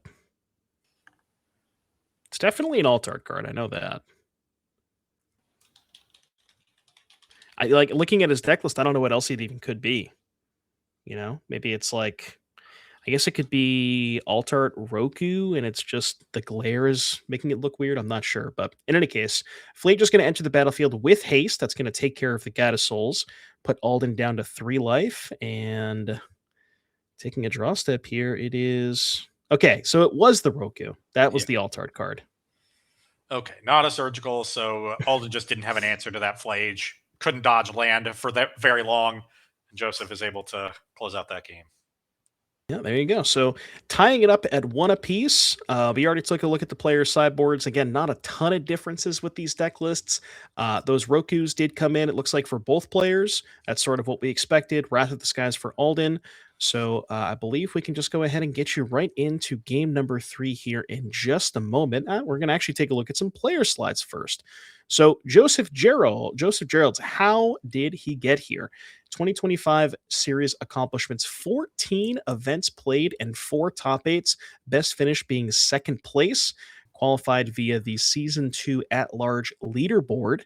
That's Joseph for you. And if we can go ahead and take a look at Alden, just a second here, you'll see that he has played 15 2025 events, best finish being 2nd place, which was the May Modern Showdown, 2 total top 8s, and the qualification was the annual at-large leaderboard. So that's how our players got here. That is the just, again, it's, these are the best of the best. You'll see a lot of these slides where these players are just grinding out every single NRG series event that they can possibly play in. And these are the players who, just the consistent top finishes and just the amount of events played, just a, very, very long year of dedication for these players. And this is where you got to bring your A game. Playing against the best of the best, it's more difficult than any other event that you've played. Got to prepare for 3 different formats. Very, very tough event. And it's funny here because I don't know if Alden has a 1-drop, but given the way that game 2 went, right? Joseph had the option to play the 1-drop, chose not to, played a kill spell. I'm curious if Alden maybe has the same line where could have deployed a 1-drop, chose not to, kill spell, untap, Guide Pride. So we'll see if Alden follows up turn 2 Guide Pride, but worked out pretty well for Joseph last game. Yeah. Yeah. But it's kind of interesting in those spots, where you don't necessarily know 100% if your opponent's going to play a one drop. So, like, for example, if you have the ability to play a one drop and you hold up mana, maybe your opponent has a one drop, but then they want to hold up mana, and it just kind of, you play this sort of cat and mouse game. Yeah. But the good news is that you mitigate the downside or the Punisher case of them not giving you a target for your removal spell by being able to fetch for a Surveil Land. So you at least get to surveil that turn. You have an alternative line. If you didn't have Surveil Lands in the deck, it would be a lot harder to make a play like that. Yeah. Well, Ross is saying is Surveil Lands broken, especially with Flage. So turn 2 here for Joseph. Looks like has a couple of options here. I saw Celestial Purge and a Johnny. I think I saw a Guide of Souls as well. Presumably not a Pride, though, because we would probably just jam Guide plus Pride. It looks like Path, Roku, Purge, a Johnny, Guide, 2 lands for Joseph here. So thinking about whether or not he wants to deploy a, sort of quote-unquote naked Ajani, where there's no protection with a bombardment, no other cat in play, but doesn't really have a lot of other options. So presumably just going to go ahead and jam that. Yeah, the other option is Guide plus Path on Voice, but you'd have to Path main phase. Main phase, extra land, and that's just not a play you really want to make. Yeah, Voice does make Path to Exile look pretty bad. Oh, he is going to do that. Okay. So, yeah. So then this will, funny enough, give Alden the ability to get the 4 mana before Joseph. So, I mean, imagine if Alden just goes red land Roku here.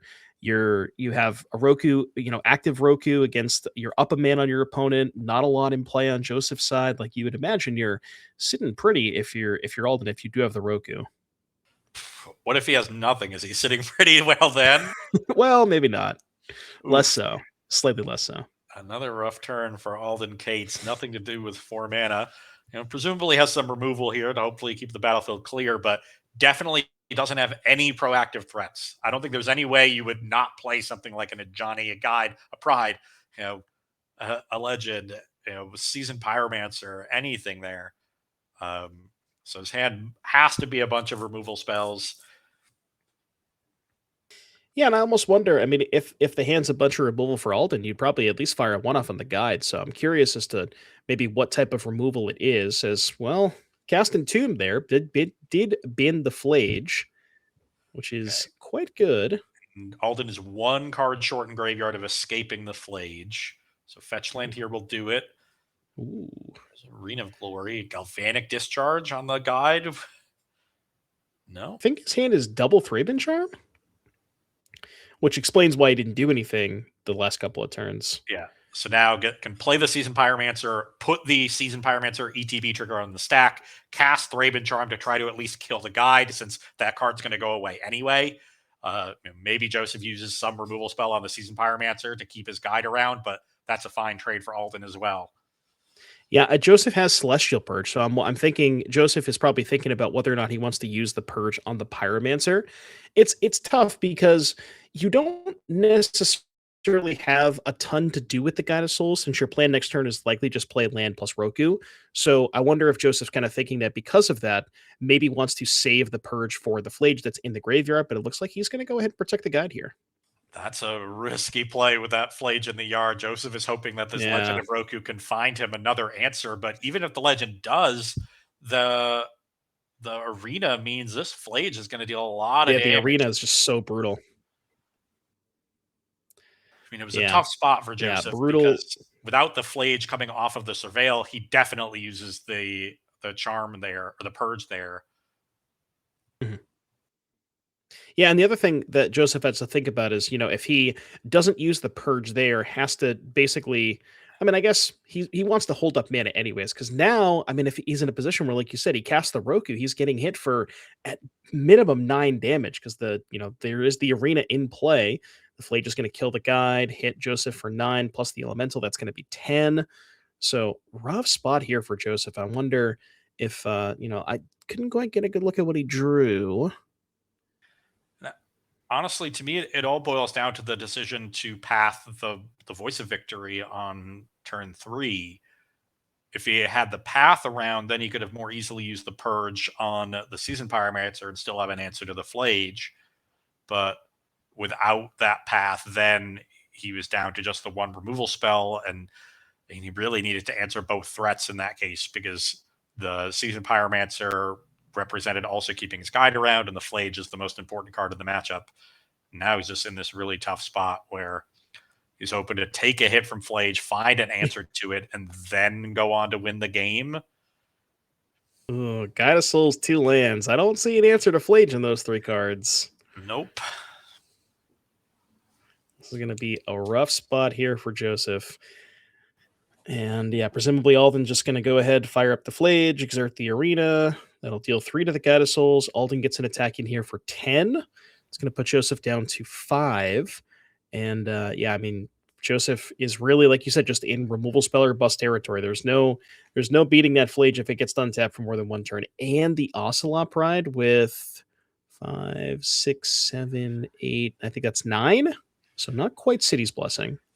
Not quite, but just 2 more 1/1s is still a problem with Joseph at 5 life. True Discharge. Well, when we said removal spell, we meant removal spell that killed Flage, not dealt 3 damage. Well, with the Guide of Souls and Ocelot Pride of Johnny in hand, Joseph can gain enough energy to deal with the Flage here. Okay. Does he have enough mana? It does, right? So you go 1 for Guide, 2 for Johnny, 1 for Pride, play land for turn. Okay, that does work. And now the question is, will Joseph have Blessing? 1, 2, Yes. 3, 4, 4 lands, 4 7, creatures, 8, and 9, Legend 10. Design. Yeah. So, and that'll make 2 1/1s and an extra And 2/1, a 2/1. Wow. Okay. which also means 3 more life. This is an incredible sequence for Joseph. There should also be an additional mana from the Legend of Roku, right? Yes. We did get to chapter 2 there. Yeah, he didn't use the mana, right? He played. Oh no, he did use the mana because he played Yeah. 4 mana worth of spells. Right? Yeah. Yeah, he played the guy. Yeah, played Did the guide from we- exile, then played the 2 other creatures from hand. Well, we passed back to Alden, did we not? Did Joseph not get the Kitty's Blessing, the Ocelot Bride trigger? Oof. Because I don't see Yeah. any tokens in play. We are back on Alden's turn, and Yeah, here's let's the set the hand call up. to judge. Yep. Okay. That's going to be an oopsie. Yeah, not exactly sure how this one's going to get ruled, but presumably, I mean, not a ton happened. Looks like there is a judge call currently, so we're going to see if we can. We'll take a very, very short interjection here. Intermission rather. Excuse me. Here is the total. The players who are playing at this event this weekend. You see Theo, last year's champion, Jake, Fanshin, Grayson, our 2025 MVP. You see the team winners, Matt, Andrew, Greg, Benji, Vinny, and Jack. And Jesse, by the way, also who won our first NRG MTGO showdown. With a lot more to come next year. We have the NRG series is kind of breaking out into the MTGO sphere, and we're going to be having a lot more online showdowns to come for you guys next year. So if you're interested in... If you've been watching the NRG series for years and you don't live near the Midwest where the tournaments typically have been, suddenly, the series has access to you, which is great to see. All right, so we're back here. I see Alden's mana's tapped, so presumably we're trying to rewind. I mean, not really much happened. I think Joseph really just said go, right? Other than that, okay, so we're rewinding. Okay, so the Roku's on 1. Now Roku's got to go back to 2. Yeah, okay. So we did do a rewind. So presumably the same thing. Here's the Guide of Souls. We'll use the mana floating, play the Ajani, play the Pride. And then this time we'll get some tokens in the end phase. And that Galvanic Discharge was a massive, massive hit here. I mean, that plus the guide off of the Roku, just giving Joseph enough energy to take down that Flage. Now, the one thing I wasn't sure is when we were looking at the game before. Okay, never mind. Alden only has 1 card in grave. I was gonna say Alden has enough material to Flage again, but he actually does not. Yeah, he's not particularly close. No. So suddenly this battlefield looks relatively even. But there is 1 player with a looming Flage, although Joseph has the looming Legend of Roku. When I saw Alden tapping mana, there is a Goblin Bombardment. Now, this is good. How good is it is the question. This should So- meet the discharge and response so that Flage can't get sacrificed for any value. Yeah. I guess there's some consideration for Joseph to letting Alden, like basically, are you willing to pay 1 life to keep the 3 energy? Because if Joseph casts the discharge now, he's no energy. But if he lets the bombardment resolve and then Alden sacrifices the Flage in response, you get to keep that 3 energy banked. Maybe that's worth it.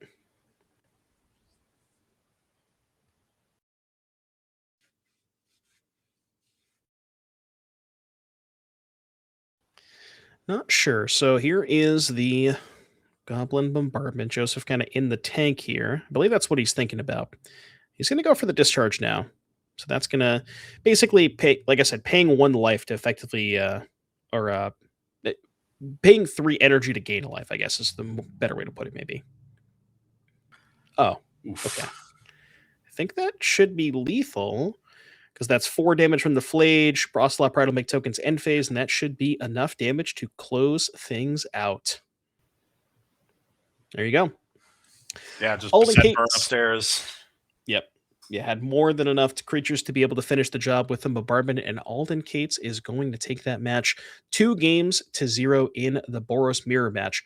As far as that matchup went, Ross, anything basically it went the way that we thought it was going to, right? Yeah, I think you saw Flage played the critical role in all 3 games. It was Flage that either won the game by itself or at least, was the final nail in the coffin for the losing player. And, neither player really effectively answered Flage. I think, Joseph had the tools to do it there in game 3, was a little aggressive with his removal spells, using both of them early. We'll probably look back and regret that decision later on.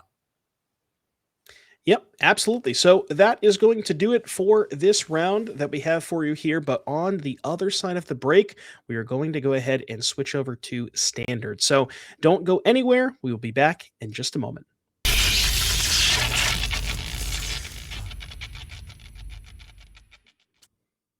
Hello and welcome back to the NRG Series Championships here.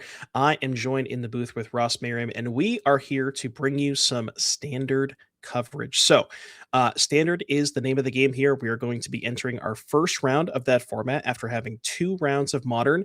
And there is there's an elephant in the room, or perhaps a grand in the room that we want to take a look at in the standard metagame breakdown. Ross, I mean, I was going to say break it down for me, but I mean, this is sort of what we expected with the World Championships last weekend.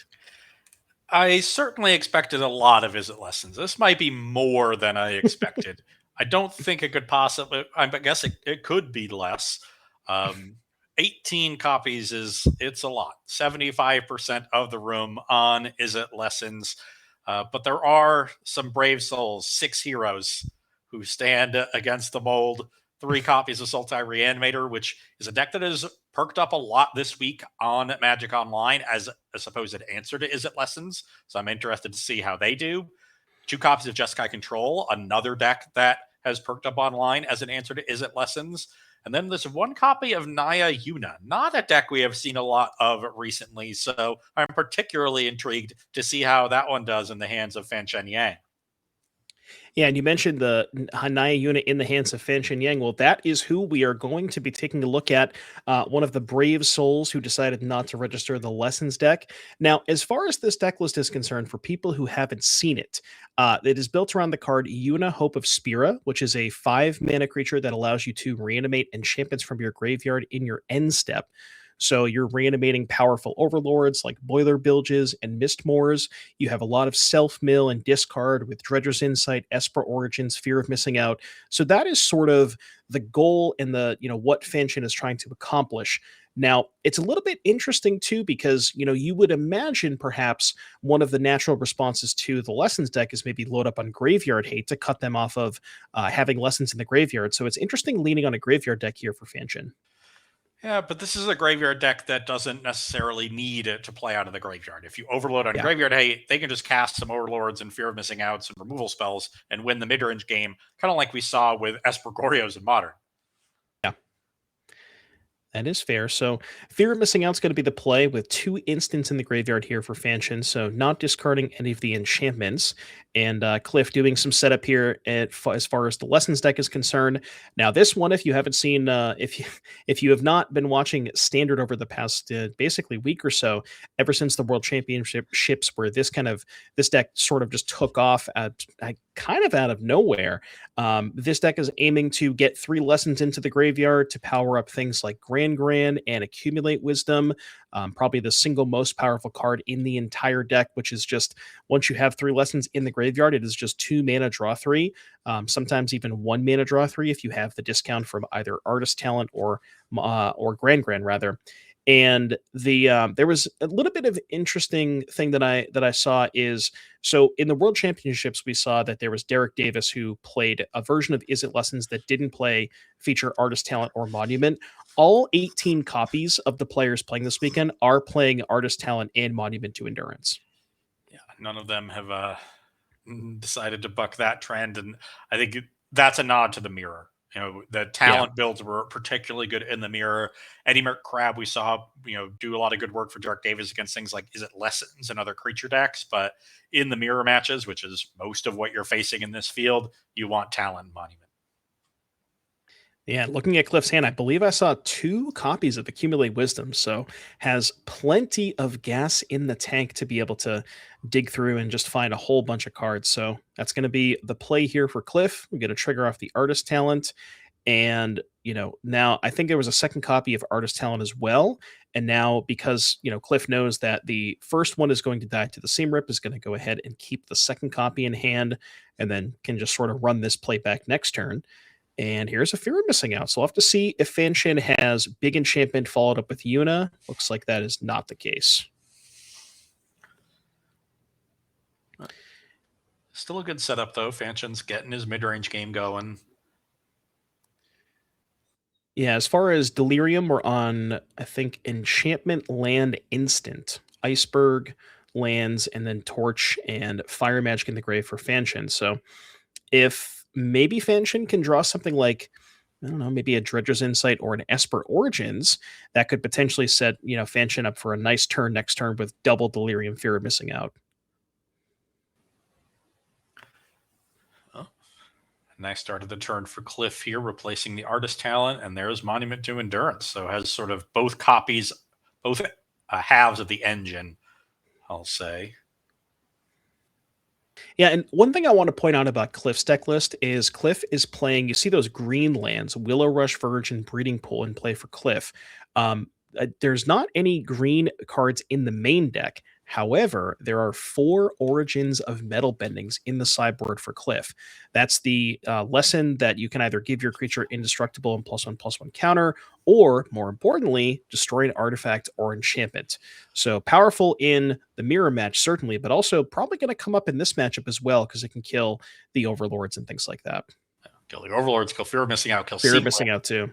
Kill Ang's Iceberg. There is a bunch of enchantments in the Enchantment Reanimator deck. Yeah. A lot of targets there for Fanshin. I really appreciate how we have the monument counters. I love those. Big fan of those. They're important here, especially when you get multiple monuments going and they're at different, statuses in terms of which modes you've already chosen. So I'm in favor of anything that allows players to communicate clearly. Yeah, there's also some spots where sometimes, you would need a lot of mana for this, but you can certainly find yourself in a position where you have a cost reducer.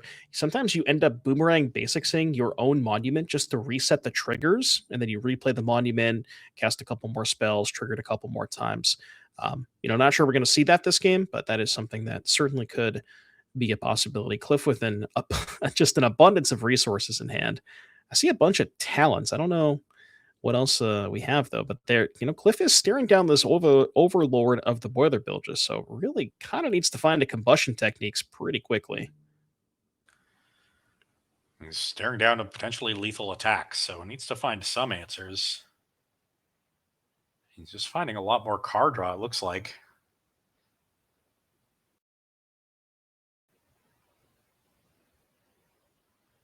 It's a treasure with the second monument trigger, so we can keep this chain going.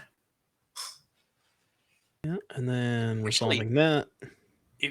Yeah, and I think it has to be combustion technique because he really needs to exile the Overlord. Otherwise, it'll be delirium for Fanshin, and the fear of missing outs can attack for 8. Yeah, because it'd be creature and ship and land instant. Okay.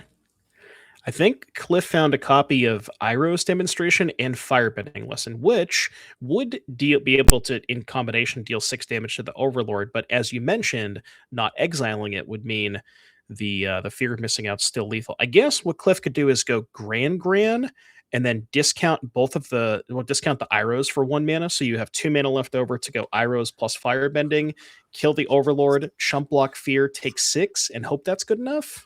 Yeah, I think that's the play. And Fanshin is hellbent, right? Yep.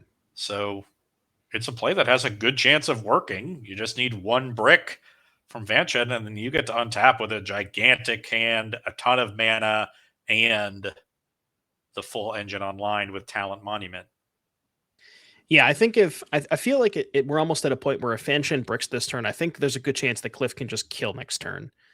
I guess maybe not. Goes for the fear of missing out with the Iroh's demonstration. So now Cliff has to find combustion technique or boomerang basics here. Wow, Cliff found the combustion technique. Okay. So now has plenty of, has that 1 treasure left over that can cast the combustion technique from the discount from Gran. You can even wait till Fanshin's turn to get the talent trigger. You could even go, talent, discard, draw, make a treasure, and then cast another 1 mana spell, discard, draw, trigger monument a second time to, just filter and find a lot more stuff. So we will have to see exactly what it's the big draw step here for Fanshin, although there's not really a ton of good draws here for Fanshin, I feel like. Because, I guess Yuna can get back Fear of Missing Out. Second Boiler Bilges, maybe.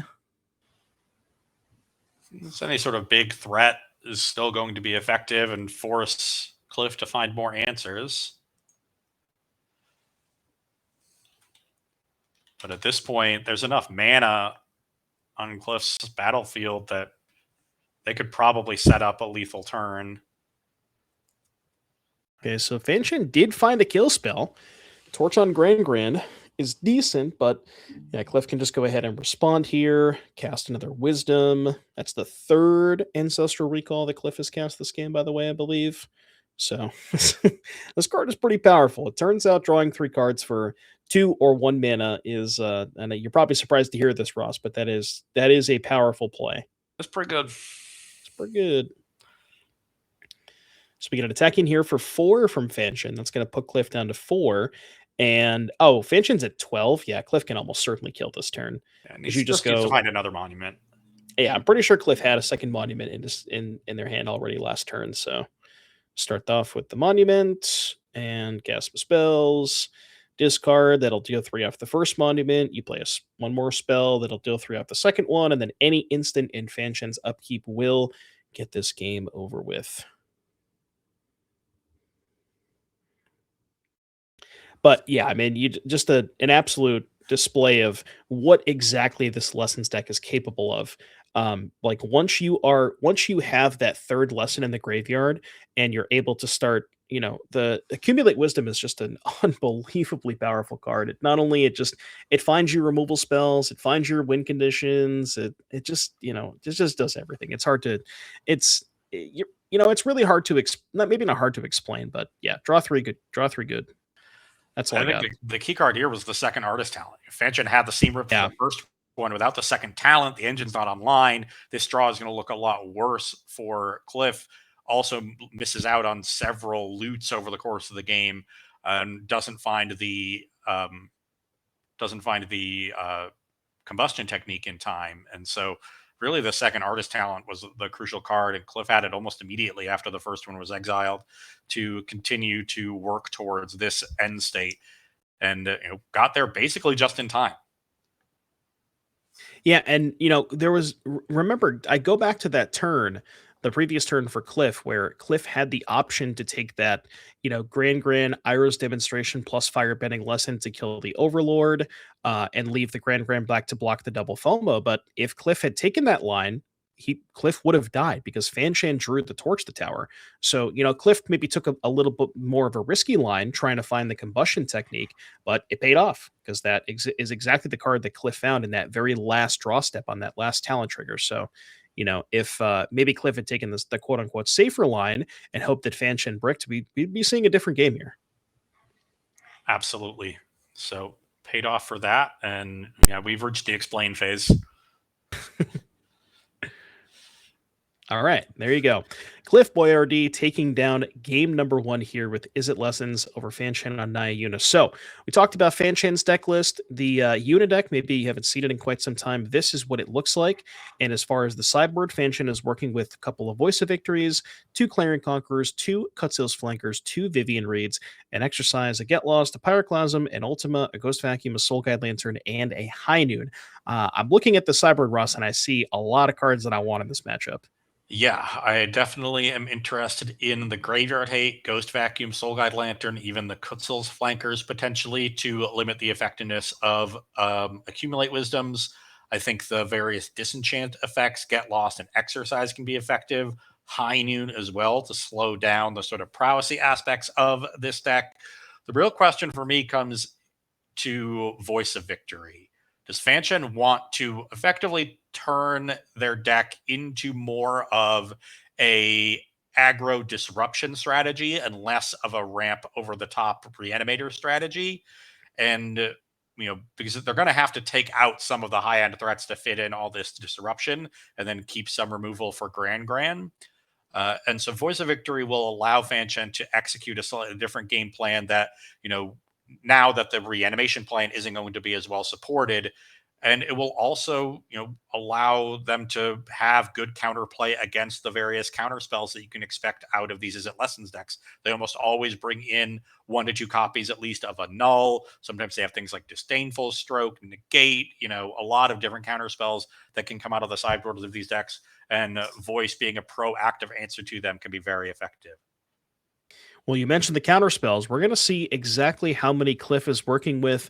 Take a look at their deck list here. This is the Is It Lessons. I guess we can call it Teamer Lessons now.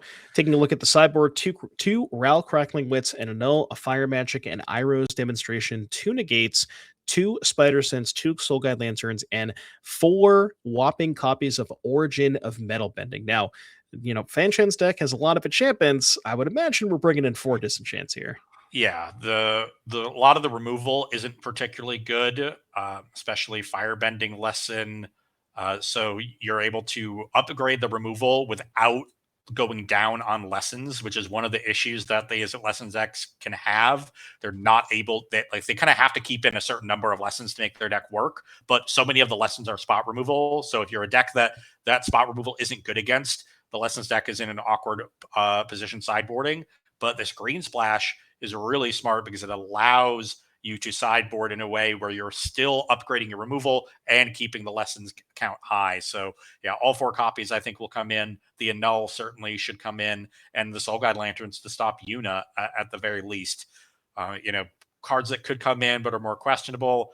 Maybe Demonstration comes in if you want more removal and you're cutting Lesson, but I think with the Disenchants you won't need it. Maybe Negate, but this is a pretty creature-heavy deck, Naya Yuna, so I doubt that. And then Ral Crackling Wit, just to give the deck a little bit more power, is another option. We'll see if Cliff decides to bring that one in or instead wants to stay lean. Well, there you go. So that is what the players are working with for the sideboards. Let's go ahead and get you back on down to game number 2 here against Cliff and Fanshan. And I really like how that point you brought up about the Lessons deck. Very, very powerful, but it requires a very high density of lessons.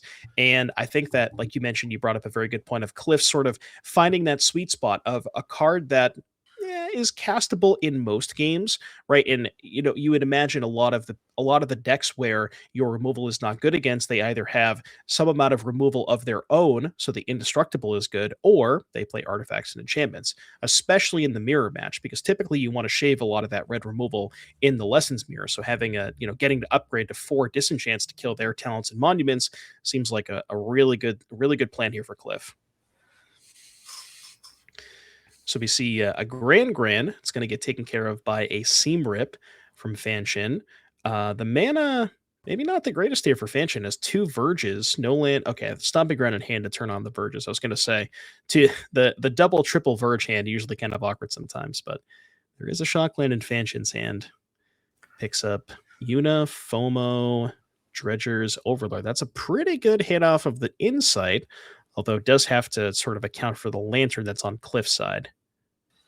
Yeah, normally it'd be pretty easy to take Yuna here and have the Overlord in the graveyard, but maybe Fanshin will instead go for something different.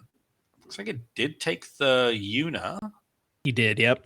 So signifies maybe another answer to the Soul Guide in hand for Fanshin. See what Cliff is working with here on their 3rd turn of the game. See a copy of Storm Chasers. Pretty sure that Verge does not make red, that does not make blue mana, but no harm, no foul. There we go. Okay. Verges, while powerful, they're not always dual lands. See here in hard, Overlord on turn 4. So that's sort of the plan. You mentioned in game 1 where it's, if Cliff is overloading on a bunch of graveyard hate, well, Fanshin just says, all right, I'll just start casting some Overlords. You're gonna have to deal with these. And presumably if a lot of the removal from Cliff came out, maybe has less ways to answer these tokens, although there's a combustion technique. Not a great answer, only answering one of the tokens. Ira's demonstration to sweep both of them would have been better. But it does have the Storm Chaser's talent, could rebuy the technique. This is a game where Cliff doesn't have any of the engine cards. There's no Artist Talent. There's no Monument to Endurance. So they're not really working towards that powerful end game that we saw in game 1. And that means Fanshin is going to have time to work down the counters on the Overlord. And that's going to be way more powerful than anything Cliff is doing, especially with the Yuna on the battlefield that will force a pop of the Soul Guide Lantern. But the Yuna will stick around, and any more enchantments that go to the graveyard can come back. Yeah, that's one thing. There's certainly an argument to be had about Soul Guide Lantern versus Ghost Vacuum in a variety of different matchups, where sometimes you want the Lantern against the Sultai deck because they just amass this large graveyard, and if you hit one of their demons, they just have more of them. So it's a situation where Lantern may be a little bit better against the Sultai decks, but kind of awkward here because Fanshin's playing a deck where they can go for one graveyard, like a graveyard turn, but doesn't Fanshin can just do the same thing again next turn, especially if there's another mill spell. So it can just present another thing that just says, hey, you're going to have to do this every single turn, and it's not clear that Cliff can. So Metal Bending is going to take out Seam Rip, and with that other combustion technique, we're close to being able to kill the Yuna. I mean, sure, but then there's still the Overlord around. True. So we have is that a second Origin in hand? I think it is. So Cliff can maybe go attack, loot, and then you can go Origin to kill the Overlord, and then you can combustion technique to exile the Yuna, and that would sort of manage the battlefield a little bit. Looks like that is what Cliff is going to do. But the other issue is now that you've origined the Overlord of the Mistmoors, now you're at the mercy of Fanshin just finding a second copy of Yuna, where now the Overlord's in the graveyard, and if there is a second Yuna, it's almost lights out already. Yeah, I mean, Cliff has done what they can. Right, I agree. Answer the threats on the battlefield, has some pressure here. From his position, will hopefully have time to rebuy one of the Origins, and then that could potentially stop a Yuna later. Origin's an instant, right? Yes. Yeah, Origin's an instant. And we see here Fanshin finding a copy of Overlord of the Boiler Bilges, and then we're just going to cast that for 6 mana. So that's going to go ahead and take care of the Grand. That's a huge pickup there for Fanshin. So yeah, you mentioned Cliff can pick up the Origins, but they're going to have to at least take a hit from the Overlord. And here we see the downfall of this Izzet Lessons deck not having the same amount of pressure as previous Izzet decks. When I think of Izzet Prowess, Corey Still Cutter, Izzet Cauldron with VV, even something like Izzet Looting now, those are decks that really can close games very quickly. The Izzet Lessons deck, absent of assembling the engine of Talent and Monument, does not end games particularly quickly. And so Fanshen's deck is set up with a ton of really powerful top decks, and every single one of them almost demands an immediate answer. And this Overlord is just going to, work down Cliff's battlefield. And even if Cliff can find an answer to it, then, they don't have an answer to the next threat that Fanshen draws, and so on and so on. So there's not, it's really difficult for Cliff to actually turn this around. He's just sitting here treading water. And here's another threat in the form of Esper Origins. That can just, Fanshen has 6 mana, so can just go ahead and cast that for 2. Not what you like to see for Cliff when Fanshen just goes top there. So we're going to flash that back. That's going to make a 4/4 and revealing. I think maybe we switched up the order, but land Overlord of the Mistmoors. So Fanshen setting up the ability to play the Overlord next turn. That's the station land too, isn't it? It is, yeah. Adagia. Yeah.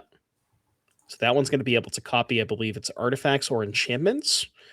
So that one, very, very powerful with Overlords. Fanshen just has that set up next turn. They can just go use the Overlord and the Esper to, fully station the Adagia, and then that can copy. Okay, so the Overlord's taken care of with the combustion technique, but still a lot of problems here for Cliff. Now Cliff has to deal with I guess the summon's going to sort of deal with itself. So it's 12 station, which means... Okay, we're not going towards that.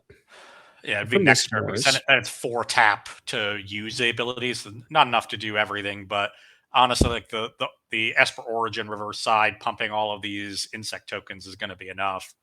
Yeah, and that's that is certainly a game where, like you mentioned, Cliff just sort of didn't really have...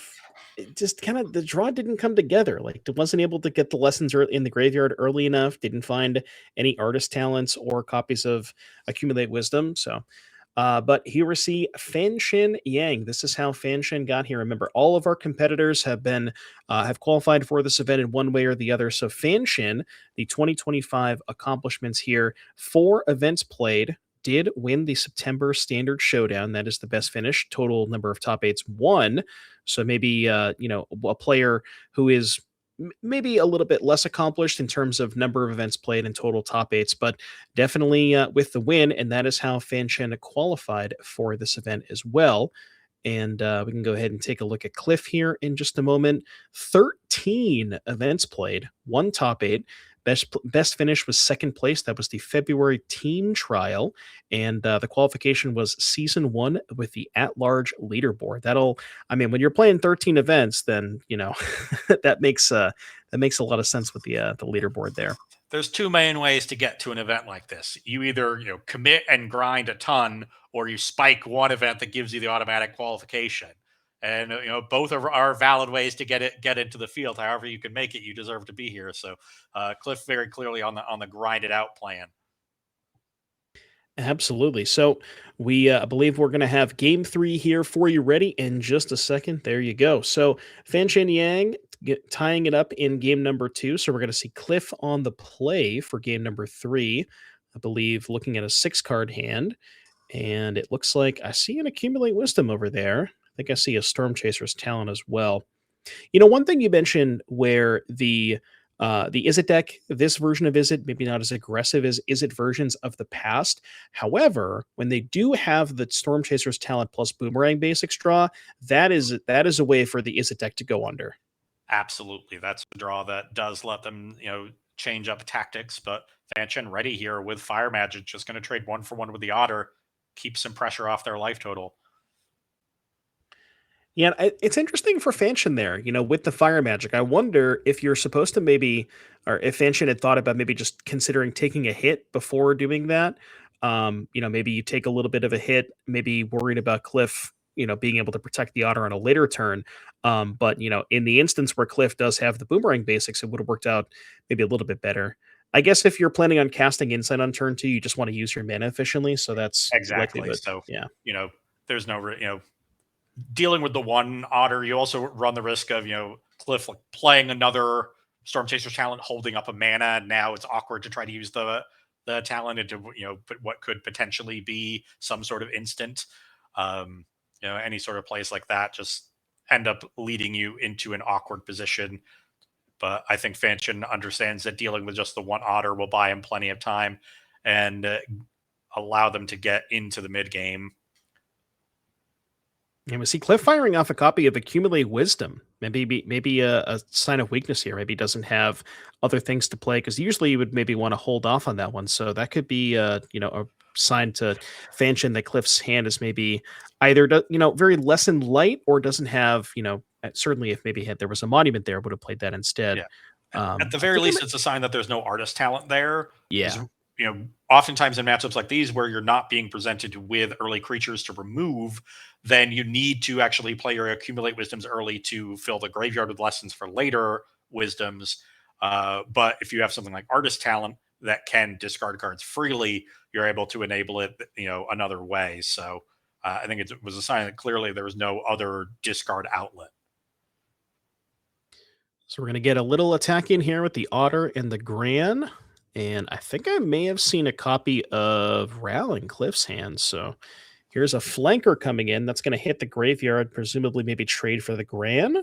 Yeah. There it is. But then this follow-up Ral is going to be pretty tough for Fanchon unless there's a Get Lost in hand. That might be the best Crystal's flanker I've ever seen. Get rid of 2 lessons and trade for Gran. It was pretty good. I've seen a lot of bad ones. Yeah. So there is the Planeswalker, and does Fanchon have a Get Lost? I believe there is a copy of Get Lost. There it is. Okay. There's also a Lantern and an Iceberg as well. So there's a lot of options here. Could maybe go Lantern plus Iceberg to be the most mana efficient. Could also just save the Iceberg for later on. Looks like they are going to go for the Get Lost. Yeah, mana efficiency here is less important than the safety of getting rid of the Ral and making sure it's gone. Yeah. The Aang's Iceberg can be a very effective answer to one of these otters if need be, since they will not come back when the Iceberg dies. But make sure the Ral is in the graveyard. That's where it belongs if you're a Fanchon. Yeah, there's also a situation where if you Iceberg the Ral and you're tapped out for a turn, then Cliff could say, boomerang your Iceberg, play a bunch of spells, and then get into a spot where the Ral pops off. So, yeah, that makes a lot of sense. Also, it's the 4 copies of Origin of Metal Bending. So the Icebergs are much less safe against this build of lessons as opposed to the typical one. Interesting play from Fanchon there. I mean, just the +1 life doesn't miss anything. Exile the flanker with the Soul Guide Lantern, because there was no lessons in the graveyard for Cliff, and doesn't really have a way to get that flanker back. So just get a little bit of life there with the Lantern. Cliff popping some maps here. Maps are not free. Cliff really wanted to hit a lesson there. Does have, I believe, an Accumulate Wisdom in hand. So Otters get a little bit bigger. They get into the red zone. Fanchon's going to fall down to 8. Okay, yeah, because there was a spell cast, right? Artist talent. So Fanchon all the way down to 8, facing down 2/2/2 prowess creatures. It's looking a little dicey, although I did see a copy of Yuna in Fanchon's hand. Is there land 5? I don't think land there 5. is. Picked up a Torch this turn, so he has 2 removal spells in hand. Torch plus Aang's Iceberg. That'll answer the two Otter tokens quite cleanly. And really, it's just about, can Fanchon draw some lands and deploy these really powerful threats before Cliff gets the full engine online with Monument to Endurance. Well, right as you mentioned it, good timing, Ross. There is the Monument to Endurance, but Cliff can't really do a ton this turn because they've got 2 1-mana spells left over. So, I mean, I guess you can discard the Combustion Technique and hope to rip a land, but you kind of want to save the Combustion Technique for a potential Yuna if you're Cliff. So,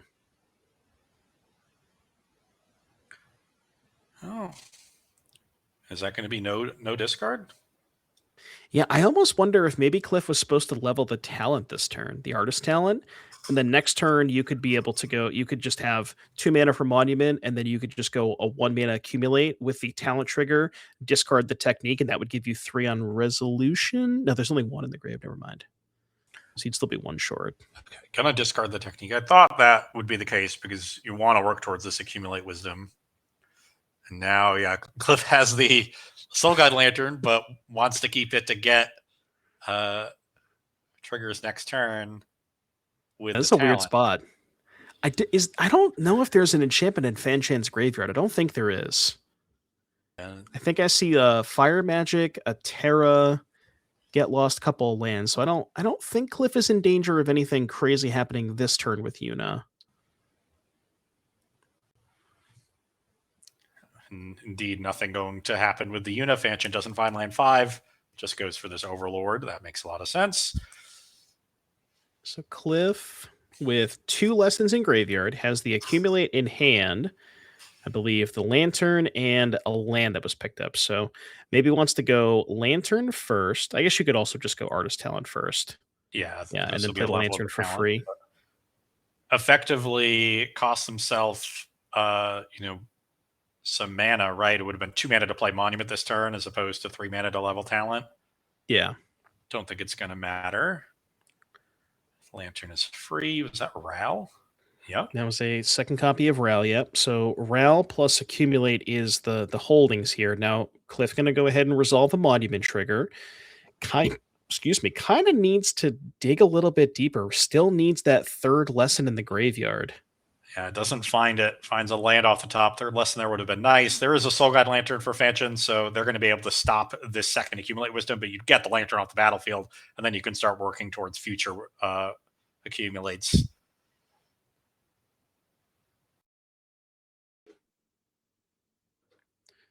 So we'll have to see what Cliff wants to do here, but not a ton of options left over.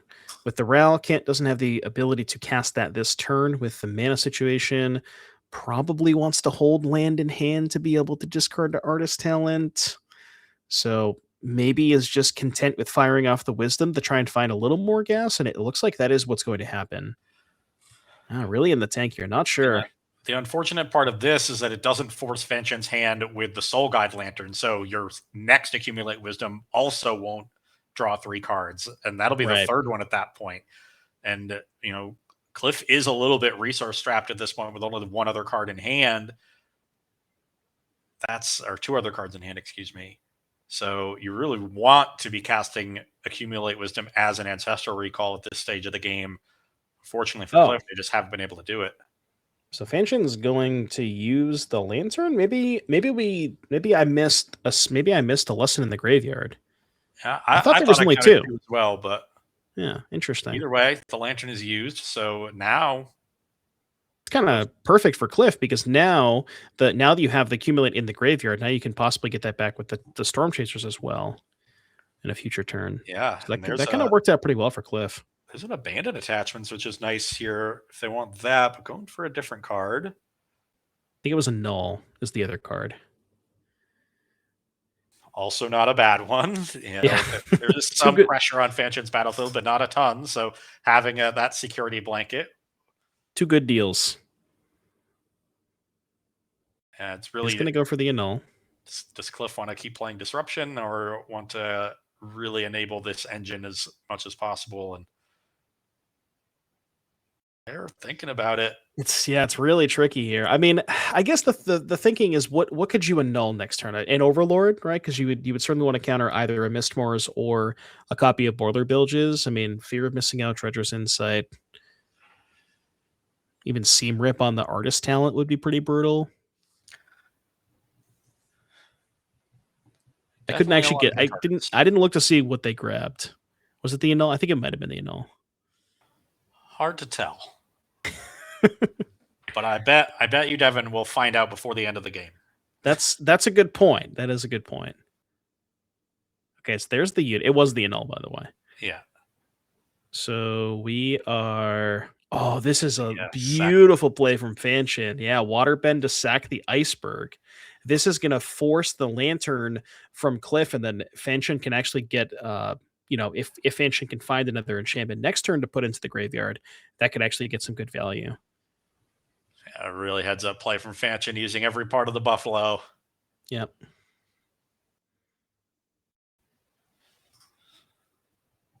Yeah, and I mean, if you're Cliff, you almost it's a low value target, but if you don't use the lantern, then they're just going to kill the monument. So you almost certainly have to pop the lantern here. Yeah, as that is what happens. So no graveyard for Fanshin. And I mean, Cliff is going to get to untap with a Monument to Endurance and a level 2 Artist Talent. So you gotta like Cliff's chances here. Oh, is this end of turn? The unit does. Okay, I was going to say. Yeah, I guess there's no graveyard anyway, so. Or one less in the graveyard, rather, excuse me. Are those insects not enchantment creatures? No, they're just creatures, I They're believe. just regular creatures. Okay.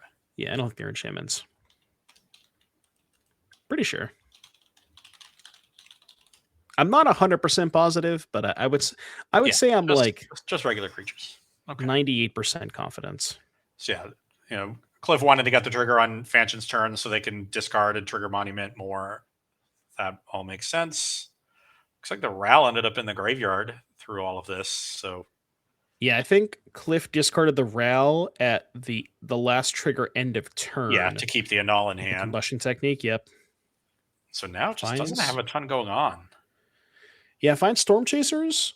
So, I mean, you can level up one of the... You can make a treasure off of the Monument, level up the Storm Chasers, get back the Wisdom, play land, cast the Wisdom, discard the Annul.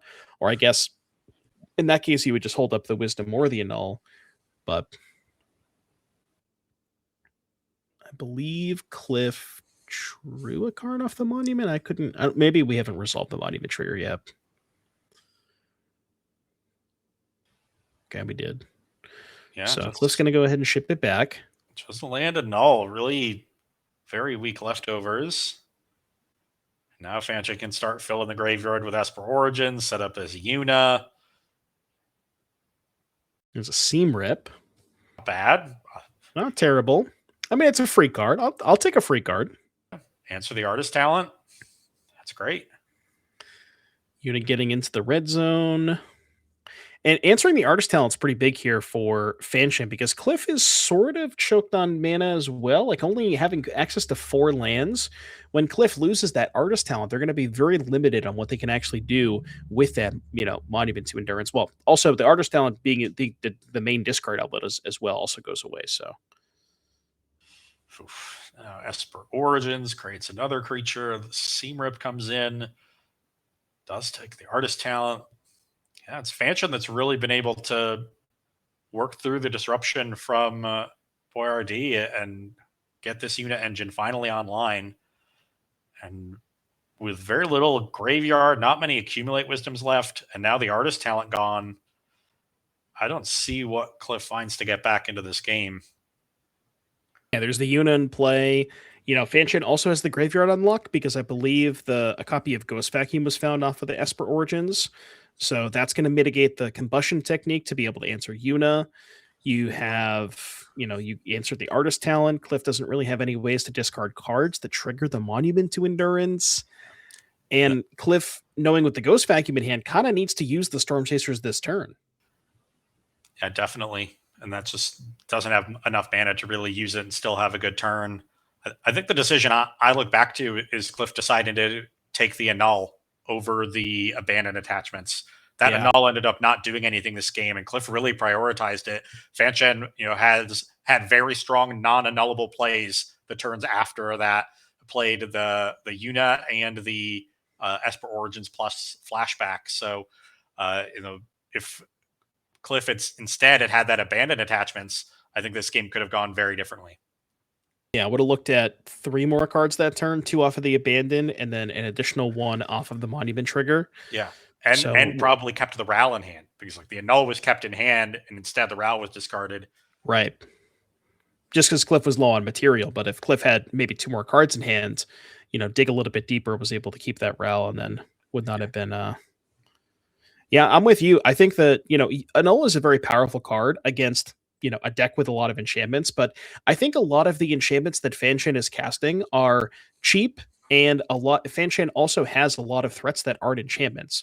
So, and I think also a lot of a lot of Fanshin's enchantments are answers too, and the Annul is sort of a situation where Cliff needed to maybe Cliff was just out of resources. Like you mentioned, the abandoned attachments I feel like would have been a little bit better this game, but we are here, and that is going to do it. Fan Shin, our lone Naya Una player, in a sea of 75%. Is it Lessons? Takes down the one and only Is it Lessons.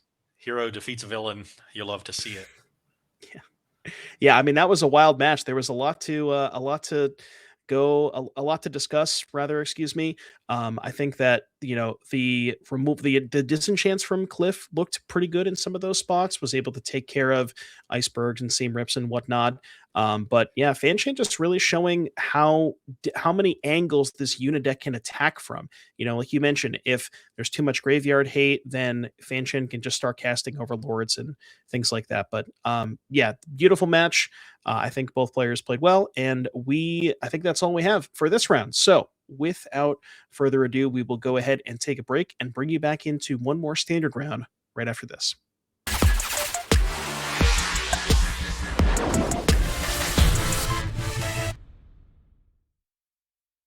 All right, everybody, we are back here for the NRG Championships end of year final event. I am joined by Ross Merriam, and we are going to be bringing you round number 6 of coverage here.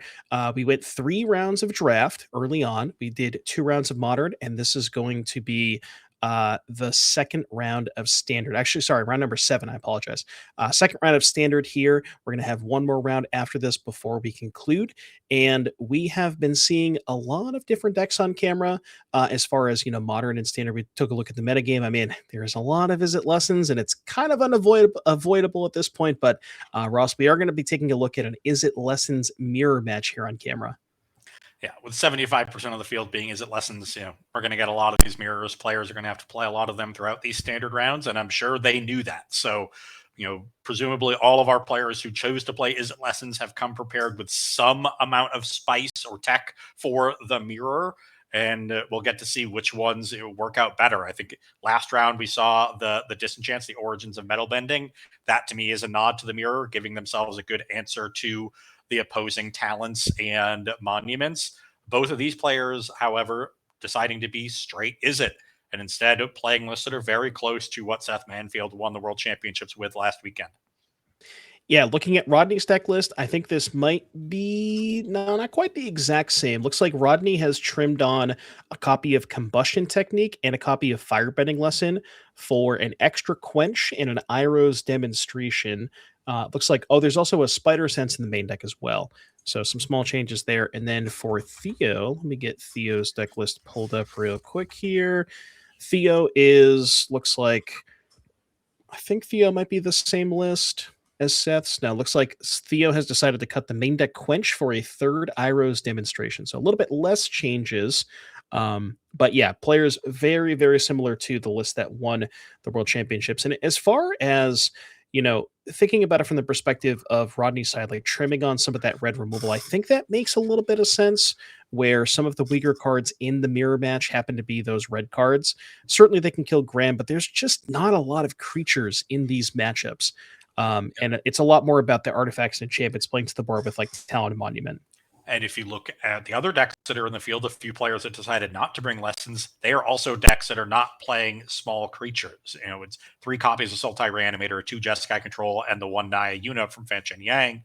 So there's 0 copies of Badgermole Cub in the standard portion of this tournament. There's more Badgermole Cubs in modern than in standard, Devin. Well, I'll be honest with you, I didn't think that was going to happen. But to be fair, the Badgermole Cup decks did kind of get destroyed at the World Championships. They had some pretty low win rates. It's what these Izzet decks were built to prey on. They have a bunch of all this red removal because that's where the lessons are. So, very clear that that's what players expected to play against. So they gravitated away from the decks that line up well into that red removal and are instead trying to play decks that play well into that removal. And that means that the Izzet Lessons players have to adapt by trying to cut down on red removal while still keeping their lesson count high. Yeah, and Theo finding a copy of Monument to Endurance. So Theo has a Monument and an Artist Talent, and Rodney has neither of those. So if there was an advantage bar, I think it would be heavily in the favor of Theo here. As far as, Rodney's got, an Otter token, Monument to Endurance, but doesn't really have a way to use the Monument. Theo can start doing, having a big setup turn, maybe level up the artist talent this turn, maybe play land 4, get a little bit of a discounted spell. But it's Rodney's kind of in a rough spot here. Yeah, in the early games, sometimes Storm Chaser's talent plus Boomerang Basics can be a viable plan to go on the beatdown and get very aggressive. But once that is stymied, either by you not drawing those cards or your opponent having removal, then these games are really going to be about who assembles the talent monument engine faster. And Theo has done that here in game 1 and should look to end this game relatively quickly. Bit of an interesting exchange there for Rodney. So Theo played a firebending lesson on the otter token, and Rodney, knowing the otter was going to die, went ahead and spider sensed, picked up the otter to counter the artist talent trigger. May not seem like the most, but does deny Theo the ability to discard there, trigger the monument one time, and the otter was going to die anyway. So Rodney get a little bit of value out of that spider sense. But yeah, Theo just kind of operating on everything's going right for Theo here. Has the talent, has the monument. I guess the one thing Theo doesn't have is a cost reducer yet, but there is the artist talent in play, so can go ahead and do that next turn. And we see Boomerang Basics on Monument to Endurance just to kind of choke Rodney on mana a little bit. Yeah, that's, Theo understands that he has the engine online as long as he can keep Rodney from establishing his own engine. And then maybe Rodney can, chain accumulate wisdoms from that point while Theo maybe misses on that card.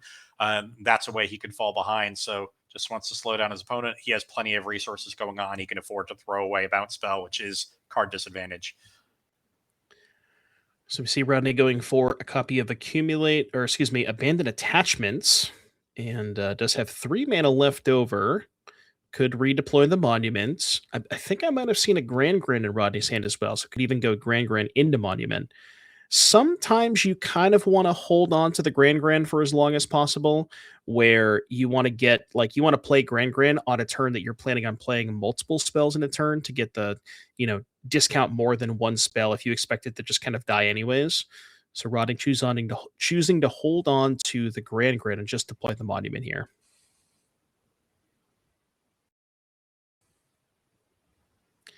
So we'll go ahead and see what Theo is up to. Could start the turn off with a level up of artist talent to get a discount on spells. I think that's going to be the case here, or maybe a second monument. There's a monument in hand. Okay. Ooh. Yeah, okay, Rodney's seen enough. I get it.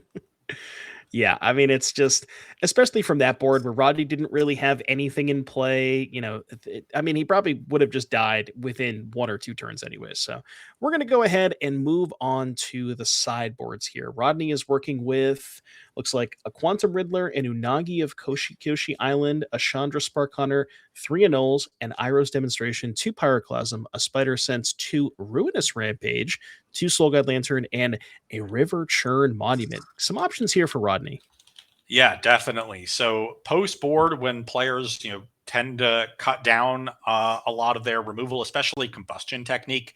Firebending Lesson at least trades on a 1-for-1 basis at even mana against Grand. And then Iroh's Demonstration can sometimes be important for catching you up against the early talent Boomerang Basics draws. Your opponent will sometimes leave you a window to sweep away all the otters.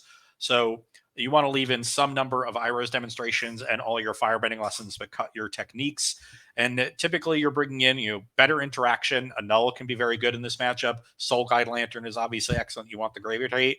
But then you can lean towards other threats, because once players bring in appropriate disruption for the engine pieces, Artist Talent and Monument to Endurance, you can try to sidestep it with other cards. And we see Rodney's really overloaded on that aspect. River Churn Monument, Quantum Riddler, Unagi, Chandra. I don't know if all 4 of them will come in. I wouldn't be surprised, but certainly some number of those cards will come in to give Rodney the ability to play more of a mid-range game when both players trade off a ton of resources with all of this additional disruption that comes in after sideboard. Yeah, I think what's nice about that too, just to point out the threats here for Rodney, it's a nice mix. You have an artifact, a creature, and a planeswalker. You have cards that cost 4 mana, cards that cost 2 mana. So you're sort of, a lot of the Annuls and Disdainful Strokes, you're kind of splitting hairs on those a little bit, your opponent's versions of those counter spells, where they're not going to be they're not going to have, they can't target everything with those counter spells, is kind of what I'm getting at. So that is what Rodney is working with. Let's go ahead and see if we can get Theo's deck list pulled up on screen. So Theo is working with 3 Quantum Riddlers, 2 Annuls, a Spell Pierce, a Torch the Tower, 2 Abrades, an Iroh's Demonstration, a Negate, a Pyroclasm, a Spider Sense, and 2 Soul Guides. So a little bit heavier on the creatures here for Theo. Yeah, Quantum Riddler is a great mid-range threat, so less diversified, but relatively similar structure of the sideboard. We have Riddlers as mid-range threats. We have the Soul Guide Lanterns for Graveyard Hate. We have better interaction in the form of a Null, Spell Pierce, a Braid. All of those can come in. Even Pyroclasm could be good as a way to sweep up a bunch of, relative to Iroh's Demonstration, because it still kills Grand as a spot removal spell if you need it to. Could be awkward if you have your own Grand in play relative to Demonstration. We'll see what numbers of those Theo wants to be on, but very similar sideboarding, obviously, in the mirror. We're going to cut our combustion techniques. We're going to cut down on spot removal overall, but bring in some more counter spells, more card advantage, Graveyard Hate, and leave in enough spot removal to make sure they can answer Grand and then can answer, sometimes hordes of talent tokens. Maybe you need to leave in like 1 combustion technique to have an answer to Quantum Riddler. Rodney maybe needs to leave in 2 or something because there's 3 Riddlers in Theo's sideboard, but you adapt based on open deck list from what exactly your opponent's sideboard threats are. Well, there you have it. So that is what the players are working with. We're going to go ahead and get you back down to game number 2. Theo currently up a game over Rodney. Players playing a very, very similar deck lists. And, as we talked about, we're going to be seeing a lot of this is at Lessons Mirror in the standard portion of our event, given that it is 75% of the metagame. And I mean, again, these players, the World Championships happened. Deck lists, I believe, were due on Wednesday. So they really only had a couple of days. And it's entirely possible that, the World Championships just sort of derailed their entire testing, because this Lessons deck was not really as much of a known quantity going into the World Championships. People were playing it, but I don't think that people at the World Championships expected it to be as dominant and as played as it was. Absolutely. And so our players here had to react to that. And with only a couple days to react, it's no surprise that so many people fell on the, join them bandwagon. Because if the deck proves to be broken like previous Izzet decks in standard for the last year, it'll be tough to go to an event like this that you've worked all year to qualify for and play a deck that is so far below the rest of the field because this broken deck exists. This brand new color combination, blue and red cards. I feel like we haven't seen it that much in standard before, but we see Theo going off with there's a resolved artist talent, and Rodney does have 2 Storm Chasers, but Theo was able to answer the first otter with a Boomerang Basics, and Theo has basically everything, not everything, but has a lot online here. Soul Guide Lantern to cut off Rodney's access to accumulate wisdom, and has an artist talent potentially setting up for a monument next turn. There is kind of some, weird situations with Soul Guide where you kind of want to time it correctly, where if your opponent has 3 lessons in their graveyard and they don't have mana up, sometimes you want to think about using it main phase, because then you could run into a spot where if Rodney has double wisdom, then Rodney could go wisdom, you lantern, Rodney wisdoms again. So there's maybe a little bit of a cat and mouse game as to when you want to use that lantern. Absolutely there is, but no further plays past the Grand for Rodney, so Theo gets to keep the Soul Guide Lantern in play, and that is rough. That was a big turn for Rodney. He had fallen behind in the early turns of the game, but had 4 mana, could have potentially interacted with Theo's battlefield, built out his own, didn't really get to do any of that, and now he's just going to fall further behind. I think there might have been a copy of Monument in Rodney's hand. I think I spotted one. So, but potentially holding up a counter spell instead of deploying the Monument. It's hard to get a good look at Rodney's hand past that. But yeah, Theo getting in with the Otter token. It's going to put a little bit of pressure on Rodney. And we'll see exactly what Rodney has to work with. Lantern also, maybe notably shutting off the Storm. Well, one of the Storm Chasers talents for Rodney. So if Rodney was, to go for the Storm Chasers, target a card, then Theo could maybe.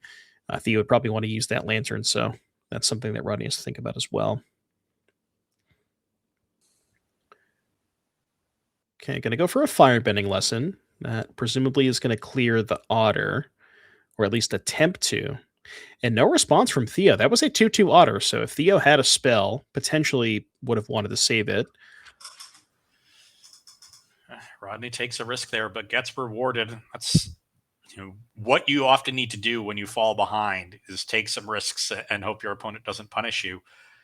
Really interesting there that Rodney didn't make a play with those talents. Could have bought back a spell. I guess has the looter land, so can hold up counter spells or at least bluff them while still getting a little bit of card selection here. Yeah, one thing that, one subtle difference that I didn't, we didn't point out when we were looking at deck lists is Rodney has a second copy of Agna Kella, the land that lets you loot. So that could be something if the game goes a little bit longer, Rodney having a second copy of that potentially has, a little bit of, like, Rodney already has one. I guess Theo has one too. So we're even there, but not sure. We're looking at judges. Not sure what happened here. Looks like Storm Chaser's talent getting leveled up. I wonder if there's a question where when exactly does Rodney have to target the card? I believe you do have to target.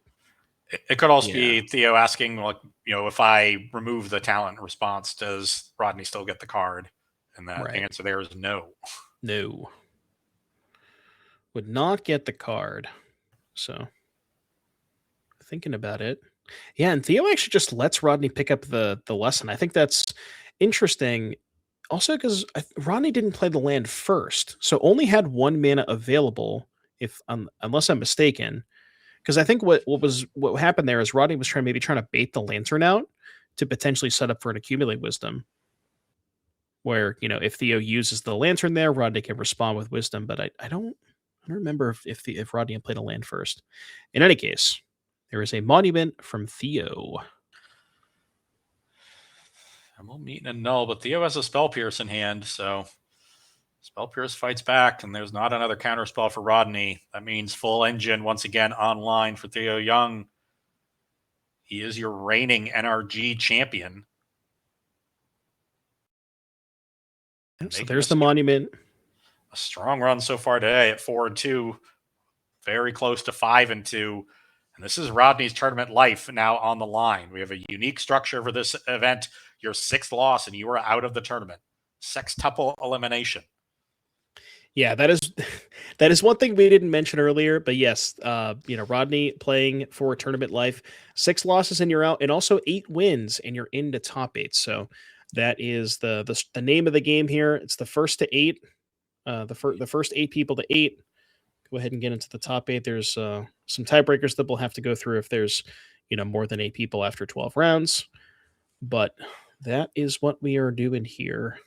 So we see Rodney go for a firebending lesson, I think, on end step, and I think looks like Theo is thinking about something. Not entirely sure. Okay, we were thinking about whether or not wanted to pop the lantern, and I think Theo maybe correctly assumes that it's good to do it where Rodney's tapped out, so Rodney can't respond with something like a wisdom. Theo, very much on the ball here. Time to Soul Guide Lantern well. And okay, now Rodney turns to get aggressive. Boomerang Basics on Storm Chaser's talent. Has a couple otters going. This could be a reasonable plan. Especially with now the Soul Guide Lantern gone, the Boomerang Basics can start looping with Storm Chaser's talent. All right. Rodney getting in for 3 damage. Theo's down to 13. So basically, I think we're sort of at a point where Rodney has just accepted the fact that we're not going to find a copy of Talent or Monument, and we are now trying to win the game with Otters, which, to be fair, Theo may be not equipped to answer if there's no like Iroh's Demonstration or anything like that was kept in. This game right now comes down to how good Theo's hand is. A strong hand should take this game. A weak hand might lose to this horde of Otters. There's a wisdom. I'm going to be honest with you, Ross. I think there's only 2 lessons in Theo's graveyard.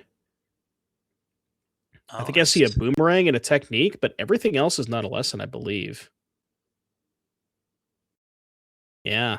Yeah, this is just going to be an impulse. Wow. Okay. Usually you don't see that many cards in the graveyard with only 2 lessons, so it's a little jarring. But when you board out a number of your removal spells in a matchup like Right. this and bring in Soul Guide Lanterns and counter spells and whatnot, these are the things that can happen. The engine of the deck gets weaker in these post-sideboard games, which is why you see the players bring in those additional threats so that they have something that they can draw into when the engine isn't humming at 100%. I gotta say, after watching Cliff on camera the round that we did, I kind of like the green splash, right? Yeah. Because it seems like the Origin of Metal Bending is a card that whenever your red removal spells are bad, most of the time the Origin is going to be at least somewhat good in some fashion or some I form or completely fashion. agree. So. I think that was a stroke of genius. I wouldn't be surprised if it's something we see picked up moving forward. So Theo does have a second monument here. So that presumably is maybe what was found off of the Accumulate Wisdom. But yeah, with Theo making that play last turn, it's possible. I mean, you would imagine that if Theo had other spells to play, would maybe deploy those before playing the Wisdom to try and find that third lesson. But with Theo making the play that he did last turn, it sort of signifies a little bit of weakness. Hey, Boomerang Basics on a talent. Now another Boomerang Basics on the other talent. Can Rodney get to lethal here? And That's a lot of damage. Theo's at an odd life total, which is awkward. It will need to be 6 spells if there's no other sources of damage. But has 4 rolled up. And, could conceivably like Firebending Lesson of an Otter that he makes this turn with one of the talents that gets replayed just as to prowess the attacking Otters. And I do see a Firebending. Yeah, there's a Firebending Lesson. I think Rodney is just 1 spell short. Yeah, needs one more single blue spell, and there's just not that many of them. He's already cast 4 this turn, 2 talents, 2 Boomerang Basics. I think what he can do is go Grand into Ancestral and try to find land plus another spell off of this. Because I don't think Rodney's played a land this turn. So land, okay, there's land. Okay, that should do and it. And then double talent, right? There's talent, get the 5, talent, get the 6, and that's 14. Wow. Did not expect that. No.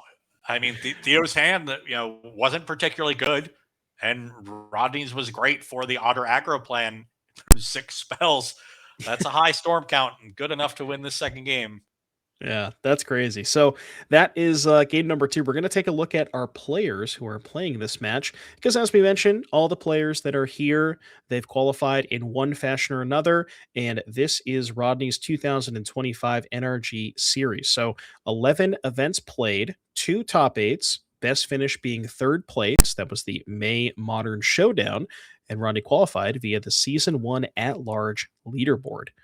So that is Rodney's resume here. And if we can go ahead and take a look at Theo's, well, I know that Theo is our returning champion. That's how he qualified for this year's event. As far as the 2025 series, he played 6 events with 2 top 8s. So didn't even, could have taken the year off, right? With the already qualified being the champion from last year. But he said, you know what? I'll play some events, still make a couple of top 8s. Best finish was 2nd place in the June Standard Showdown. Yeah, he gave players a little bit of a shot, only showing up to 40% of the events instead of 100%, knowing that his invite was in the bag. So, but yes, still very impressive there. 2 top 8s in 6 events. And anytime you're at about 20% or higher in top 8 conversion rate, you're doing something right. And so 33% there for Theo, even in a small sample size, is a great year.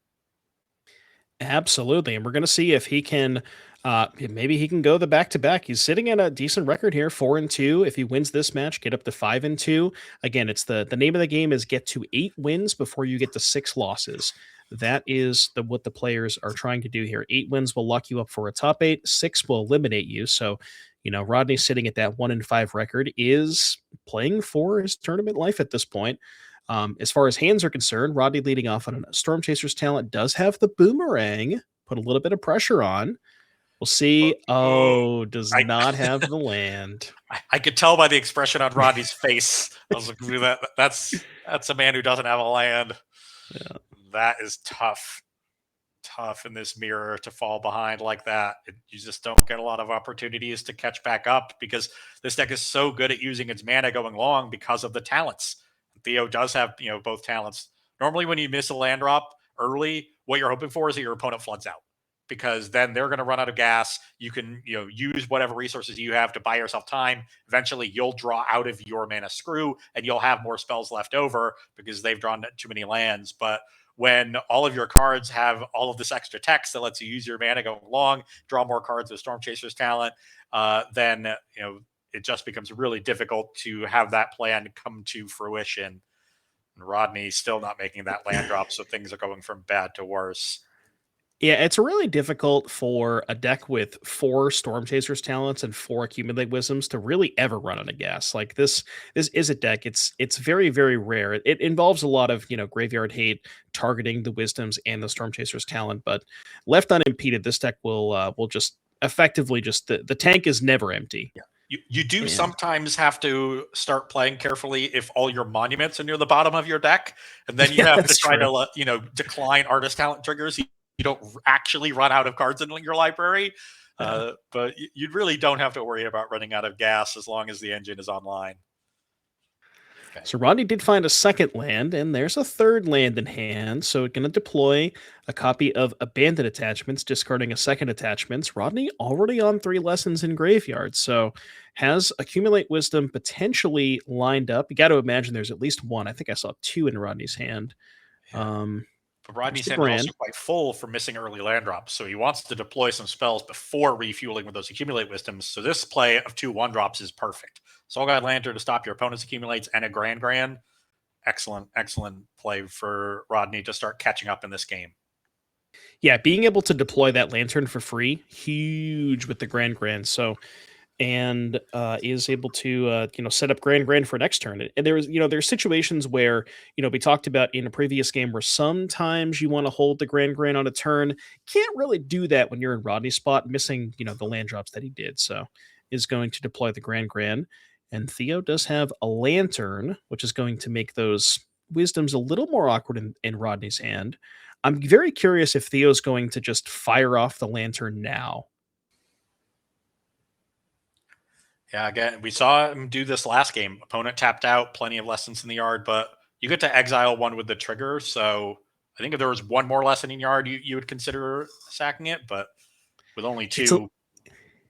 It's a little risky, though, because if you let the Grand go to combat and Rodney discards a third, now Rodney has 3 engrave and the discount ready. So Rodney could even say fire off Wisdom, then get Lantern, Wisdom again in response with the mana discount. So bit of a tricky spot here for Theo to navigate.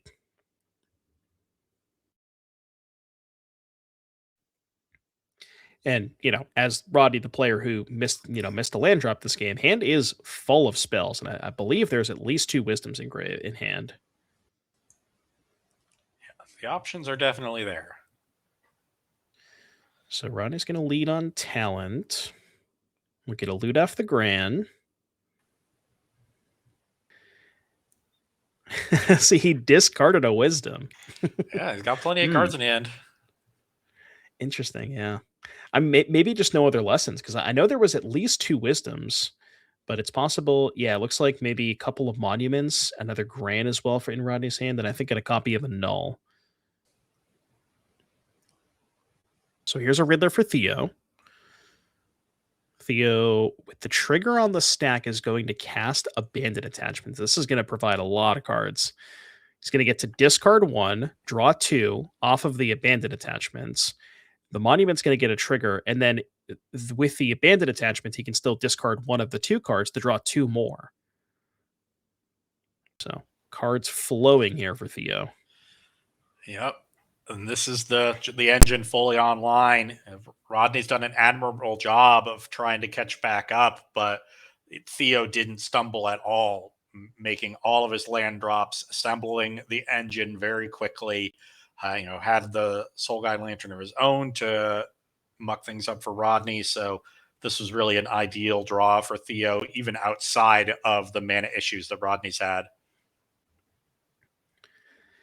Yeah, looks like Theo firing off a copy of Firebending Lesson on Gran. It's going to stop the discounts, and this is good sequencing here for Theo. Now that there's no discount, maybe can fire off the Soul Guide Lantern while Rodney only has 1 mana available, just to sort of, make sure that Rodney cannot really do anything to get out of this game. And yeah, I mean, at this point, it seems sort of helpless. Doesn't really have enough going on. No discount. I mean, does have a second Gran, but yeah, Theo's just going to fire off the Lantern now. And with only three mana, I mean, does have a copy of Artist Talent, I guess. So maybe you could level the Artist Talent and hope that you get to untap. Maybe deploy a Monument this turn. I think I saw 3 copies of Monument in Roddy's hand. That's probably too many at this point. Yeah, I would say it's probably too many. So it looks like Roddy's going to go for a Monument. That's going to be met with a negate from Theo. And Theo, just like you mentioned, firing on all cylinders, has the full combo in play, even has an auto to boot. Rodney all the way down to 4 life, presumably going to take lethal damage this turn. Yeah. And Theo's been very careful this entire game to not leave himself vulnerable. He found the Graveyard Hate. He's holding up counter spells. It's very easy in that scenario, especially when your opponent misses land drops, to just start jamming all your spells and try to end the game as quickly as possible. Theo was aggressive there in trying to get to the end stage with the engine, but it was tight aggressive, as we like to say. It's just playing out enough to put himself ahead while still leaving up interaction to make sure he could keep his opponent behind. Because it's always relative. It doesn't matter how fast you go if your opponent's going faster. So the more you can put your opponent behind, that's just as good as going quickly, sometimes even better. Just very tight professional level play from Theo Young there. No surprise, given that he is our reigning champion. Yeah, and with that loss, we do have to say goodbye to Rodney. Remember, the name of the game is get to 8 wins before you get to 6 losses. So with that 6th loss, Rodney is eliminated from the tournament, and Theo picking up win number 5. So that's going to do it for this particular round. We have 1 round left to go. It's going to be a little bit more modern action, and stay tuned because we will be back in just a little bit.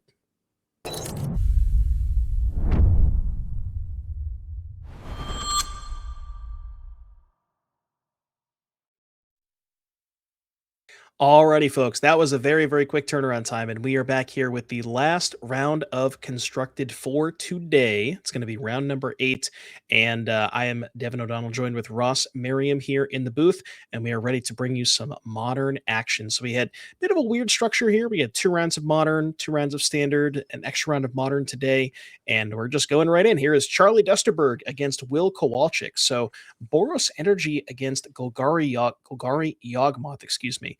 We saw the Yawgmoth deck on camera earlier get dispatched by the Espergorios deck of Garrett Galford. How does this matchup typically go for the Yawgmoth deck? It's a really interesting one because the Yawg deck is very good at blocking, which is not something Boros Energy is used to running into. True. In particular, Young Wolf is like the mortal enemy of Ragavan. Yeah. So you as the Boros player, you actually have to slow down and be less aggressive and really try to build up your board outside of combat. So like starting with Guide of Souls is great because that can allow you to trigger Pride without attacking, and then the extra energy can let you jump your creatures to the air. So I think that's an ideal 1-drop for Charlie. But while you're trying to navigate around all these potential blockers from the Yawg deck, you have to disrupt their synergies as well and disrupt their combos. And the Boros Energy deck does have good removal options for that. It has cheap removal for early mana creatures to stop their mana. It has things like Raven Charm that can exile the graveyard and disrupt Agatha's Soul Cauldron. So it's a matchup where both players have good tools. So there's not a huge edge either way, but there's a ton of play back and forth. Yeah, it looks like the deck list for Will Kowalczyk, very, very similar to what we saw from Grayson Nemitz. Has the 4 Soul Cauldrons, the 4 Badgermole Cubs, the Dredger's Insights, the 4 Walking Ballistas, has a second copy of Grist, leaning on Green Sun Zenith. So very, very similar to what we saw from Grayson earlier today. But yeah, we see, looks like players. So we have a Voice of Victory and a Guide of Souls for Charlie's the first couple of plays, and Will leading on a Young Wolf into a Dredger's Insight.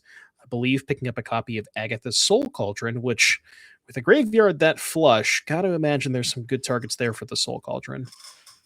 Absolutely. So good starts from both players and plenty of information for Charlie based on what was selected off of those green cantrips.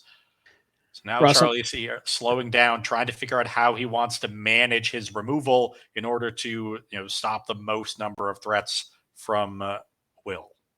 I'm going to put you to the test. I don't know. If you take a look at Will's graveyard, there is one particular full art card. I want to say that's a Yawgmoth, but I'm not 100% positive.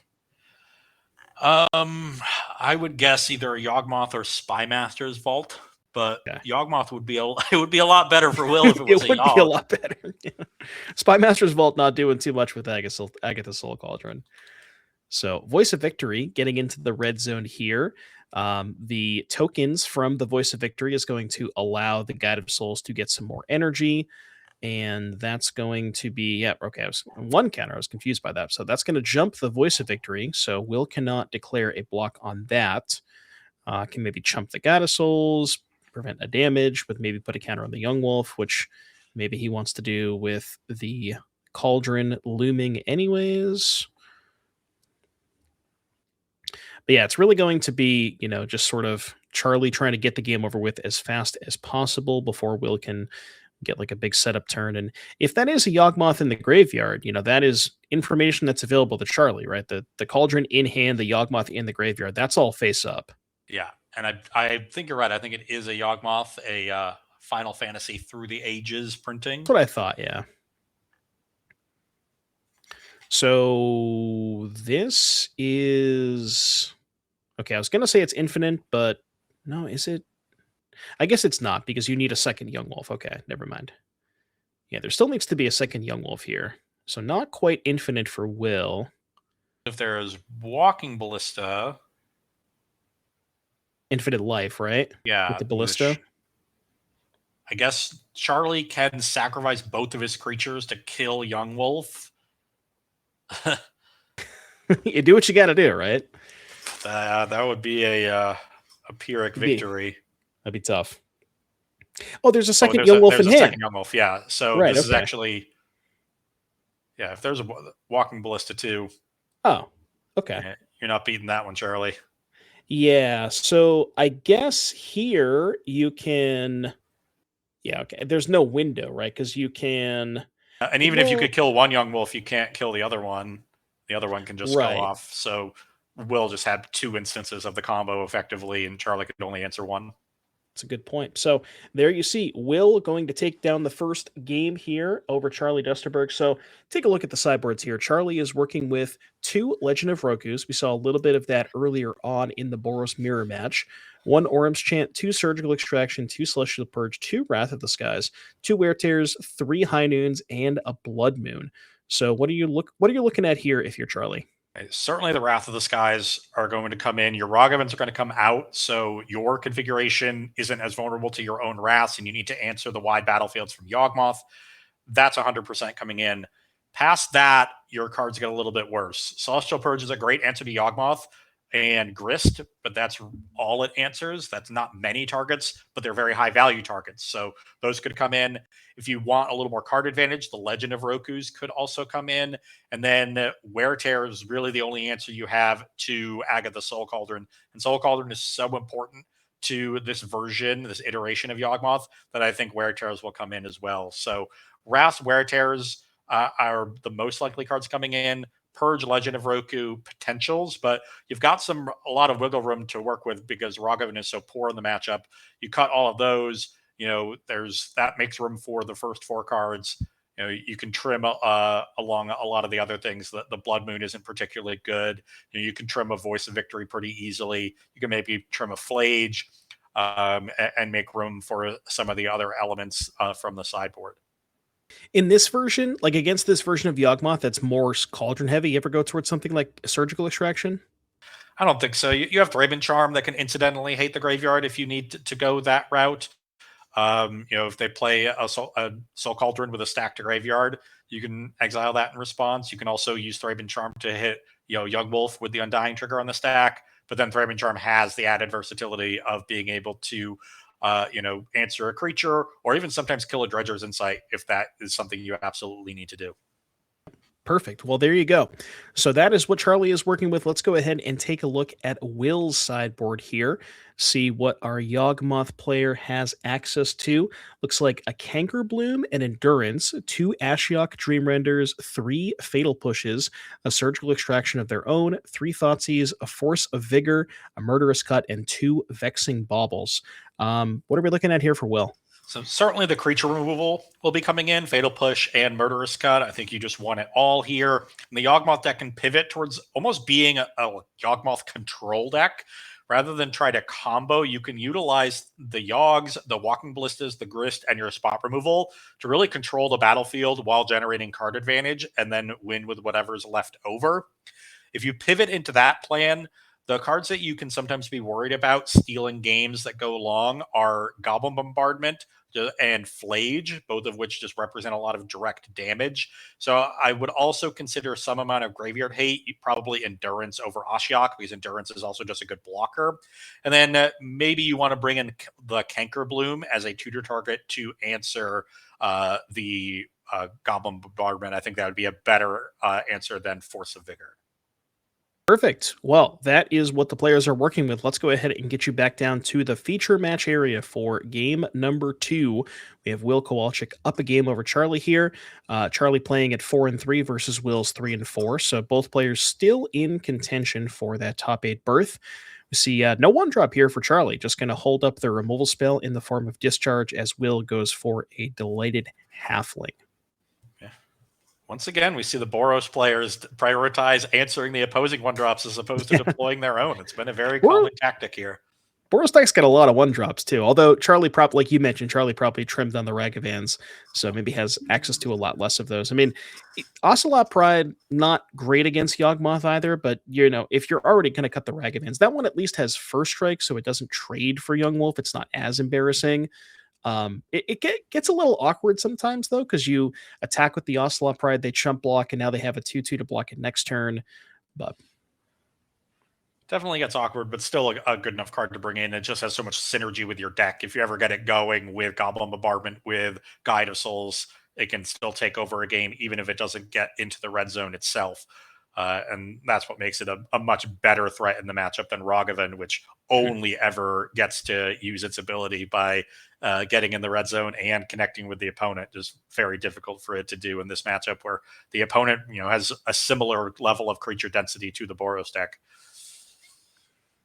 The natural enemy of Ragavan, the wolf.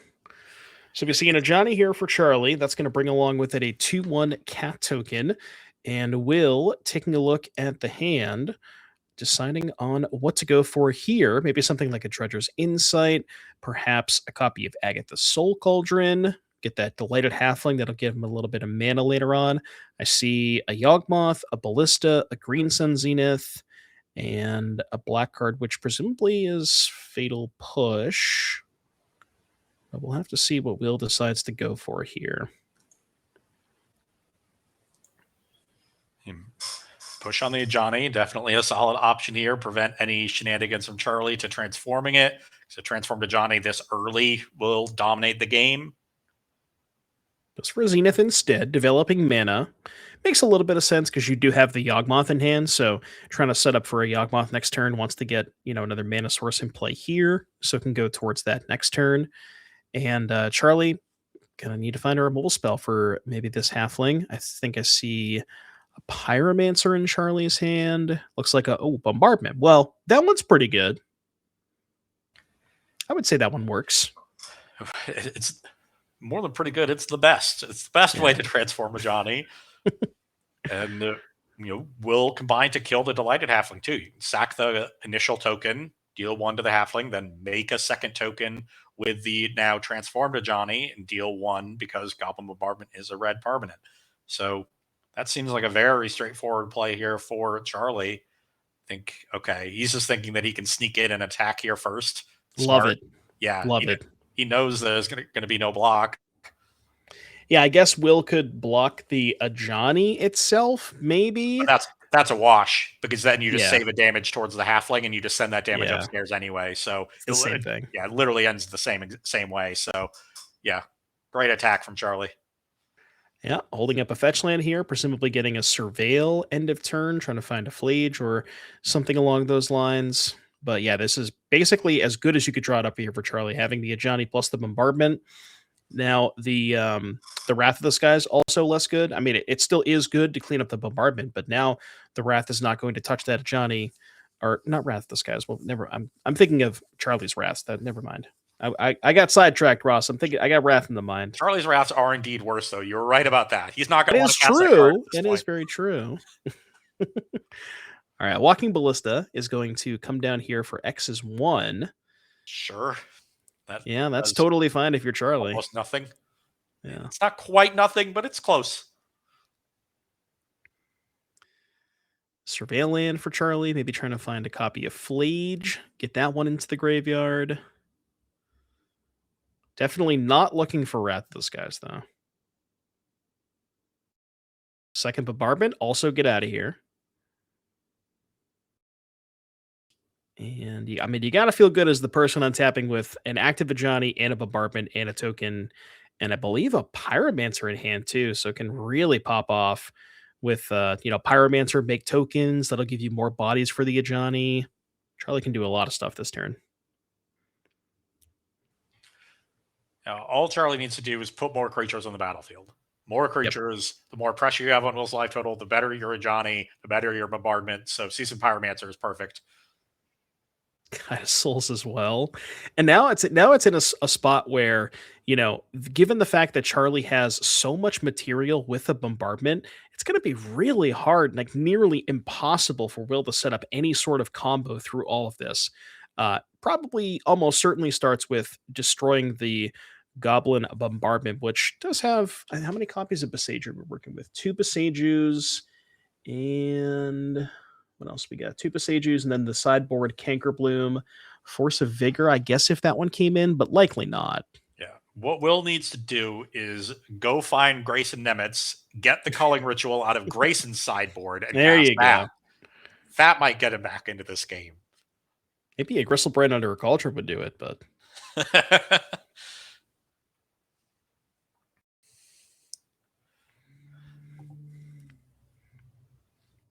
yeah, that's a card that we usually see a lot in the Yawgmoth sideboards, but Will working with no copies of basically any sweepers here. No, he's I think there was loading up on more spot removal. There was a Meat Hook in Grayson sideboard too, so I think Grayson was working with that as well. None of that, but yeah, Will just kind of leading on spot removal, but spot removal not doing that much against the Johnny Goblin bombardment, so in a really rough spot here. Like, I'm trying to think of how Will gets out of this. Like, what is Will's best possible scenario for next turn? It's tough. I'm trying to think, like, I guess Besaju the bombardment, play Cauldron. You're still probably just dead on board, right? 1, 2, 3, 4, 5, 6, 7. Yeah. This is 19 damage with nothing else. Yeah. So Will is going to go ahead and pack it in. Very, very explosive start there for Charlie. That's just kind of the name of the game. So we are going to take a look at some player slides. So these are how our players got here. So remember, this event is the best of the best. So Will Kowalczyk has played 15 events in 2025. Best finish was first place, and that was the August team trial. 15 events, 4 top 8s. That's a pretty good number. Yeah, it's like 28% or so. Something like that. And qualified via the annual at-large leaderboard. So that is Will Kowalczyk. Let's go ahead and take a look at Charlie Dusterberg up next here. Charlie played 13 events, 4 top 8s, so slightly higher percentage number. You're the numbers guy. That's up over 30%. I can tell you that. That's true. Best finish is third place with that was the March Pioneer Trial as well. The November Team Showdown, we saw Charlie there, and then also qualified via the annual at-large leaderboard. Yeah. So both of these players putting in good work all year to get to this point. 4 top 8s in a season is very impressive. Oh yeah. Yeah, ton of grinding here for these players. They really, they really meant it when they came into 2025, and it showed. They're both at the end of your championship. So let's go ahead and get you back down to the feature match area for game number 3. So this is going to be Will Kowalczyk on the play. I mean, as far as the matchup it goes, it's sort of just gone how we expected. The person on the play just kind of did their thing. Like, I guess, is there a side that you would favor in this particular matchup? I think the early game favors more Boros, the late game favors more Yawgmoth. The Yawg deck, Okay. once it starts drawing Yawgs and killing creatures while drawing cards, they're going to win the long game on material. But we saw in game 2, if Will doesn't have appropriate early interaction, the Boros deck can get out of hand very, very quickly. So Will starting with a mana creature here is great. If you can follow it up with like Badgermaul Cub plus push on this Guide of Souls, that would be an excellent start to this game. He wants a little bit of disruption, but still to implement his game plan relatively quickly. Yeah, that's actually, now that you mention it, that's a good point. We have not seen a single copy of Badgermaul Cub in any of these games, and I feel like that is a card that will... We're going for double Ballista here, my goodness. What? Okay, I'm confused. So this has 1 counter. What would be the reasoning to play the second Ballista? Yeah, playing the second one is strange. Not sure. Surgical Extraction? Is there a surgical in Charlie's side? There was, right? Yeah, could be playing around surgical. If you're planning on playing the Ballista for 0 next turn anyway, he's got some other way to use his mana. But unfortunately for Will, Charlie has one of the wear tears out of his sideboard. So that's basically a 3-for-1. You threw 2 Walking Ballistas into that Soul Cauldron, and you got a Battle Growth out of it. 1+1/+1 counter. So a real disaster of a turn for Will Kowalczyk. And now it's Charlie who's actually the one who's ahead on material. Let's find the second Cauldron, though. That is big for Will, because now you can play the second Cauldron, exile the other Ballista, put a counter on the Halfling, and then maybe just kill the Guide of Souls.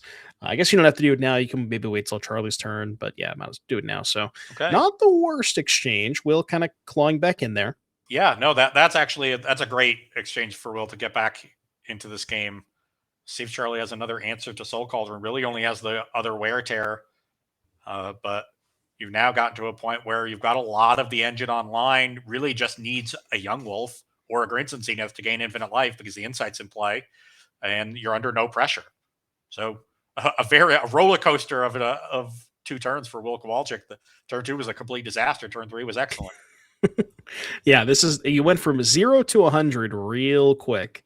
Yeah, when you saw that the wear tear from Charlie, and he just kind of saw everything flashing in front of Will, and now everything is back. So Will working with a Spymaster's Vault. I don't know how much that's going to do with no creatures to be able to kill. Just a passing here from Will, which means no copies of Zenith, no Grists, no Yawgmoths, because presumably if Will had one of those cards, likely would have deployed it this turn. So maybe just holding on to some reactive elements, maybe a Fatal Push of his own or something like that.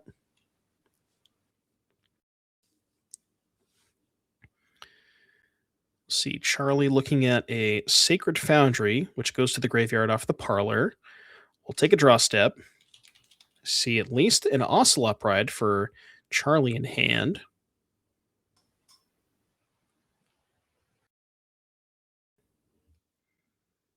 Gonna go ahead and fetch up a Plains, and we'll see what Charlie has access to. I was gonna say, I wonder if Charlie ever boards in the Rokus. Okay, Wrath for 2. That's pretty good. That's another answer to Soul Cauldron. Forgot about that's that. An answer to everything. Yeah, answer to everything. So once again, we went up on the roller coaster. Now we're back down. Just another complete disaster of a turn for Will. Yeah, and now the second Ballista's gone too. So yeah, it's gonna be tough sledding here. The Ballista should be eggs. Yeah, I was gonna say, there we go. Okay, Ballista exiled. And yeah, I mean, Will didn't do anything last turn on 4 mana, so presumably has a lot of reactive elements in his hand. Because you would imagine if there was anything sort of like a Grist or a Yawgmoth, he would have deployed it last turn. Okay, well, I guess third Cauldron also makes sense. But now both Walking Ballistas have already been exiled, so that cauldron is a lot less effective than the first two. And here, Yeah, is the Cauldron full looks less good, but you don't have a ballista. There's the push. That makes sense. Yeah, so Charlie did have the Goblin Bombardment. Instead, going to deploy an Ocelot Pride now that he can't transform the Ajani. And you might be thinking, oh, why didn't Charlie play the Bombardment first and then the Ajani? Well, Will can still respond to the ETB trigger by pushing the Ajani, and you can't transform it. So you wanted the option to play the Ocelot Pride in case there was a push there. I found the Young Wolf, but a couple turns too late. Yeah. Now, Charlie could have played Bombardment, Ocelot Pride, go, and then untap and play Ajani, and then there's no window for Will to push the Ajani because you can sack the Ocelot Pride to transform it in response. That could have been a line Charlie took to make sure the Ajani transformed, but he's still in good shape here. Yeah, and it's like a situation where looking at Will's deck list from this particular position, right? You have a Cauldron, you have a Young Wolf, nothing else in hand. Like, what is Will looking to draw? I mean, it probably has to be something like Yawgmoth or Dredger's Insight, some way to mill a Yawgmoth to get it under the Cauldron. But outside of Yawgmoth, there's just not a ton of like powerful draws from this position here for Will. I mean, what Will really wants is to hit one of the cantrips, Rumble or Insight, put a Yawgmoth in the graveyard, find some other source of creatures, find another Young Wolf off of it would be great, and then bin a Yawgmoth and start looping them. So his best draws are actually the green tutor and dig effects, because they allow him to sort of set up his graveyard and his hand at the same time. Interesting here. So Charlie going in with the Ocelot Pride, but Will does have the option of blocking the Ocelot Pride and just putting a counter on it with the Cauldron. So we'll have to see if there is a plan here for Charlie, because presumably that's what Will's going to do. Yeah. Now go ahead and exile a creature. Charlie has a Thraben Charm, so he has a lot of options available to him. He wants to let first strike damage resolve so that he gains life. And then he can just use the Thraben Charm as a removal spell to keep the Ocelot Pride around. There it is. Then the Young Wolf won't come back because it already has a counter on it. Okay.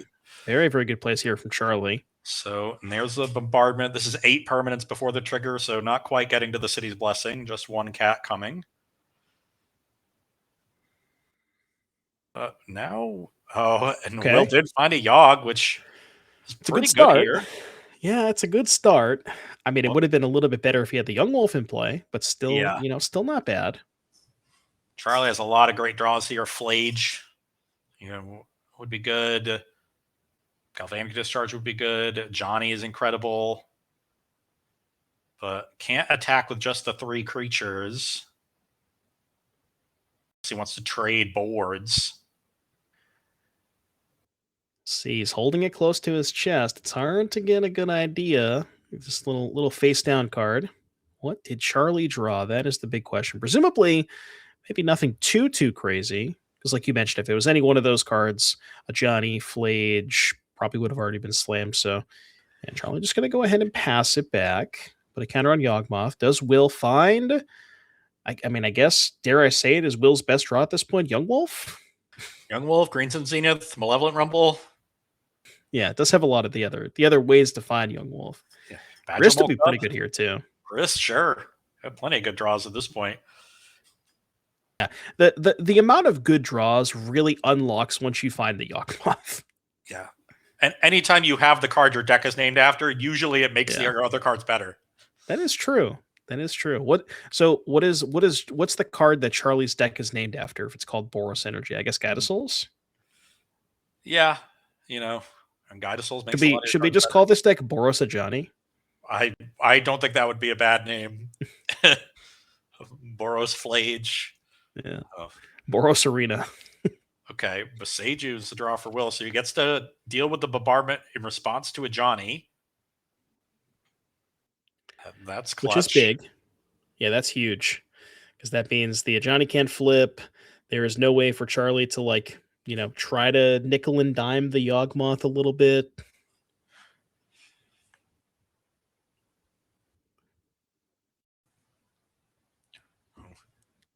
Chat says the Boros deck is named after Amped Raptor. Well, that card does produce energy, so that's not technically incorrect. Apparently, the deck was too good for the Updrafter. What do we got? City's Blessing. Okay. We didn't have the actual token. I respect it. So, yeah, there's the City's Blessing, but can't really get in with the Ocelot Pride, so there's not really a lot that Charlie can do. I mean, I guess you can just send in the non-Ajani creatures and try to flip the Ajani. Exactly. I think it's send Yeah, in the tokens. that's not bad. I mean, do you even send in the Ocelot Pride or just let him block? Just to flip the Ajani? I don't think so. Maybe. I mean, Will is at 12, so if you sent in the guy and just throw that away, you get 3 damage in, drop Will to 9, make another token. You don't have a red permanent, so you don't get any damage, but you could potentially set up an Ajani Plus to pump your team of cats and make a big attack. Yeah, and like you mentioned, given how low Will is, it's going to be pretty hard for Will to so even if Will finds, say, a Grist or a Young Wolf, at 12 life, probably going to 9 this turn, he's not going to have a ton of Yawgmoth activations, especially like you mentioned, if Charlie does flip the Ajani and then 0 it this turn. Will's almost close to dead if that happens. It'd be Will dropping to 9, and then the following turn's attack would get 8 through, because Yawgmoth could block one of the pumped 2/1 cats, so it would be a 3/2, and there would be 2 3/2s and a 2/2 coming across. So it would be 1 damage short for Charlie Dusterberg. But then, I mean, even if Will's at 1 life, it's can't really use Yawgmoth at 1 life, and Yeah. it's actually in a spot where even if you were to assemble Insight plus, Young Wolf and the Infinite Life combo, if you're at 1 life, you can't even start that train. You need to be at least 2 to be able to start the combo. So if you get Will down to 1, there's basically nothing he could do with that Yawgmoth. Nothing threatening.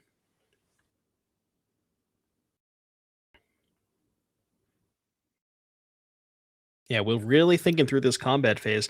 I almost think that Will kind of has to just take it. But he's going to go ahead and block the Ocelot Pride, so that's going to be 3 damage coming across, putting Will to 9. And then we'll have to see what Charlie decides to do with the Ajani. Presumably you make a token this turn, and then set up for a plus next turn. Yeah, I would tend to agree. Looks like Charlie does as well. Yep, so there's the token coming in. What happened? What did we miss?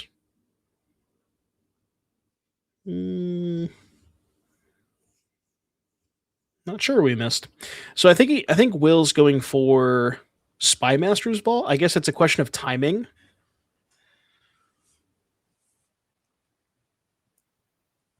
Okay. So yeah, okay. So Spy Master's Vault, because the cat died that turn, can activate the vault. It's going to connive onto the Yawgmoth. That's going to put a counter on the Yawgmoth because I believe Will discarded a Grist. And then it looks like end of turn. Well, yeah, Cauldron Grist is pretty good. Effectively, that's just actually milling a card, but milled a good one. Yeah, that's the best possible, because now he can make a token with the Grist. I'm going to call it Grist Moth. So he has Grist Moth in play that can make a token, and then the Cauldron can eat another creature, put another counter on, and then that can make another token. So that's at least 3 bodies this turn. I found a second Yawgmoth. It's not doing too much. Okay, we're gonna start picking off the cat tokens. Yeah, this is perfect. Wait, interesting that Will decided to do that before using the Cauldron. I think he was just banking on finding another creature, and he does here. Badgermal Cub off the Dredger's Insight is great. That makes 2 more creatures, one of which already will have a counter on it, so it can use Grist's ability. So that's like 3 more creatures, and then you can put a counter on the Cub and use that to make another insect. So this Badgermal Cub is effectively worth 4 creatures. It's going to, turn a land into a creature. It'll be a creature, and it'll facilitate the creation of 2 insect tokens. So I think Will is about to just deal with Charlie's entire board. And Mhm. then the Yawgmoth can attack the Ajani. Yep. Yeah, I mean, I gotta say, I didn't really think the Badgermole Cub was going to be as good as I've seen it in this Yawgmoth deck, but every single time we've seen it in play, it's just been completely insane. It's just two bodies, one of which has a counter. When you have the Cauldron going, provides extra mana. It just does literally everything for this Yawgmoth deck. Yeah, and Charlie tried so hard to keep Soul Cauldron off this battlefield. He had an answer to the first one with Wear Tear. He had an answer to the second one with Wrath of the Skies. This is the third Soul Cauldron for Will Kowalczyk, and it might be the decisive one. That's what they say. It's always the third Soul Cauldron that gets you. So yeah, looks like Will's going to sacrifice some creatures. Yeah. Sacrifice the The Earthbend lands- Forest, so that'll come back. Yeah, land comes back into play. Still hasn't used the Cauldron, so has the ability to Cauldron to get one more Grist activation, and like you mentioned, clear the Ajani as well. So I think we've kind of entered the phase of the game for Charlie where it's Flage or bust. Because presumably, if Charlie's last card in hand is a land, because didn't do anything last turn, I believe there's an arena in play for Charlie.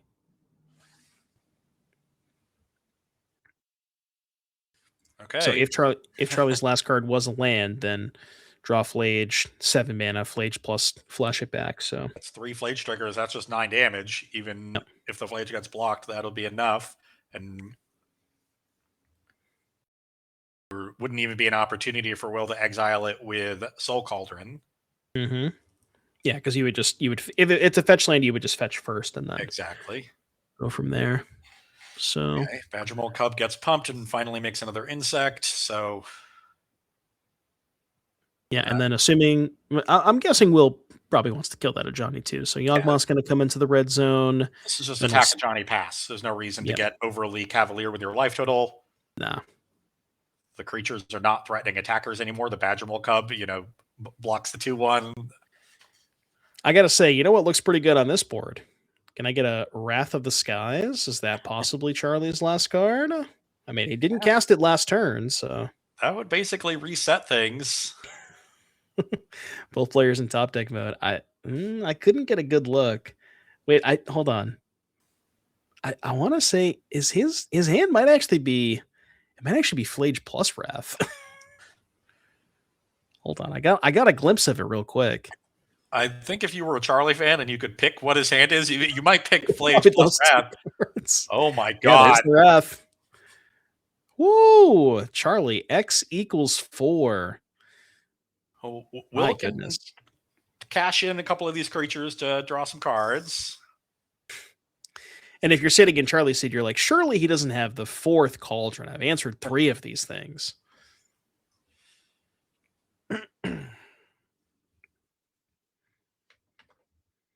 Yeah, let's keep the exiled cards exiled. Here we go.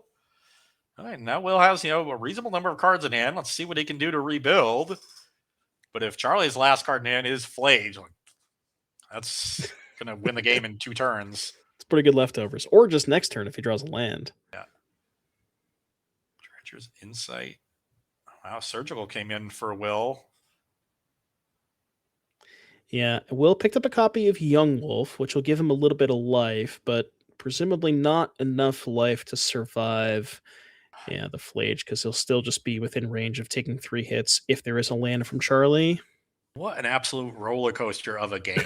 I know, Will got right? blown out like 3 times this game and recovered from the first 2, but the third one might be too much. Yeah, I mean, there was that situation where, there was a couple of turns where I was kind of looking at Will's hand in the battlefield. There wasn't a lot going on, and I was trying to think of like what exactly could have happened. And that turn where Will Spymasters vaulted into the Grist with the Cauldron in play was just like as good as it could have gotten.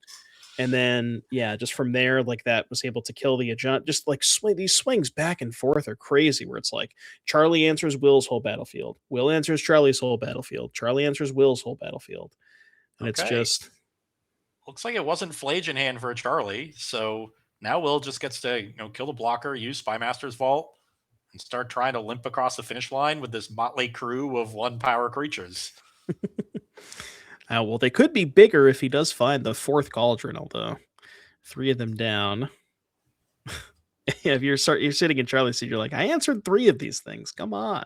I think Green Sun is the last card in Will's hand. Yeah. And is he going to cast it for 2? Or does he want to cast it for 3 and get the other Grist? Yeah, there is 2 copies of Grist in Will's deck, so unless one got boarded out, which I don't know if you would, but does he have a land to fetch for with the Windswept Heath? That, I guess that could be. He has milled a lot of cards this game. Let's see if we can see when he's searching. Yeah, it's hard to tell. I'm just going to go for a cub. Gets a cub. That is 2 bodies.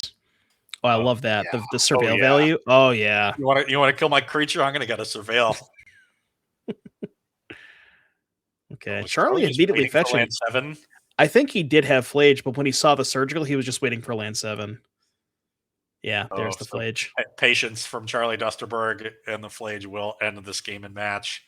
Unbelievable. I mean, what a crazy game. You see Charlie taking it down 2-1. Absolutely unbelievable roller coaster of emotions. I mean, there was just like so many swings back and forth, both players just wrathing their entire battlefields. But yeah, it is Charlie that comes out on top. Yeah, Charlie had the last blowout of the game, and that was the decisive one. Yeah, absolute wild ride of a match. Crazy to watch. Congratulations to Charlie. But before that is the last match of our day. So we are going to be saying goodbye in just a moment. But before we do, we're going to take a look and remind you of what these players are playing for, because this is the last event of the year.